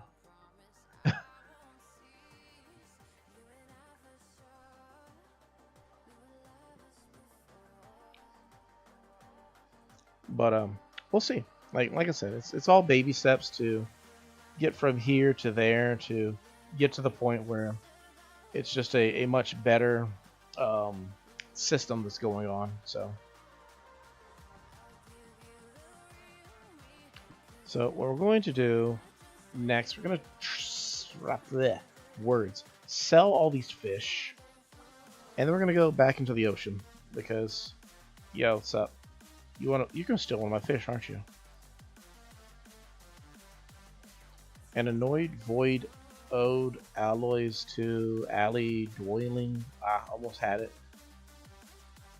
Well, that was literally it. That's terrible. That's evil. Now I kind of want to know what it actually is supposed to sound like. But take a break from the actual fishing to go scuba diving to get some easier things that I think might have been selling for a little bit more, maybe like 20 to 30% more. We would have probably had our debt paid off already if we hadn't bought all those turnips. Excuse me. I'm dreadfully sorry. I didn't mean to be that way. See, Those mola molas, I don't think they're worth all that much, but I'm also not upset too much about them because they're worth more than nothing. Anybody who does not appreciate that I call them mola molas, I mean, I'm sorry. I know they're ocean sunfish. I know they're actually mola molas, but all I can hear is all I see when I see these giant weird shaped fish is and a Lola Mola, a not love disc.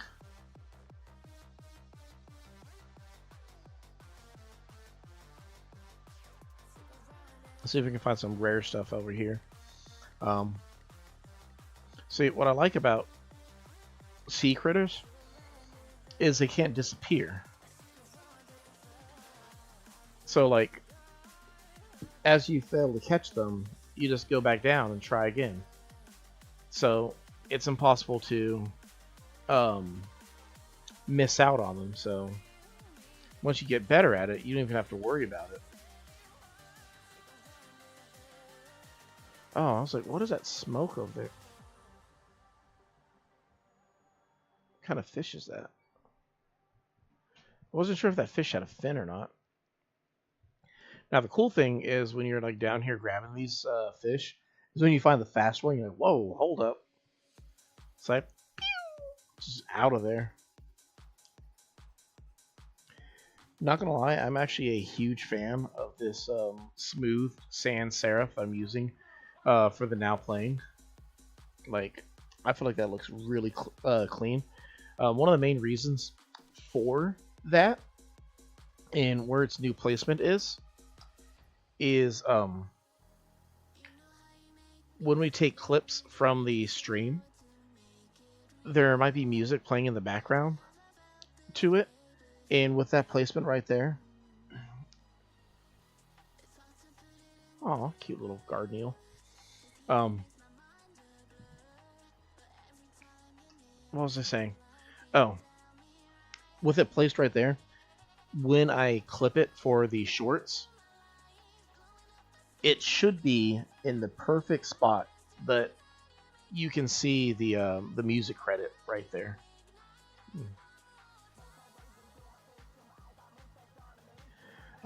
Something else I'm planning on doing starting next month is a special stream called the First Friday stream, where what it's going to be is it's going to be a Friday episode of our playthrough or whatever we're doing. But what it's going to be is, ooh, got a pearl.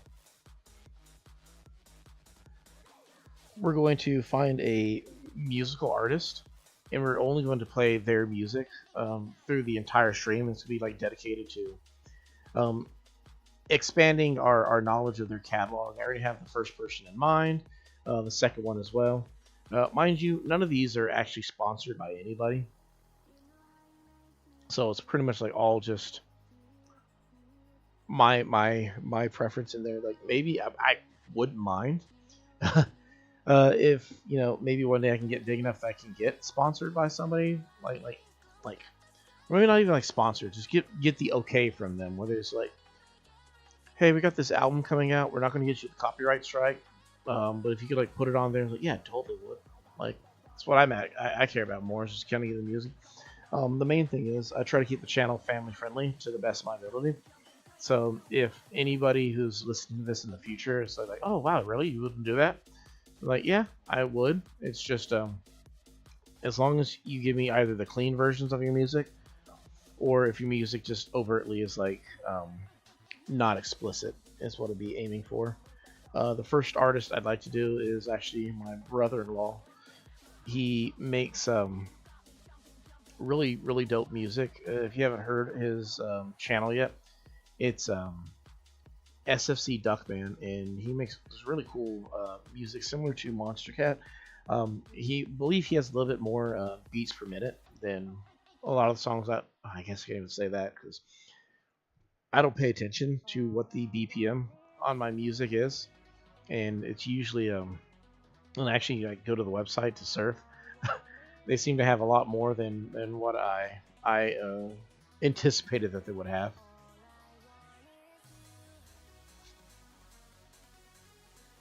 But his music's really good, and he even named a song after me, so you know it's totally worthwhile.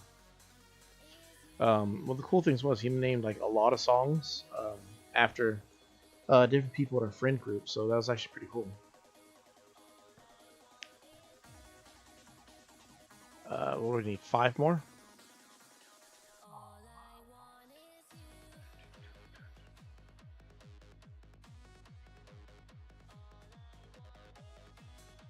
I'm not gonna lie, I'm really a fan of the change in tone shift with updating the playlist.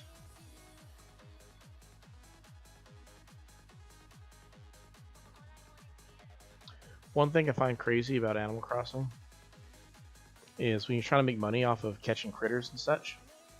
And when I say critters, I don't just mean like sea critters, but like bugs and fish as well. Oftentimes, the best time to go catching bugs and fish and sea critters when trying to make a profit is at nighttime. But the downside is you can't sell them at nighttime. So like when it's summer and you're trying to catch all the beetles you can that range from thousands of bells all over each other, you can catch all the beetles you want, but you can't actually sell them. One crazy thing that I did one time during the summer, because they're only out at nighttime, was this is talking about like the original Animal Crossing game. I caught a whole bunch of beetles, and then I had to store them all in my house until the next morning when I could go sell them. And like back then, it was like, oh, crazy. You only had 15 item slots, I believe, in your storage, like your pockets, but also your storage was realistic storage in a sense. So like if you had to put an item away, it would have to be put in the what's it called, in a locker or something like that, or a cabinet. And what that would mean is that you can only put 3 items in it. Like currently, like you can open up a piece of storage in Animal Crossing, and it gives you access to your entire storage. Back then, you didn't have all that. You just had to have like an actual locker that you would put your stuff in. But like, what made it extra funny was you also didn't have access to hold on, I want to see a couple things. Like I want a pet this. Not a fan of that though. Like I like the round fish tanks. So if they have a round fish tank for one of these, I might be willing to have one of those as a pet. That one might be acceptable.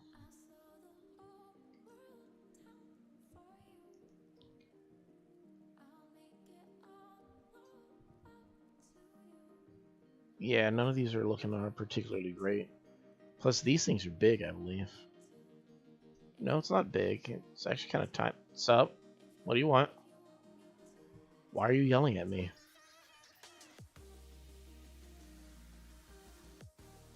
Okay.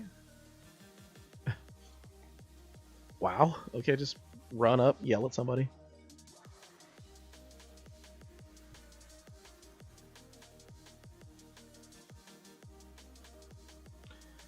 Let's see if we got more or less for these. The garden eel's not worth all that much to me. Like I thought if the moon jelly or the garden eel was like worth more, I'd be, or not worth more. If they're in a better container, I'd be fine with them. But they're not. Not even 10,000, right? Oh wow. Well, if we got that much and it was just as efficient, if not quicker, than the fishing, then maybe that's what I should be doing. Yeet.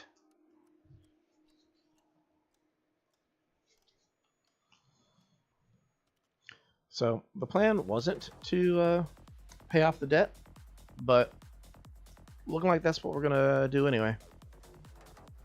I love the song. I don't know what it is about it. It's like, it's such a club song, but it's just so dope. Especially when it gets to the part where it's like, donk, donk, donk, donk. I think what I need to get later on, so dope, is a I want a switchboard. That's what I like to stream with. Instead of a switchboard. By that being, I mean like I have like where I have like certain buttons that are on like a if you know a switchboard, you know man, how do you describe it? Basically, just like a USB switchboard type thing where I can set it up to where like it does like certain things. And like one of the things I like to do is like have it to where like I can turn music up and mute myself. How's it going, Haley Darnell? How you doing today?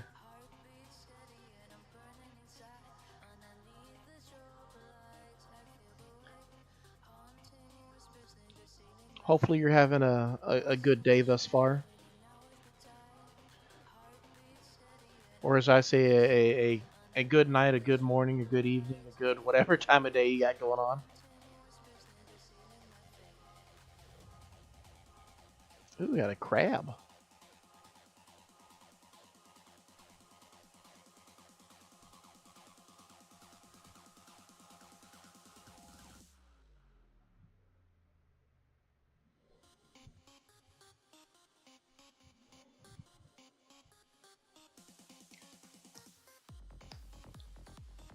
How long have you been a Animal Crossing fan for?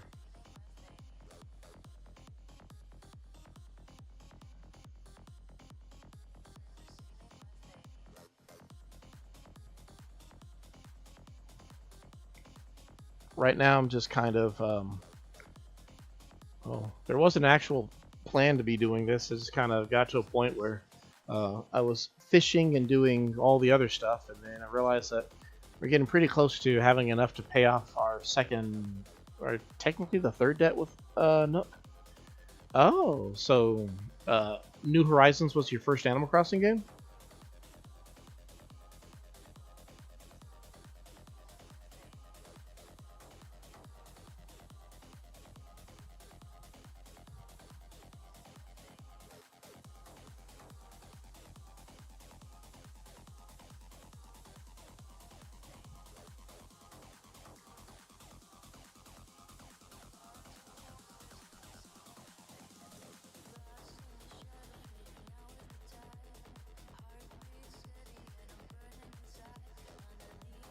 Like I would assume it'd be New Horizons, or if you didn't have the Switch just yet, it would be for the 3DS. Would be the one before that one.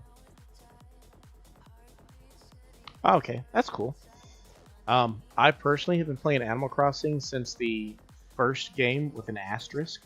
Um, quick little history lesson on Animal Crossing is that um, the first game was in Japan on the Nintendo 64, but then when they ported it worldwide, it went to the GameCube, and that was the one that I played way back long ago, and it's been probably one of like it's definitely top three most important games of my entire life in terms of franchise, and it's the hardcore number one in my favorite video game franchise of all time.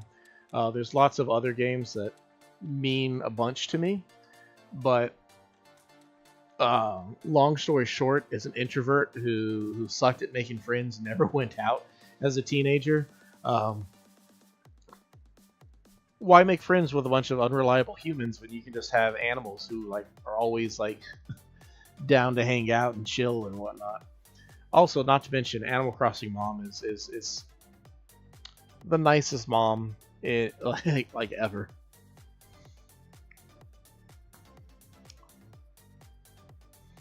Like the Animal Crossing characters are so kind, like unrealistically kind, that I feel bad that I never know when their birthdays are. despite the fact that every single one of them always remembers when my birthday is. Do you have a favorite animal?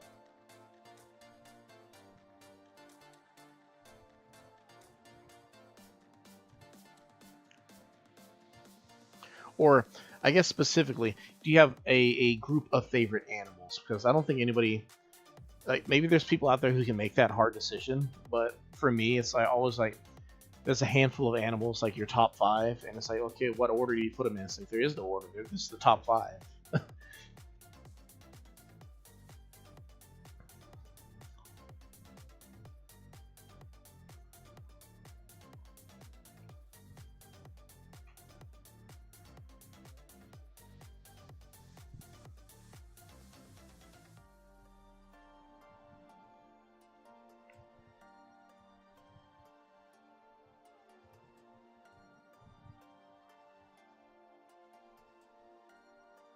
Whoa, that thing swam quick right on the other side of me.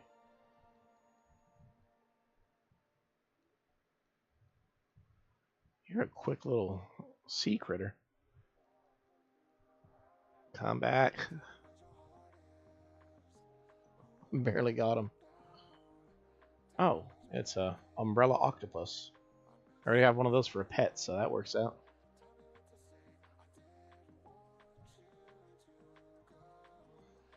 One more.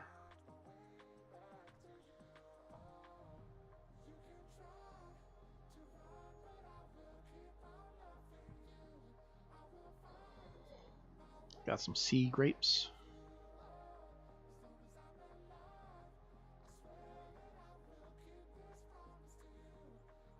Oh, nice. Gotta update this real quick.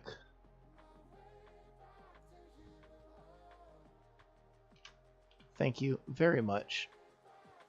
You're appreciated in so many different ways. I can't. There are more waves in the ocean than ways that I can say thank you. But I'm very grateful for every little bit of help that we find along the way. Actually, no. I mispronounced what I was trying to say. There are less waves in the ocean than waves that I can thank you is what I meant to say. But hopefully the message gets across. Either which way, I am very grateful. Every single time anybody chooses to hop on board and enjoying this little ragtag group that I have going on. And one of the things that I'm hoping for, in case anyone's curious as to what the subscriber goal is for. So YouTube allows people to manage their channel, reward their viewers in different ways. But in order to first, or well, how do you word it? YouTube allows you content creators to make I don't know how to word it other than just call a spade a spade. You're allowed to make a profit on your content in multiple ways on YouTube. In the first way, that but they're gate kept by subscriber milestones as well as other things. So in terms of content, you need to have so many views on your shorts or watch hours on your videos. I don't stress about those because they'll come in time. There's no big deal on those ones. But the subscriber count is one that you got to kind of push for and do so. And what I wish to do is flip that on its head once we achieve these things, to try to use those as ways to try to give back. The first milestone in terms of subscribers is the 500 one, which will then allow me to do a channel membership. And then I wish to try to help out in different ways to give back to the people who want to support in that such a way, which might be to one big way for me is going to be to um, give them access to videos early. Like, we have these videos that are airing. I'm gonna try to catch this fish and fail, but it's gonna be. Hold on. Oh, I got it. Sea bass.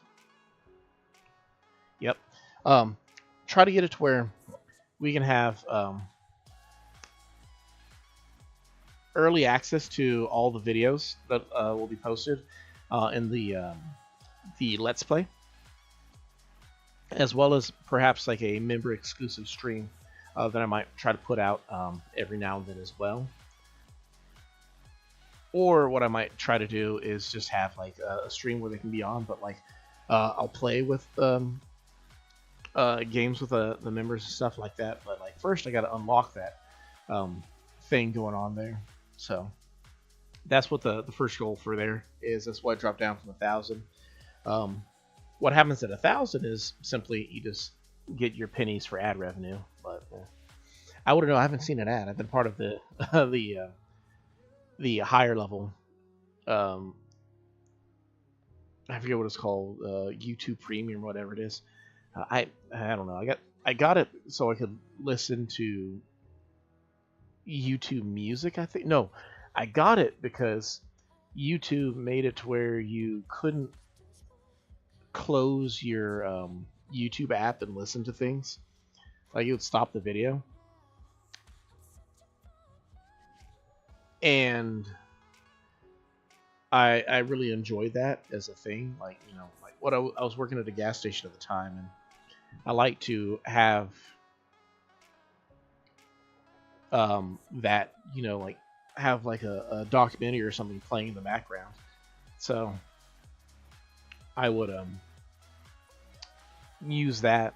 At the time I was just on Google Chrome, and I would like play the YouTube video like on that, and then minimize it, and it would just play in the background. But then they nerfed that. But then you also get YouTube Music out of it as well, and the fact that YouTube Music literally will play any song that you can find on YouTube, and the fact that you can find literally any song on YouTube, it was just a lot easier for me. Mind you, guys, one thing to note about me is I'm a rock. I'm a stone. I don't like to go places. I like to be in one spot all the time. And so when it comes to making content, I'm just trying to direct all the growth of the channel in a place that it's going to be solid. And that's why, in case you're ever wondering why I don't stream on Twitch, that's why. First and foremost, I've heard stories from the likes of people like Asmongold or Penguin Zero that Twitch is in a bad spot. It's dying. It's not as popular. And for reasons that are pretty obvious, but people try to ignore it. Basically, you have a few bad actors who make an embarrassment out of the platform, and then the people who are funneling money into the platform get, you know, kind of leery about the idea of continuing to do so, like sponsors and whatnot, essentially is what we're talking about. And it's just kind of like, you know, you're shooting yourself in the foot, essentially. And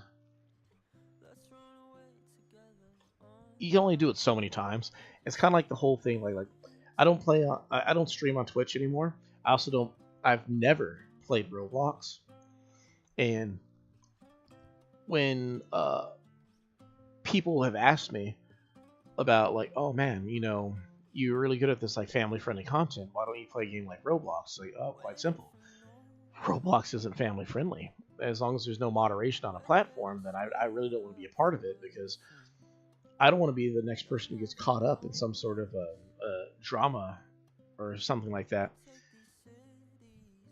and then my name is dragged through the dirt alongside all the stuff that's going on. And it's like, it's not the I want it all to be good. Good, wholesome entertainment stuff that people can look for. Like, I would like my brand, if I could describe what I'd like my brand to be. This is coming from somebody who is a father of two wonderful daughters. I would like my content. Mind you, my daughters are a lot older than what they used to be, but remembering back when they were younger, so much younger, I would like my content to be that thing that if, say I had a tablet child, if they sat down and the first thing I hear out of their tablet is, "Hey guys, Atlasshine here," I could be like, "You going? You dozing?" Bro's dozing, guys. Look at him. He is out. I wish I could sit. I don't think I have that reaction yet.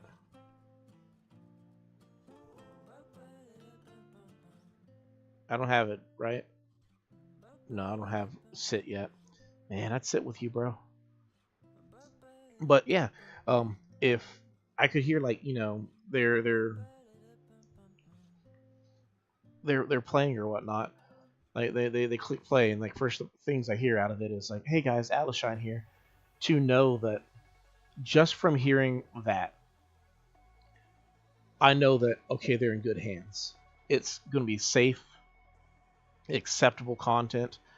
I don't have to worry about having to explain words that my children should have no place learning.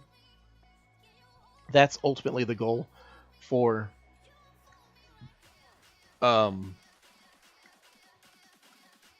my channel's brand as a whole. I just don't want to have a content that is just like makes parents leery of what we have going on. I want it to just ultimately just be like, it's a good, wholesome product that I'm not going to be embarrassed when people like if somebody says like, oh Chris, what do you do for as a hobby? It's like, oh, I upload videos to YouTube. Oh yeah, sure. Let me look it up. What is it? So I'm Atlasshine. They go and look it up, and I don't have to worry about standing there embarrassed with egg on my face. They're like, wow, that's the kind of language you use to your general audience, bro. Yelling at me again.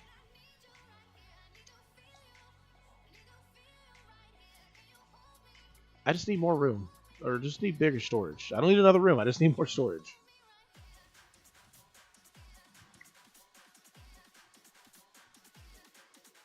I don't care about the extra room, bro. I just want more storage. Oh, I forgot to talk to him about the workshop.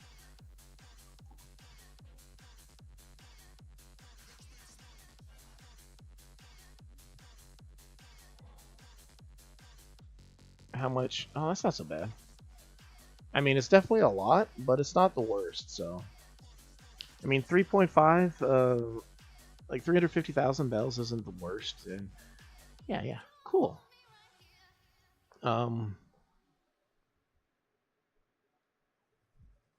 Let's get this workshop out of the way. I can't believe I forgot to ever click him. Let's see. Some of these. He's going to give us basically, it's the quick rundown of how to customize items. Basically, you just take the item with a customization kit, you go into your DIY station, and you can click then either if you want to customize or not, or make something new. And then basically you can use different designs to customize things. Let's see, he wants us to make a wooden wardrobe and then do some customizing. It's a cool thing because we actually, as well as clothes, we need it to change our clothing anyway. So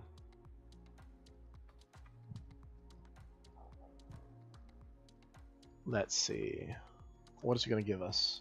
Oh, he's going to give the DIY to make the wardrobe. Cool. Now we can make a wooden wardrobe. And we need wood, obviously. 12 wood for that, which we have plenty of wood, but I might just go get more wood. I don't know. We just need 12 wood. I'll go check out our storage. We should have plenty of wood already, but honestly, I kind of want to just... Yeah, that's what we're going to do. We're going to go get a couple of axes. Actually, I believe I can make an axe right now. I can make a flimsy axe. I have enough. I mean, I don't have enough sticks, but I can just shake a tree and get some.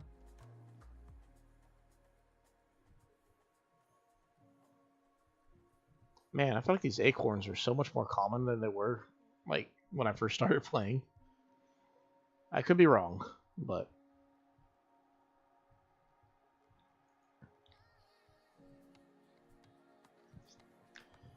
So now we use those sticks. We're going to make a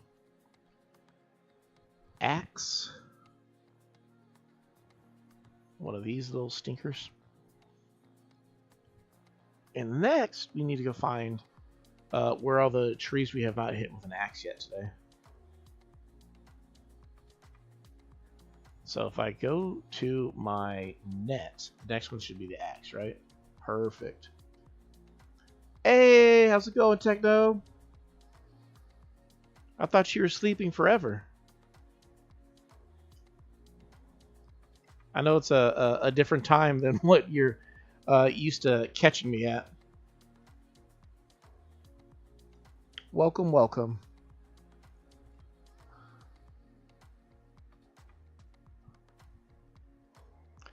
It's a bit of a surprise stream today.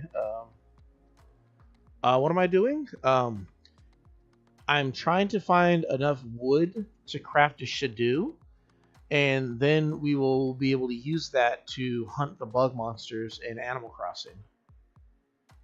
Wait, no, that's not what I'm doing. Really just kind of meandering, honestly.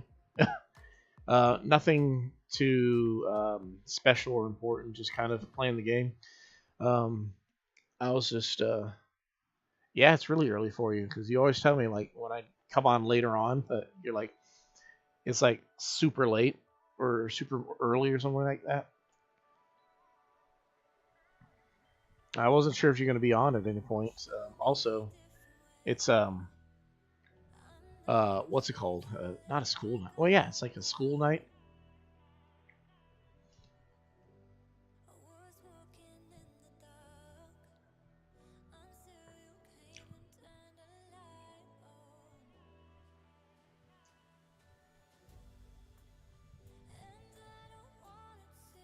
Oh my goodness. I've chopped so many trees that I don't know which trees I haven't chopped yet. So we got to go to the net and then go over one, and that's for the axes. That way we don't get stung by a wasp. We need one more? No, 2 more pieces of wood. Nice. So are you in grade school or college? Or uni, or whatever it is they call it in your part of the world? Oh, perfect. 12 pieces of wood. And then it broke, so we don't have to worry about carrying a half-baked axe on us.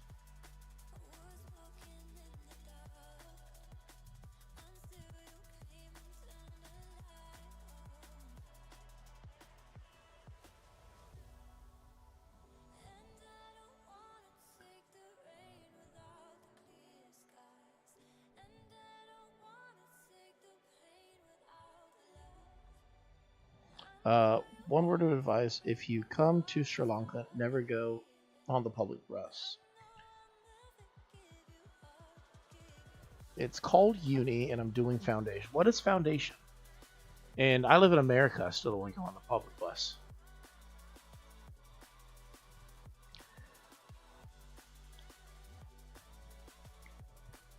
Is Foundation a part of Uni, or?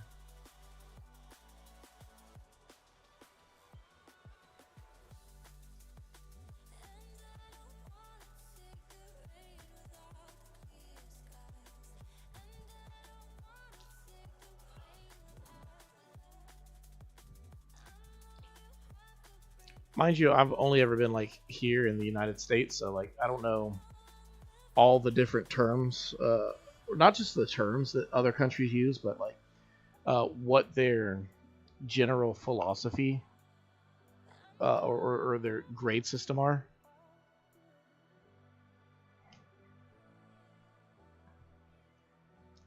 Because like I know some countries like they might do like an internship thing where like the kids go to the school up to like a certain grade and then they go. Well, foundation is a study you do before a degree. All right. So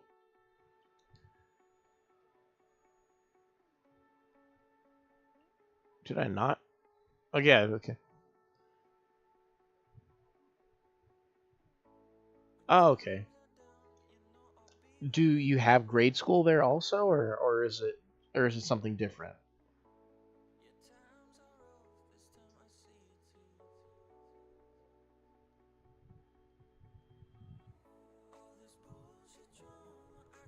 Like in the United States, we have kinder, and then you go to first grade all the way through 12th grade, and then 12th grade is the last of grade school, and then after people graduate from 12th grade or their senior year of high school, they then get the option of whether they want to go to like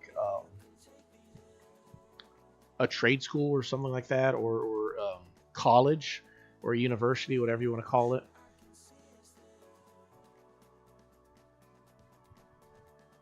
Kind of like this blue one.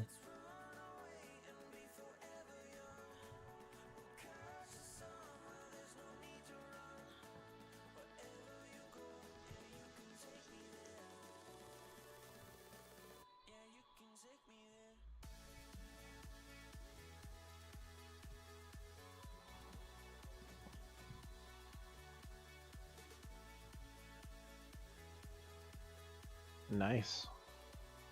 Cool. So now we can customize items.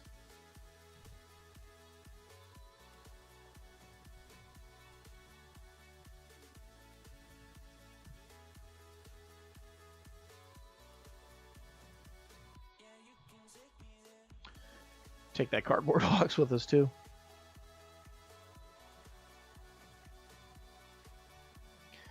I can't remember. I got short-term memory. If we already talked to Nook about our house. I mean, I know we talked, but I don't know if he like confirmed it or not. I just want to make sure that we did have this conversation. All right, cool. So cool. That means the house is paid off again, so we'll be able to get more. I think the schooling structure here is very different. That's what I was asking. I was trying to clarify what it is like over there.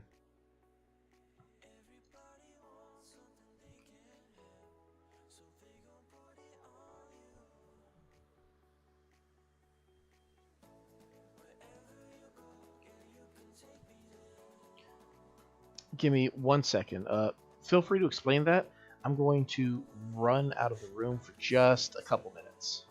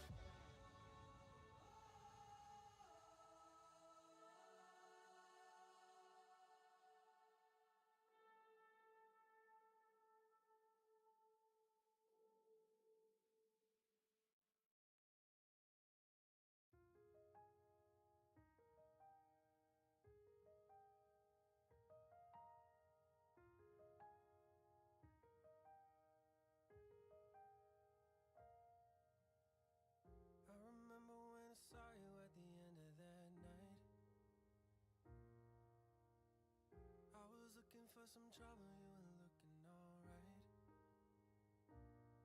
Every time you said a word, I was staring at your lips. I don't think I've ever been so close to a love like this. I never met someone like you. I never felt this way, ooh. For your love, I would take potions. For your love, I would cross oceans.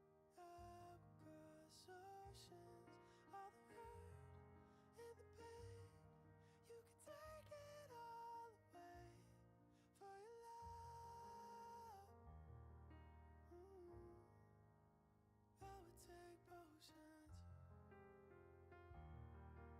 For your love, I would take potions. I would take potions. Sipping on a little something, I've been sipping too much. I just pour myself a double and I'm thinking about us. Every time I see your face, I think of what I lost. How could all the little moments that we had be so far gone? I never met someone like you. I never felt this way, ooh.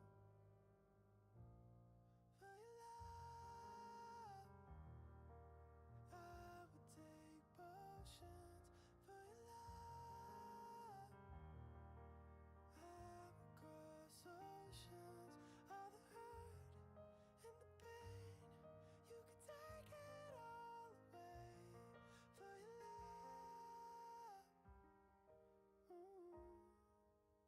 I would take potions. All the hurt and the pain, you can take it all away. For your love,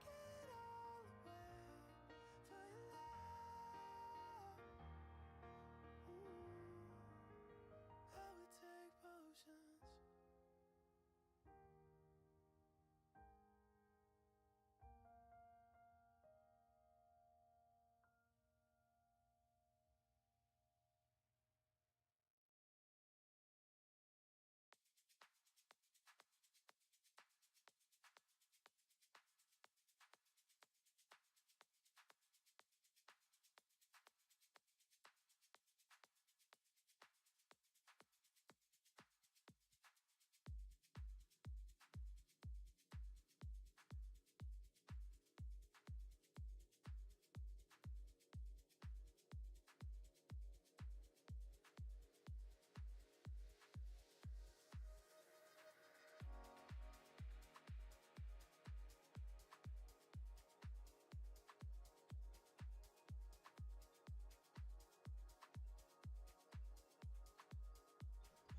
My bad. I am back. Let's see what we got going on here. Basically, you study from grade 1 to 11 in school. Then you do the O-level exam after you study for 2 years, do an exam, get a job, or a better degree. However, went to a campus, did foundation. I see. I'm not going to lie.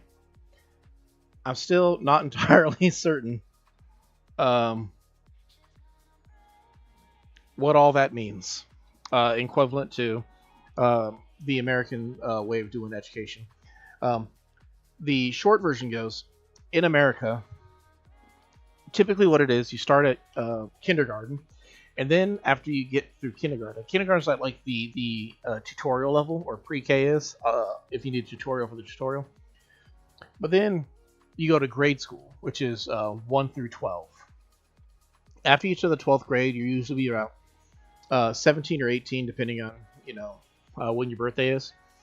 At that point in time, you get your college degree, or not college, your high school diploma. Or if you want to drop out, you can later on get something called a general education diploma or a GED, which is basically the equivalent to it, except you didn't get to go to prom or something. I don't know. But then at that point, you can then go to college. So I was wondering where in the whole process might uh, you be in that. The way you're making it seem is like you might be probably, if I'm interpreting it correctly, you're kind of where we would be at, like towards like the either the high school graduate or like right after.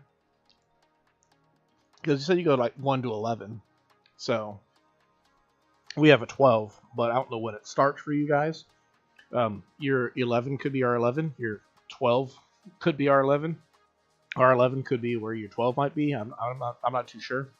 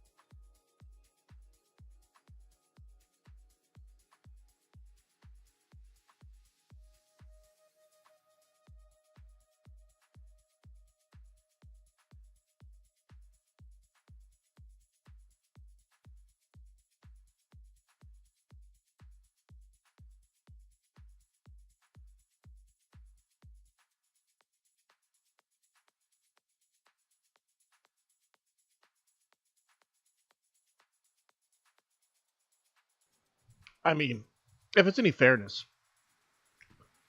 um, in America, you'll probably get disowned for dropping out as well. So,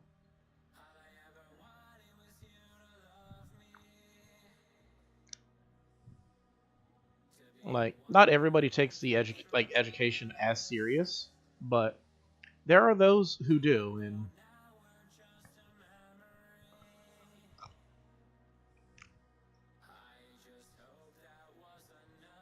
I don't know how to cook yet. It's so sad. Um, and shame for thinking about dropping. Yeah, I get that. 17th this year. My birthday is September 18th. You are 16 when you do. Oh, okay. Hey, that means you turn 18 in 3 days. Well, I guess for you it'd be 2 days because you're a day ahead. Because I believe it's the 16th for you. It's still the 15th for me right now. I believe that's correct. I'm terrible at remembering things, so I'm going to let you know right now. Happy birthday in advance, because I'm going to forget 100%. Like, the song says "Don't forget me." No, trust me, I'm going to forget.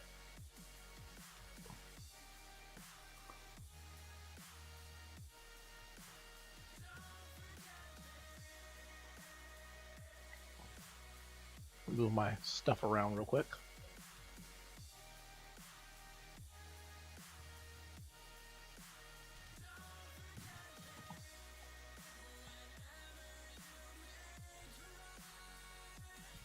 Oh, I can't put that. Okay, cool.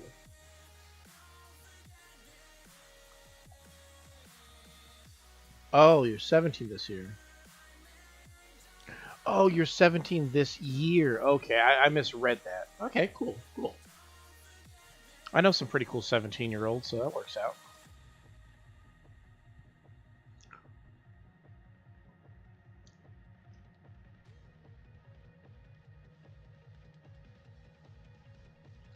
So much junk just all around this house right now. I think what I need to do is I just need to sell a lot of this stuff that I have around here. Oh, forget me.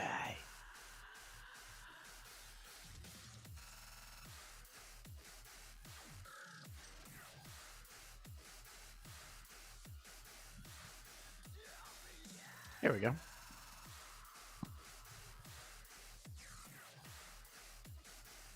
I can't help but feel like this rug is like off center.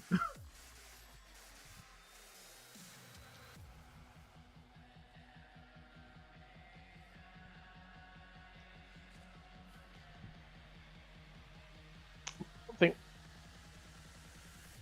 no. We need the rest of those weeds. Um, I don't know what for, but we need them. We definitely need them. We can't just get rid of them, bro. What if we have like a big weed weed that comes up, and then like then we don't suddenly don't have any of our weeds? You don't want to be that guy. You don't want to be the guy who has no weeds.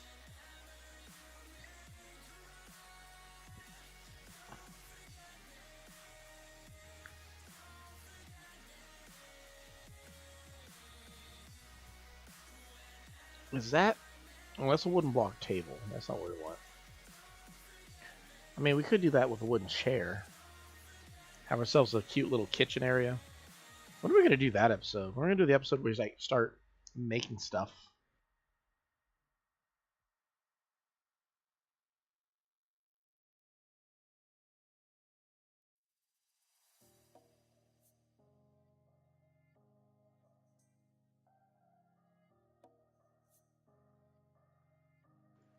You shouldn't say stuff like that out loud.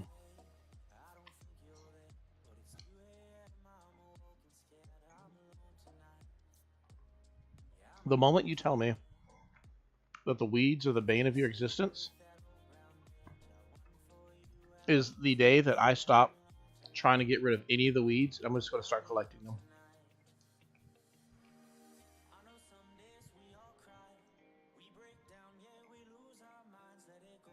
Hey, we got it. Flew right into us.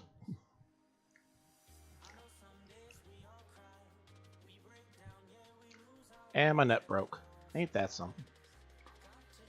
But we have a little piece of iron on us, so we can just make another net. Oh, found money.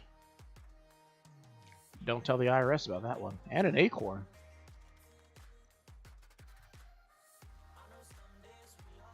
There we go. That should be enough sticks.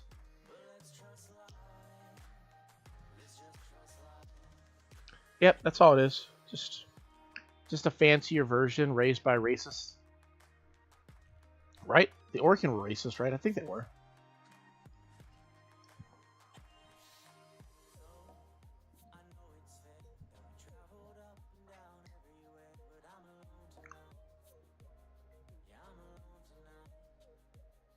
Reminds me, I should probably post something to that channel soon.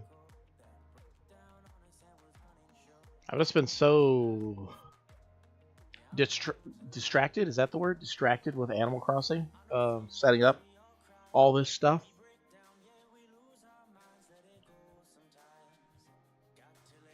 No, it looks like me, but with better golden accents.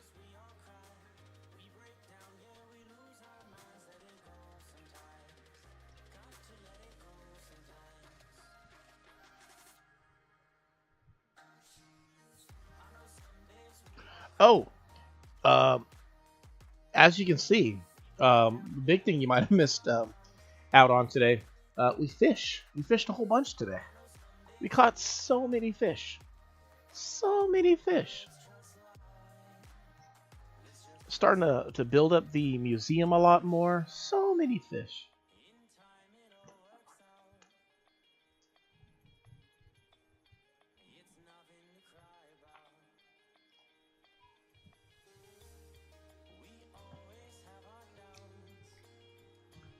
Come on, give me some pine cones.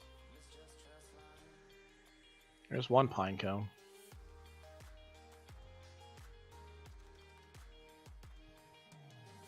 Alright.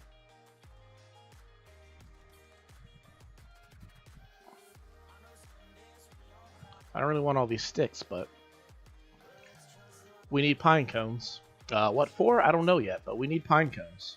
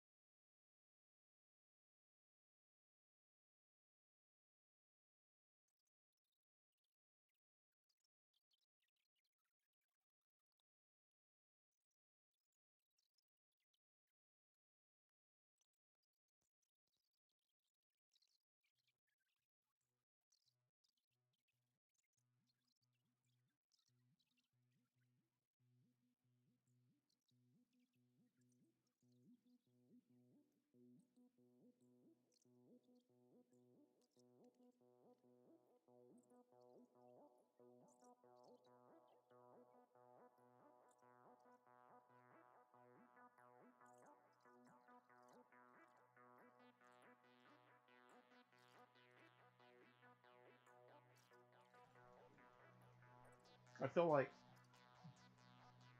pine cones and acorns are like a 10% drop rate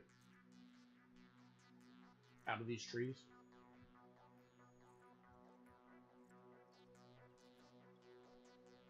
I could be wrong. That's what it feels like. Well, quite personally, I think it's ridiculous. Like, I don't think it has to be like that common, but like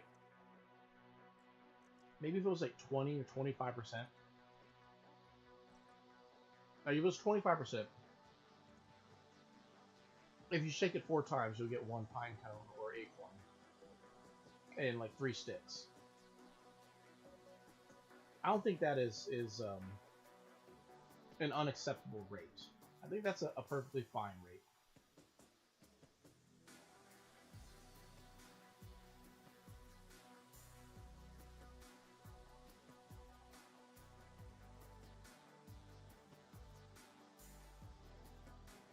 Whew, forgive me.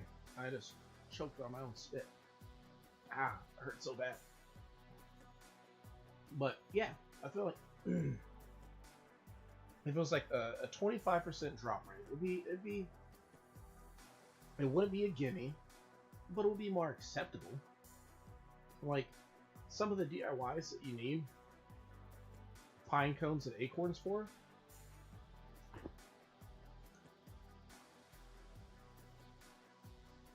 And then the fact that you have to shake the tree like this many times, like this is the only way to do it.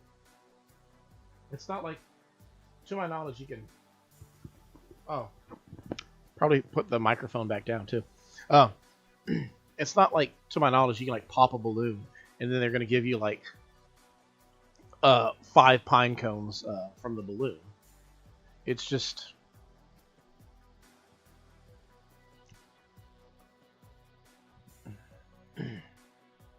19 sticks. I don't want more than 2 stacks of sticks, so.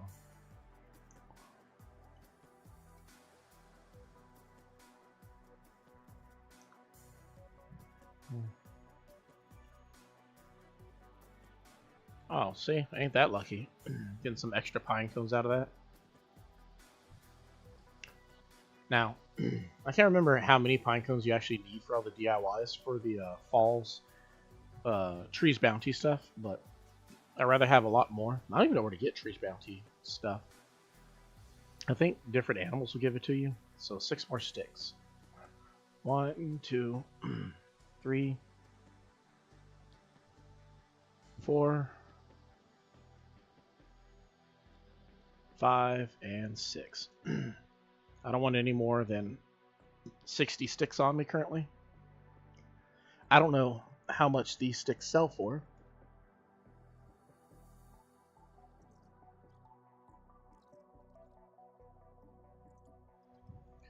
I'd rather have just enough, I guess. How many pine cones does that put me at? Only 10 pine cones, but that's 10 more than I previously had. So I tell you what, to make room for these pine cones, I will sell an extra stack of weeds just for you.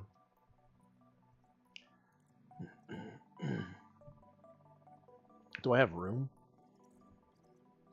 I should probably sell more of this stuff too. My thing is, I don't want to sell something that I later want,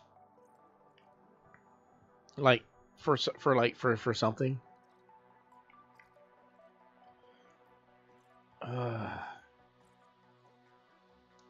I mean, I guess I don't need that many tiger prawns, right? And I'll sell 1 stack of weeds.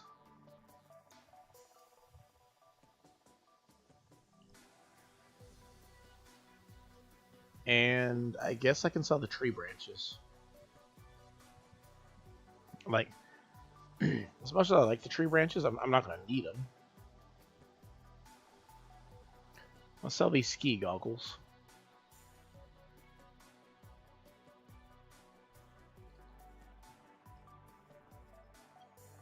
And I think that's it. I like the phone, I like the dish rack. Cardboard boxes can be used for making certain items. School chair can probably go. Yeah. And then stuff we can put away will be... Oh wow, just barely enough room. Pine cones, that. No, not that. Iron can be put away.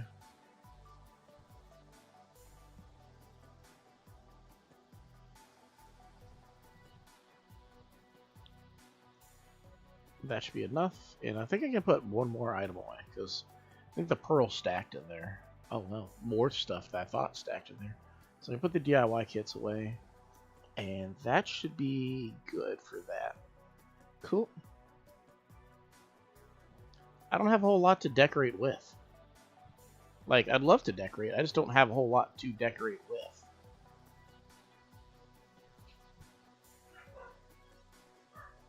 If I had more items to decorate with, like here's the problem.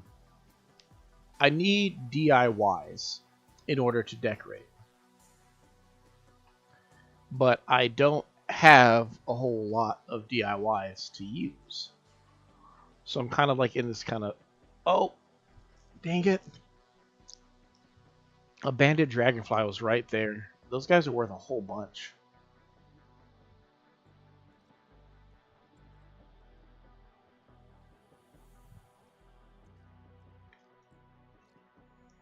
Watch, I'm like sitting on a whole bunch of bells right now. If it's more than 30, I'm gonna be freaking out. Okay, it's only 20. It's only 20.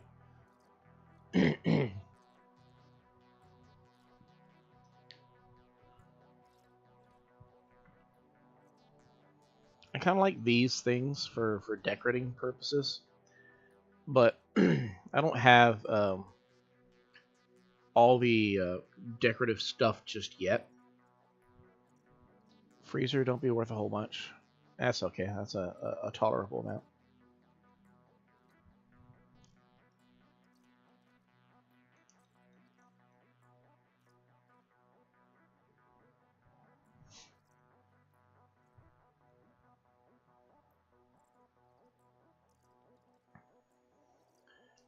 Sometimes I look over at my playback right now. I'm just like,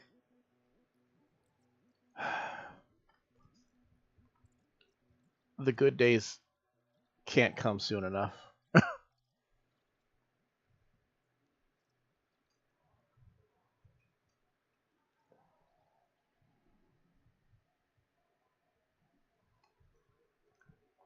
I mean, if Timmy's scamming me, he gets it from Tom.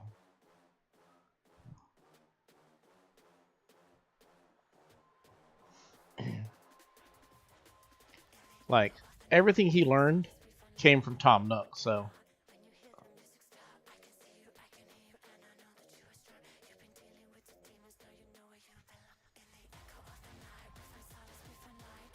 don't know what a Malonia is, but we'll buy that.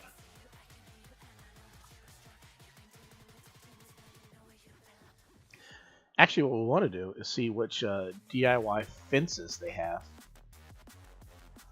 So they have Stone and Zen, which I want actually both of those.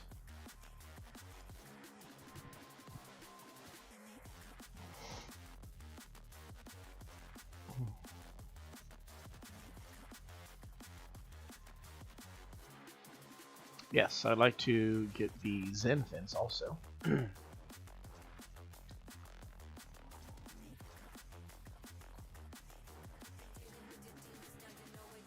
Oh yes, I collect all sorts of weeds.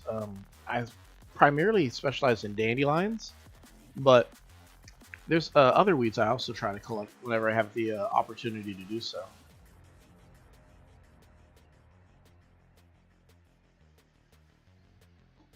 Why are you interested in getting some weeds from me? They might wilt by the time I can ship them over to you, but I'm sure if you just water them up, they'll be nice.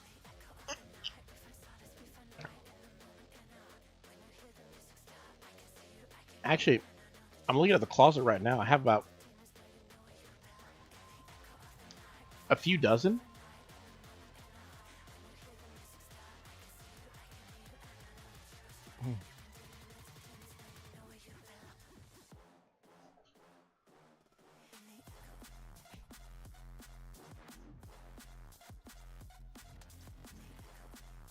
Let me see.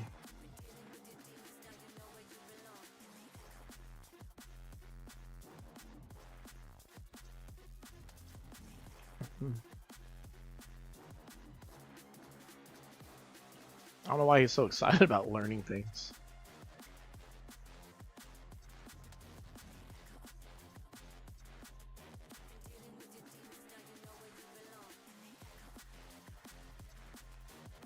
Cool.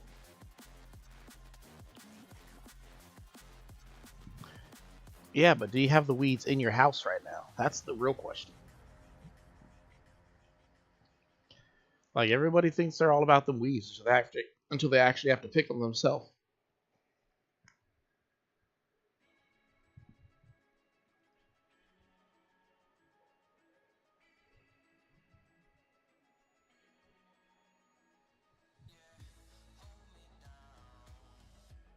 Like when you actually have the weeds like in your house, that's when you have the unlimited weeds.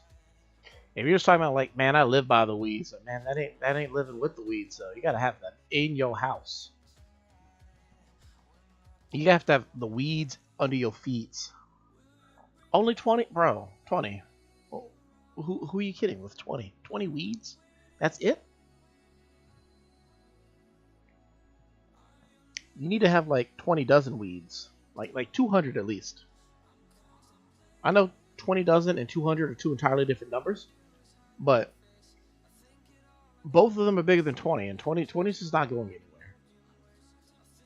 Like, 20 weeds isn't even, it's not even enough to itch.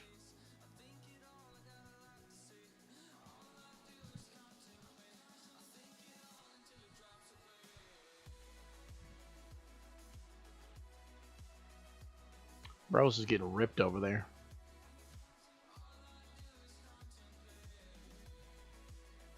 How many cups do you have in your cupboard?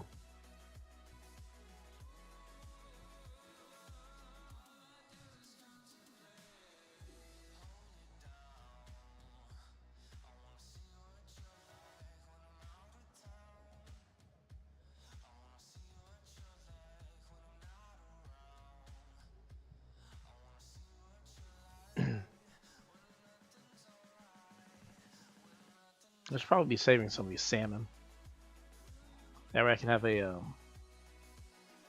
model made out of these salmon. I don't even think these salmon are worth all that much.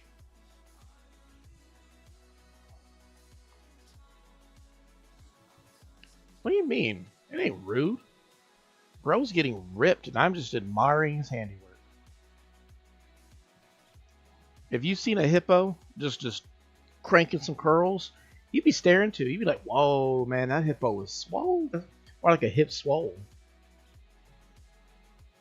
Get something out. I'm at a point where I never feel like I have enough.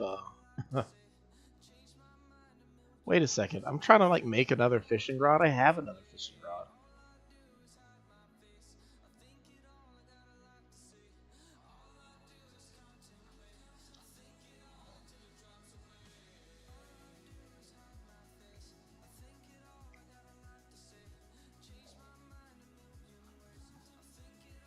All I'm saying is, if I was outside lifting as much weight as he was, and some dude just stopped and stared and was like, yo, man, whoa.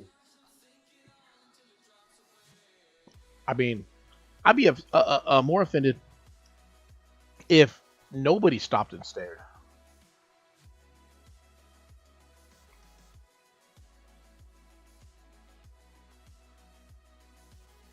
You can't grab the fish.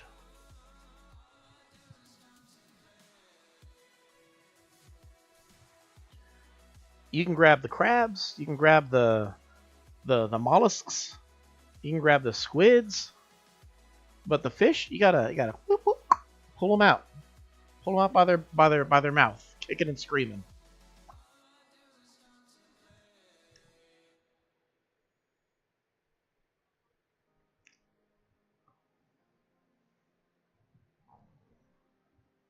I thought you'd be more appreciative of us fishing finally. Last Friday, you were just like, "Oh man, you need to fish. You have a fishing stream." And I was like, "Oh man, I suck at fishing." Now I'm over here fishing. You're like, "Nah, just go in the water and just grab them." Ignore that one.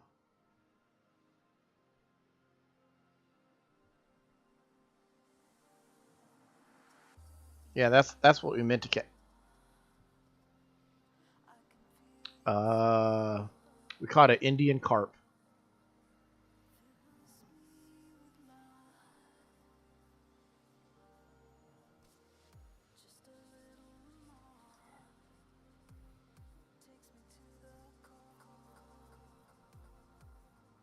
Oh, this is a big old one. This is a king? Yeah. Got ourselves a king salmon. All hail the king of salmon. Checkmate. I'm over here. I don't even know how much space I have left in my pockets. I got 3 giant clams.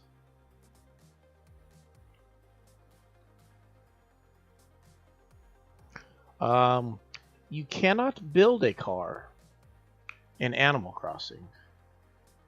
You can buy a car in Animal Crossing. You can't drive your car in Animal Crossing. So why do they even put them in the game outside of decorations? That's it. They're only in for decorations.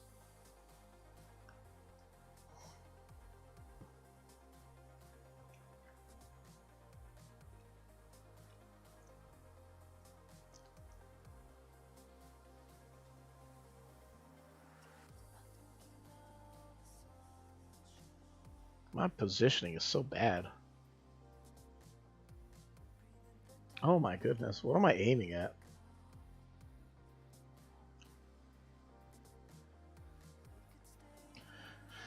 Ugh.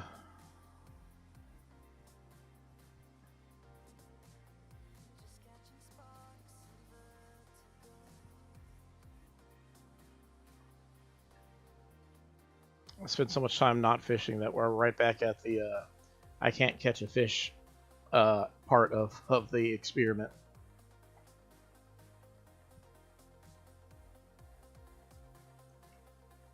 Ain't nothing tougher than a puffer.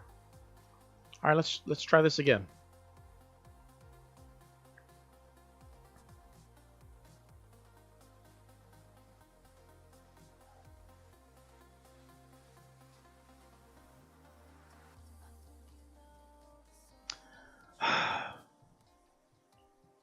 I get so antsy when it comes to these big fish, and I always mess up on the third pull.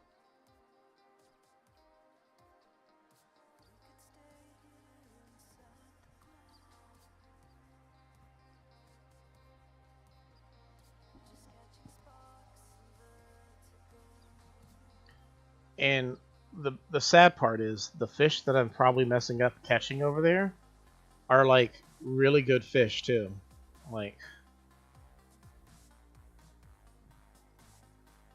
this guy's probably worthless. Probably a sea bass or something. Yeah, it's a sea bass. Which the good upside to sea bass is you can cook them with some weeds. Downside is they're so common and they're available year round. I'm just kind of like wasting good catches on sea bass.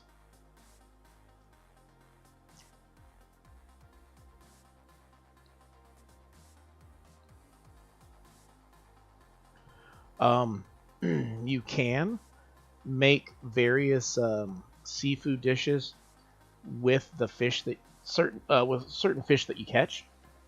Like, I don't know if you can do it with salmon, but you definitely can make a sea bass, roasted sea bass and herb. But I'm not at that point in the game yet. Basically, the DIY station upgrades, or the station doesn't upgrade. Your ability to craft upgrades to where you can cook. And once you get that, then you can use what's it called? Cooking stations to prep fish and like prep meals with it. It goes into two different categories, which are sweet and savory, based off of like one's more dessert, one's more food oriented. I can't remember if you can make sushi specifically, but you can make various seafood related dishes.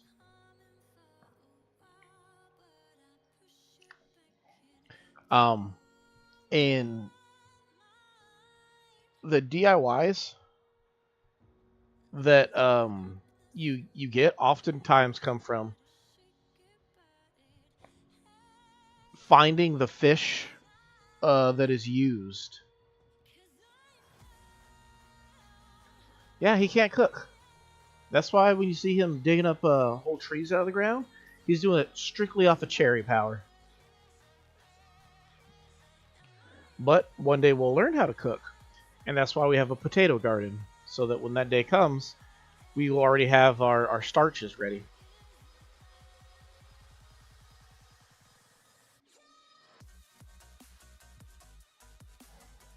Quite frankly, does this guy look like somebody who's ever cooked a day in his life? I honestly feel like my character looks gamefully unemployed right now.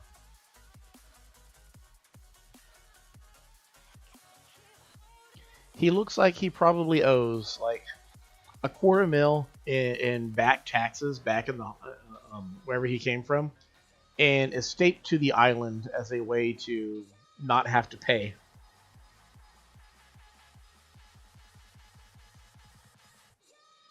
Oh, come on, Salmon, come back.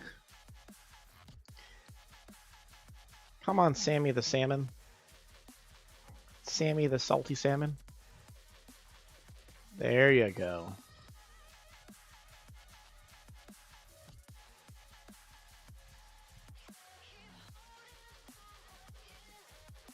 Bro, what are you talking about? College dropout. Bro never even went to college. Bro couldn't even afford to get to college. Even if he could go to college, like afford to go to college, he failed the SAT. He bombed on the placement test.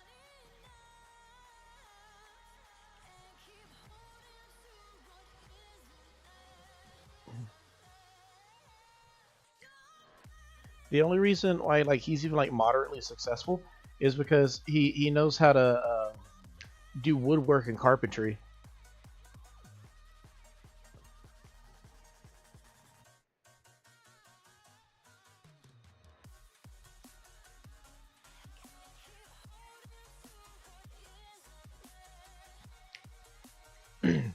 Oh, question. What do you since you got to leave in a little bit, what do you think of the new layout for the channel?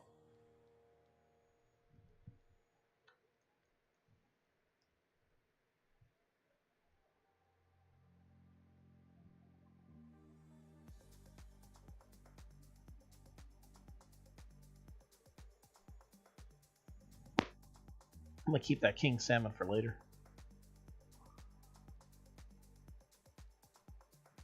I didn't realize I didn't actually learn the DIYs.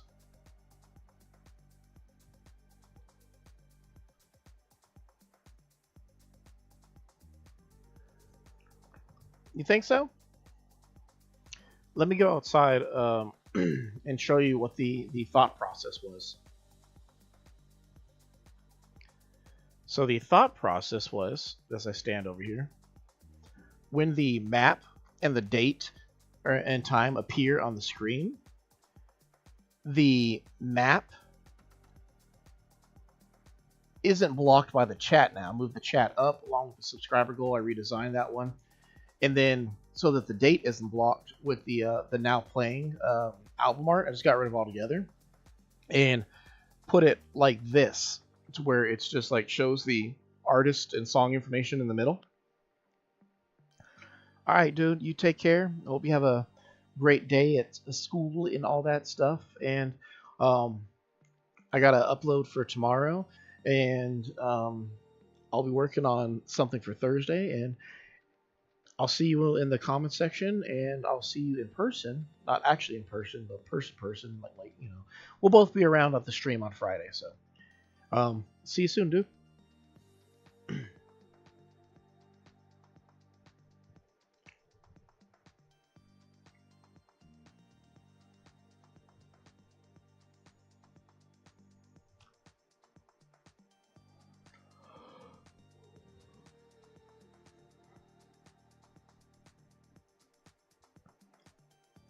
I don't know where to put this king salmon.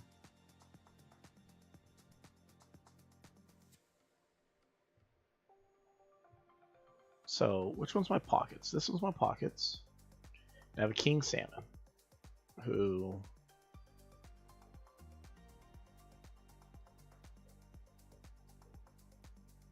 I think he goes like that. It's probably facing the wrong way. I can just move this, right?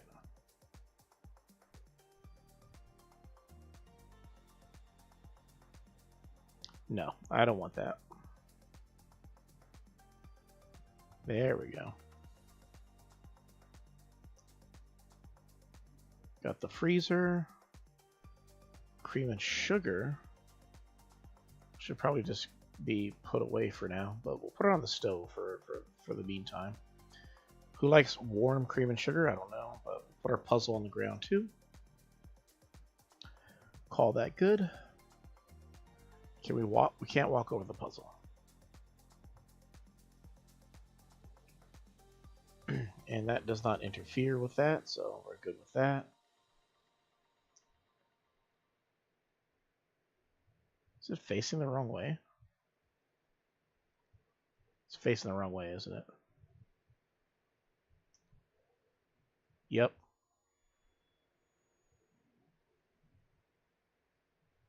That's sad. I like that. It's a freezer. Should I change? No, we're good.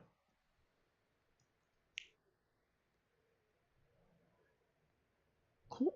Fits in storage, so we're good to go. Um, so with that, I think we've had a fun time together, guys. It's been a pretty cool um, early stream. Maybe we'll keep doing these little half 0.5 episodes here and there, but basically, yeah, just gonna. I don't know what I'm trying to say. All in all, you guys, absolutely phenomenal, fantastic. Thank you everybody who showed up today. Thank you for our one new +1 subscriber. Whoever chose to tag along, you're absolutely amazing, and I look forward to seeing you see what we got going on. Everybody else who's already hopped on, you're also awesome, fantastic, and yeah. So again, quick recap. Tomorrow we will have episode 6. This says episode 6.5.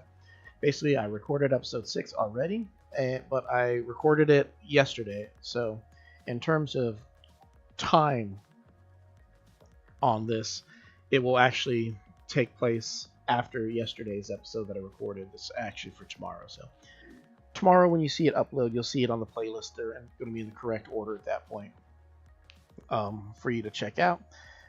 Episode 7 will then follow up on Thursday, and then we'll stream episode 8 according to plan.